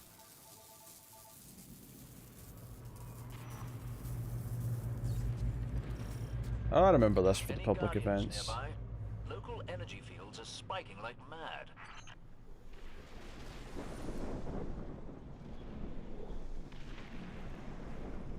I assume this is the public event.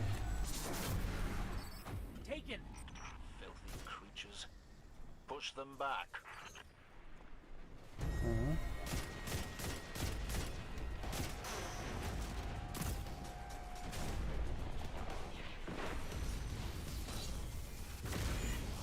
Whoa!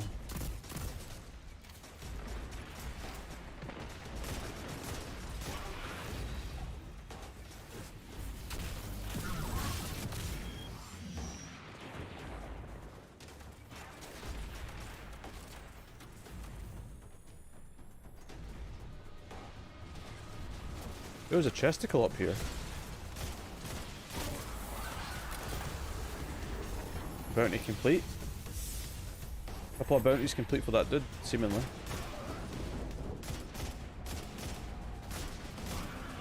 Just got off the comms with Tyra.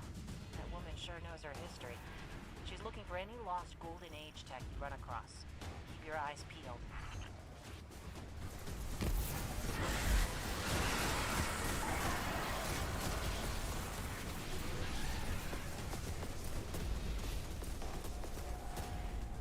Let's revive some dude.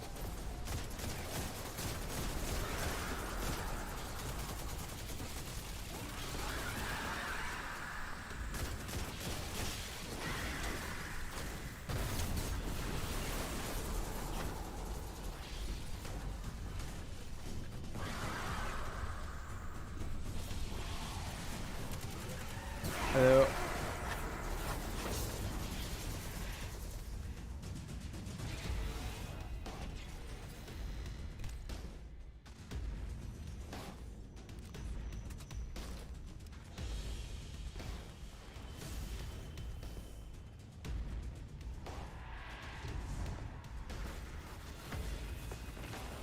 Whatever made that light is coming through.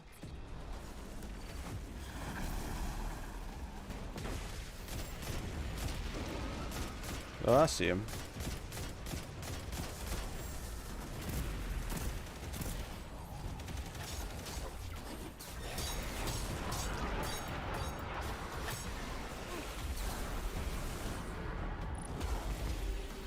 Event complete. Whew. Okay, Devrim. Oh, I got new chest armor. Taken guy. Won't be your last, I wager. Savor this victory. 763. I'm impressed by you, stranger. Drop by for tea sometime and say hello. Oh no.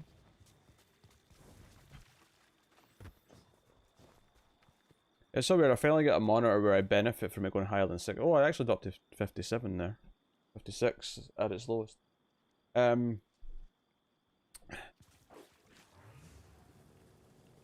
Quest screen, okay.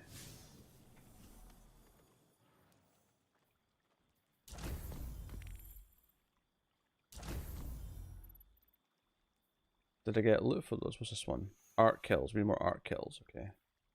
I'll give it 15 of those.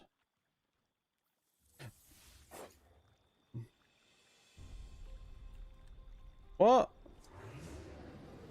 That would have been helpful.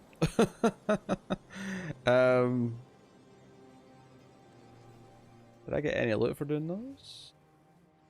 I don't think so. Nah. Okay. Let's a check. Oh shit!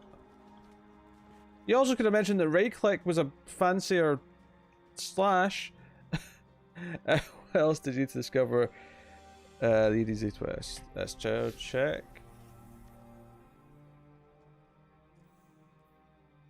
Discover EDZ. Adventure completed. So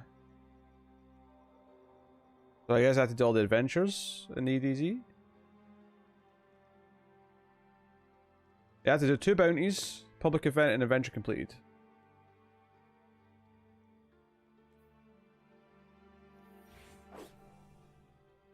I don't actually delete everything.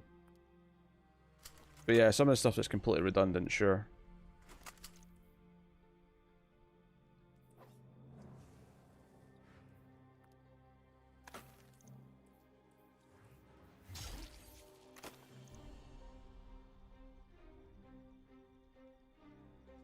Can you say doo-doo on this channel? I mean, I can say shit in both. I say shit in the main channel anyway. This is the main channel. Yes. Yes, I can say shit in this channel. It didn't register the last one. Ah. So that glitch did screw us out of something.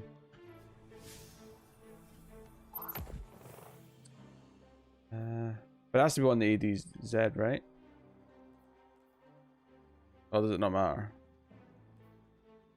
Cannot access will and activity. Run activity? And Tyler's dancing.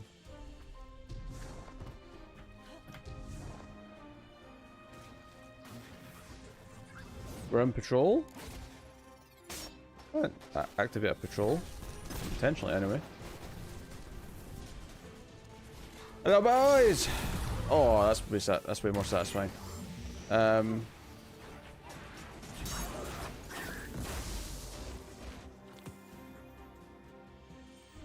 Red Legion supplies. Interesting. Salvage mission, items collected 2 of it. Let's just finish this then, I suppose. We just need to kill stuff. Collect stuff from them.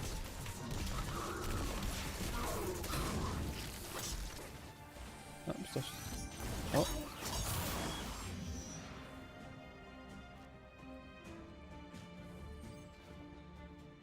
Okay. We'll keep killing stuff.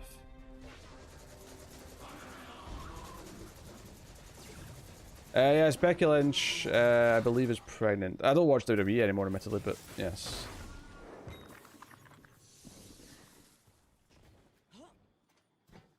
Hello.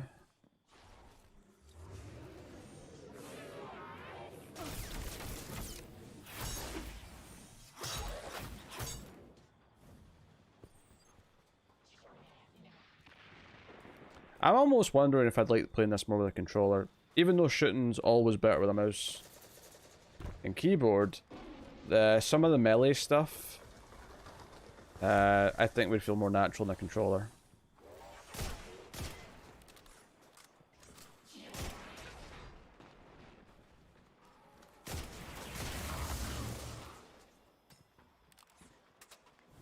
I'm gonna have to try a controller at some point. Hello. Old chesticle. My foot pedal. Dear, very funny. We're at 6 of 8 in items. I think I helped get one of those things. Oh, hello.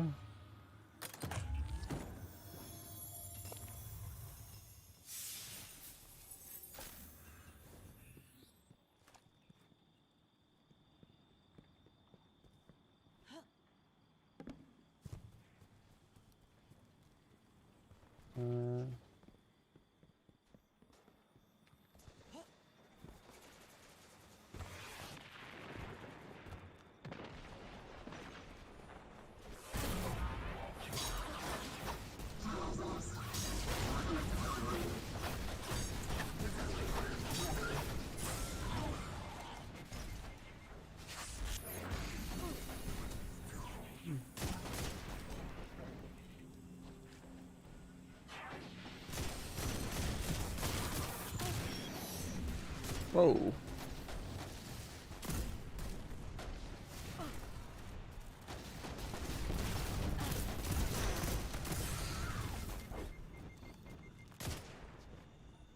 That was pretty close.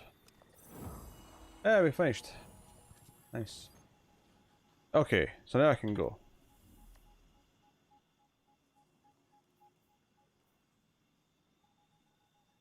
We'll do another one near the starting area, I guess.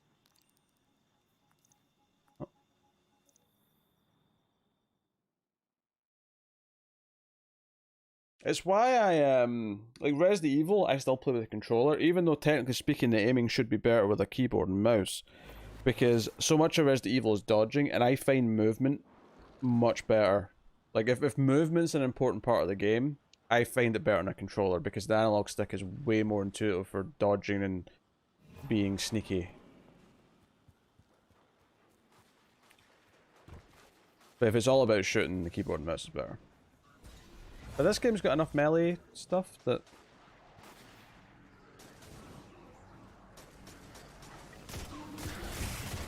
I might plug the controller in actually and see. Did you start the thing? No, I didn't. There we go. All right, Devon. What's next? Helping me spread the word.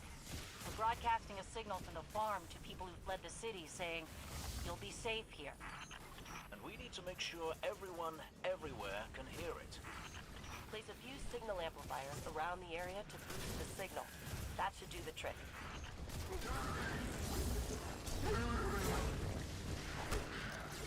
Alright, so we've...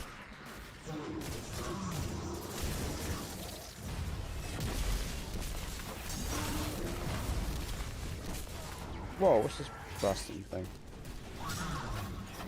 Thank you. Whoa! Big thing just landed on me.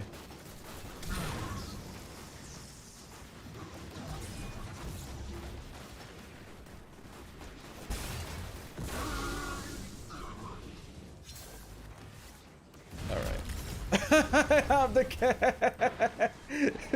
Literally, as soon as I got up, it landed on me. Oh, that's pretty funny. I'm going to move immediately. There you go. Okay.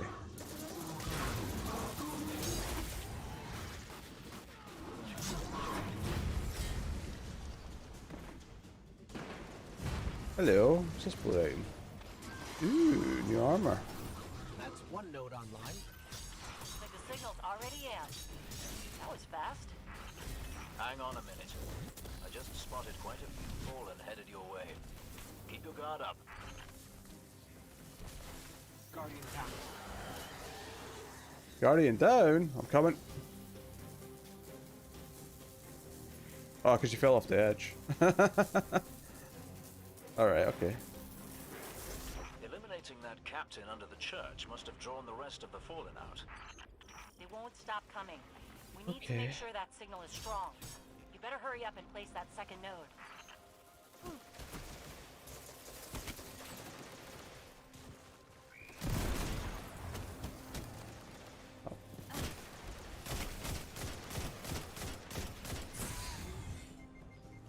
Got me on my bike? Okay.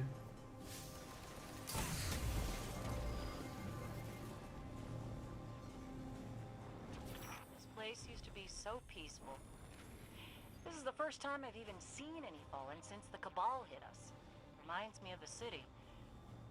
You all tried to make it so we never even laid eyes on a dreg. To keep us safe, right? There's another word for a place you're not allowed to leave.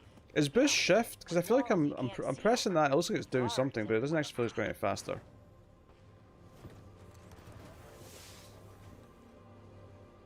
No? I'm just saying. Oh, hello. No walls at the farm. Come and go whenever you want. So let's make sure everyone can get there. Hey, Guardian? Right click is boost. Signal and some kind of strange feedback. The fallen are nothing if not persistent. I'd wager they have some kind of jamming devices nearby.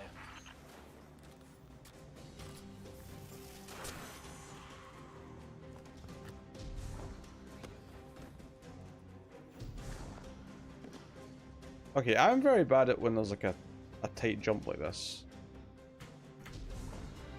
Aha, there we go.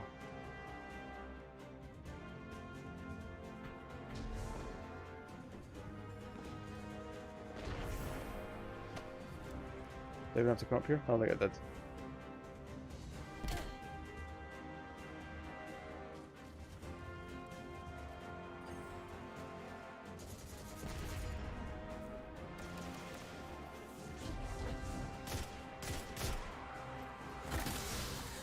Bye-bye.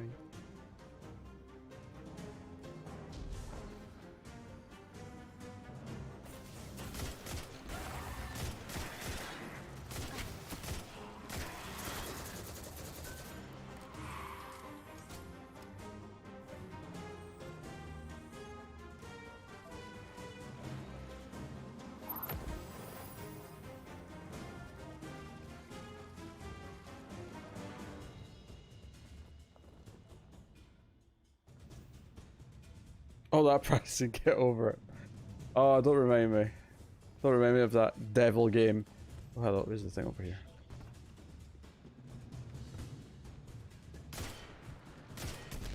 There we go. There. Got a clear signal. No more feedback. 5 by 5 here as well. Excellent work. It's nice to have a guardian helping us normals for a change. But there's one more thing. Did I send those coordinates correctly? I've got them. Through the tunnel, across the river. That's the place. I left something behind there.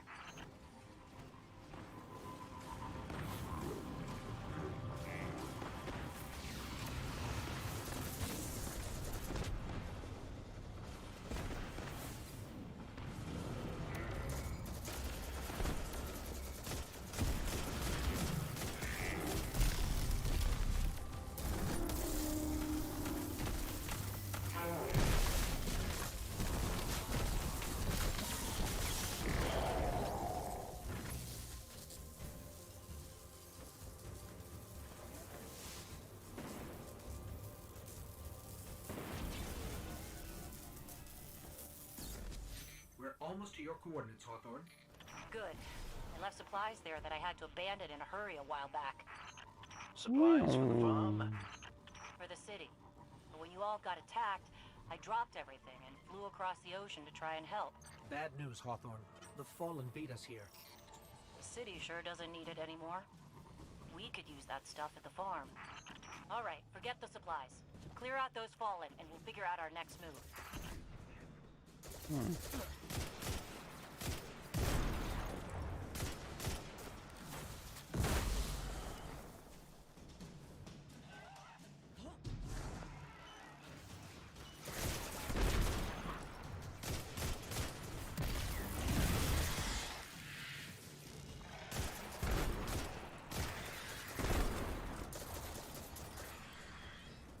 The area's clear.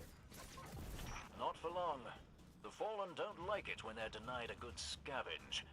They're bound to come at you in force. Then do me another favor, you two. Drop another one of those node things to boost my signal. Then get out of there. Oh, respawn's restricted. Alright. Guess we're going... Karma. Oh, hello.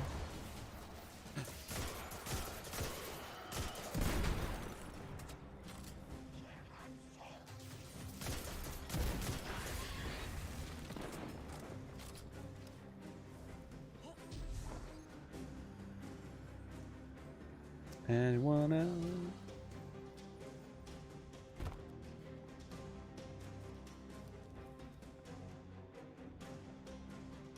Alright, 19% is great and all, but we kind of need more fallen to shoot at.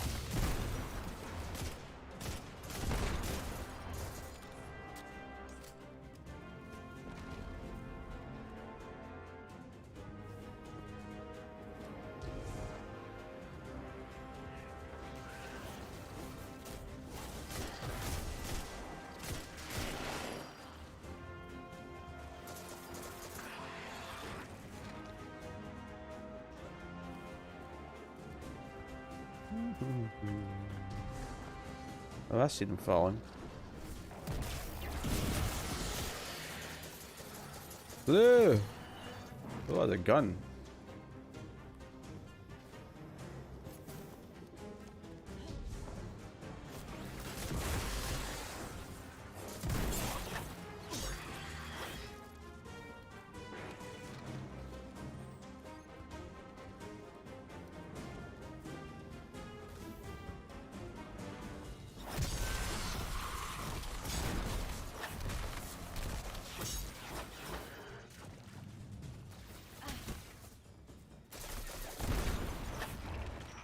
Them mad.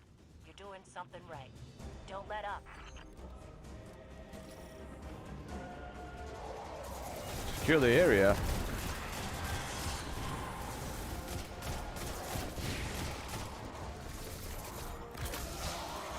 Boom. We did it. They're gone. You Guardians What's this new really weapon I are got? something else. I guess I kind of forgot that. Oh, it's not a pulse rifle. And now we know that there are resources to be found in the EDZ. Once Bigger we magazine, hit the more city, rounds per that'll be magazine, a but big help. Sure. What Soraya means to say is, thank you. Head back here when you can, you two. There's still quite a bit to do.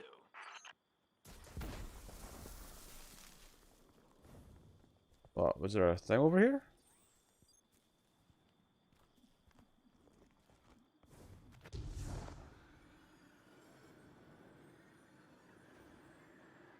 Alright.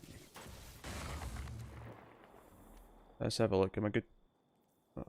Oops. Ah, I didn't mean that. Right, so I go back there, right? Do fast travel.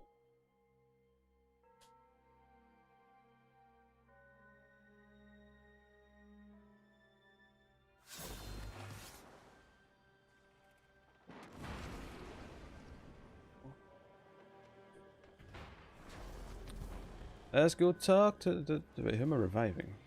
No, just some randomer. Fine. They can fend for themselves.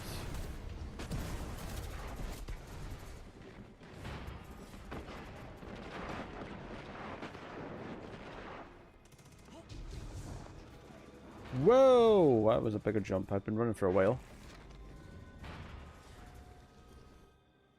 What can I do for you? Take all these triangle things. There we go. Oh, engram. Ooh. Ooh. Got a purple weapon.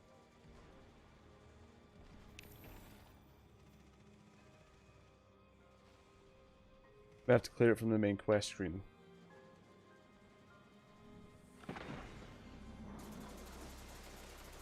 You skate. Ooh, a purple scout. That's better. I like it. Oh, I got a fusion rifle at some point. My secondary weapon.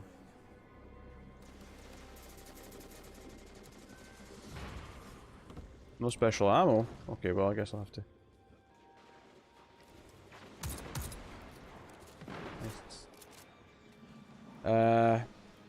Alright, okay. Reach power level 770, still on my main quest. Wait, I still have to do adventure complete.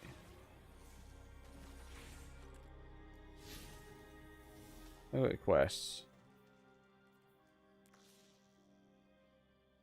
Adventure completed, still not done.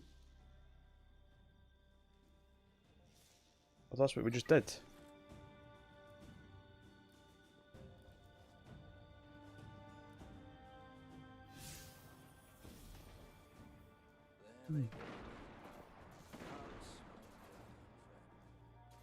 Show me your Earth map. I've been hoping to see you again. This is my Earth map, right?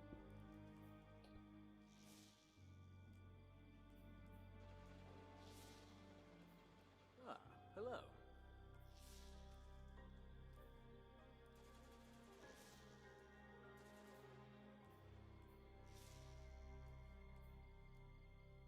Yes?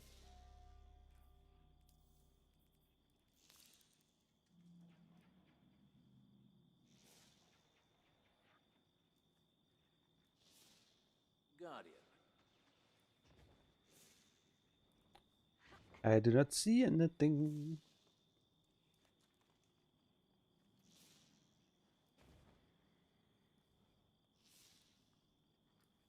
Four moves, and still I'm a better shot than you.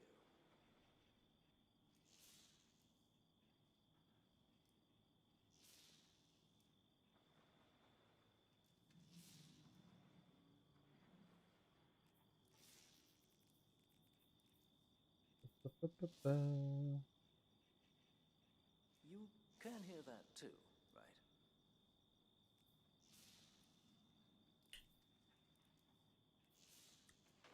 Bum bum bum. Come, enjoy Bum bum the bum.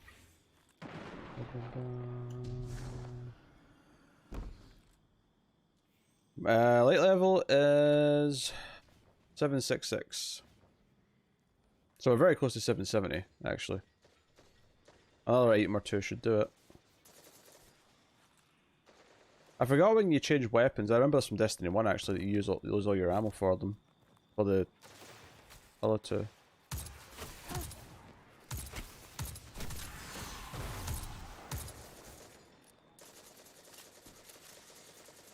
Okay. Tower it is.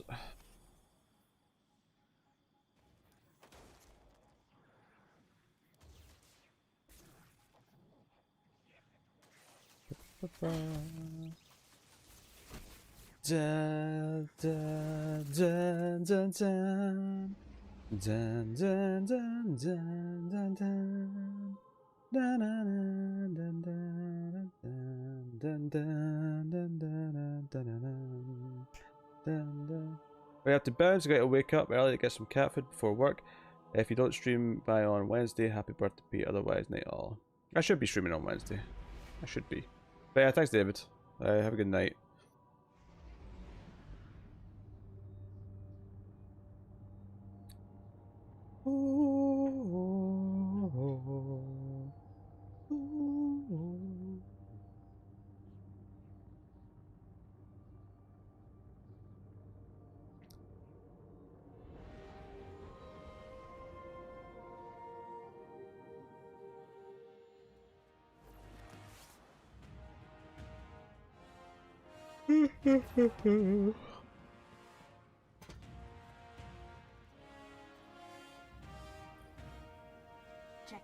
Checking.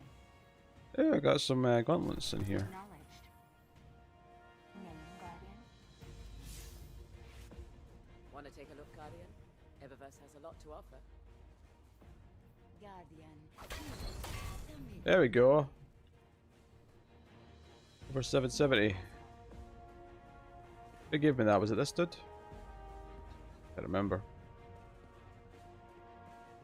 There's two people up here we had to talk to. Are you ready?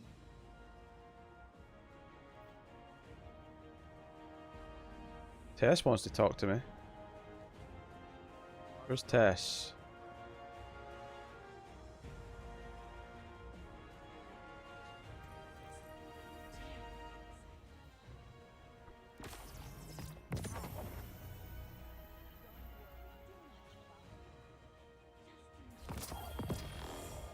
That gave me a ship and a shader. Anything for you? Am I not? Oh yeah, you're right on that one. 767. I'm a fool. Hi. Well, I think this is me for just now anyway. It was already really late when I started this. And I have stuff to watch for later. I'm not really tired yet, but I should probably start watching at least one of the two movies I need to do. So, may exit this.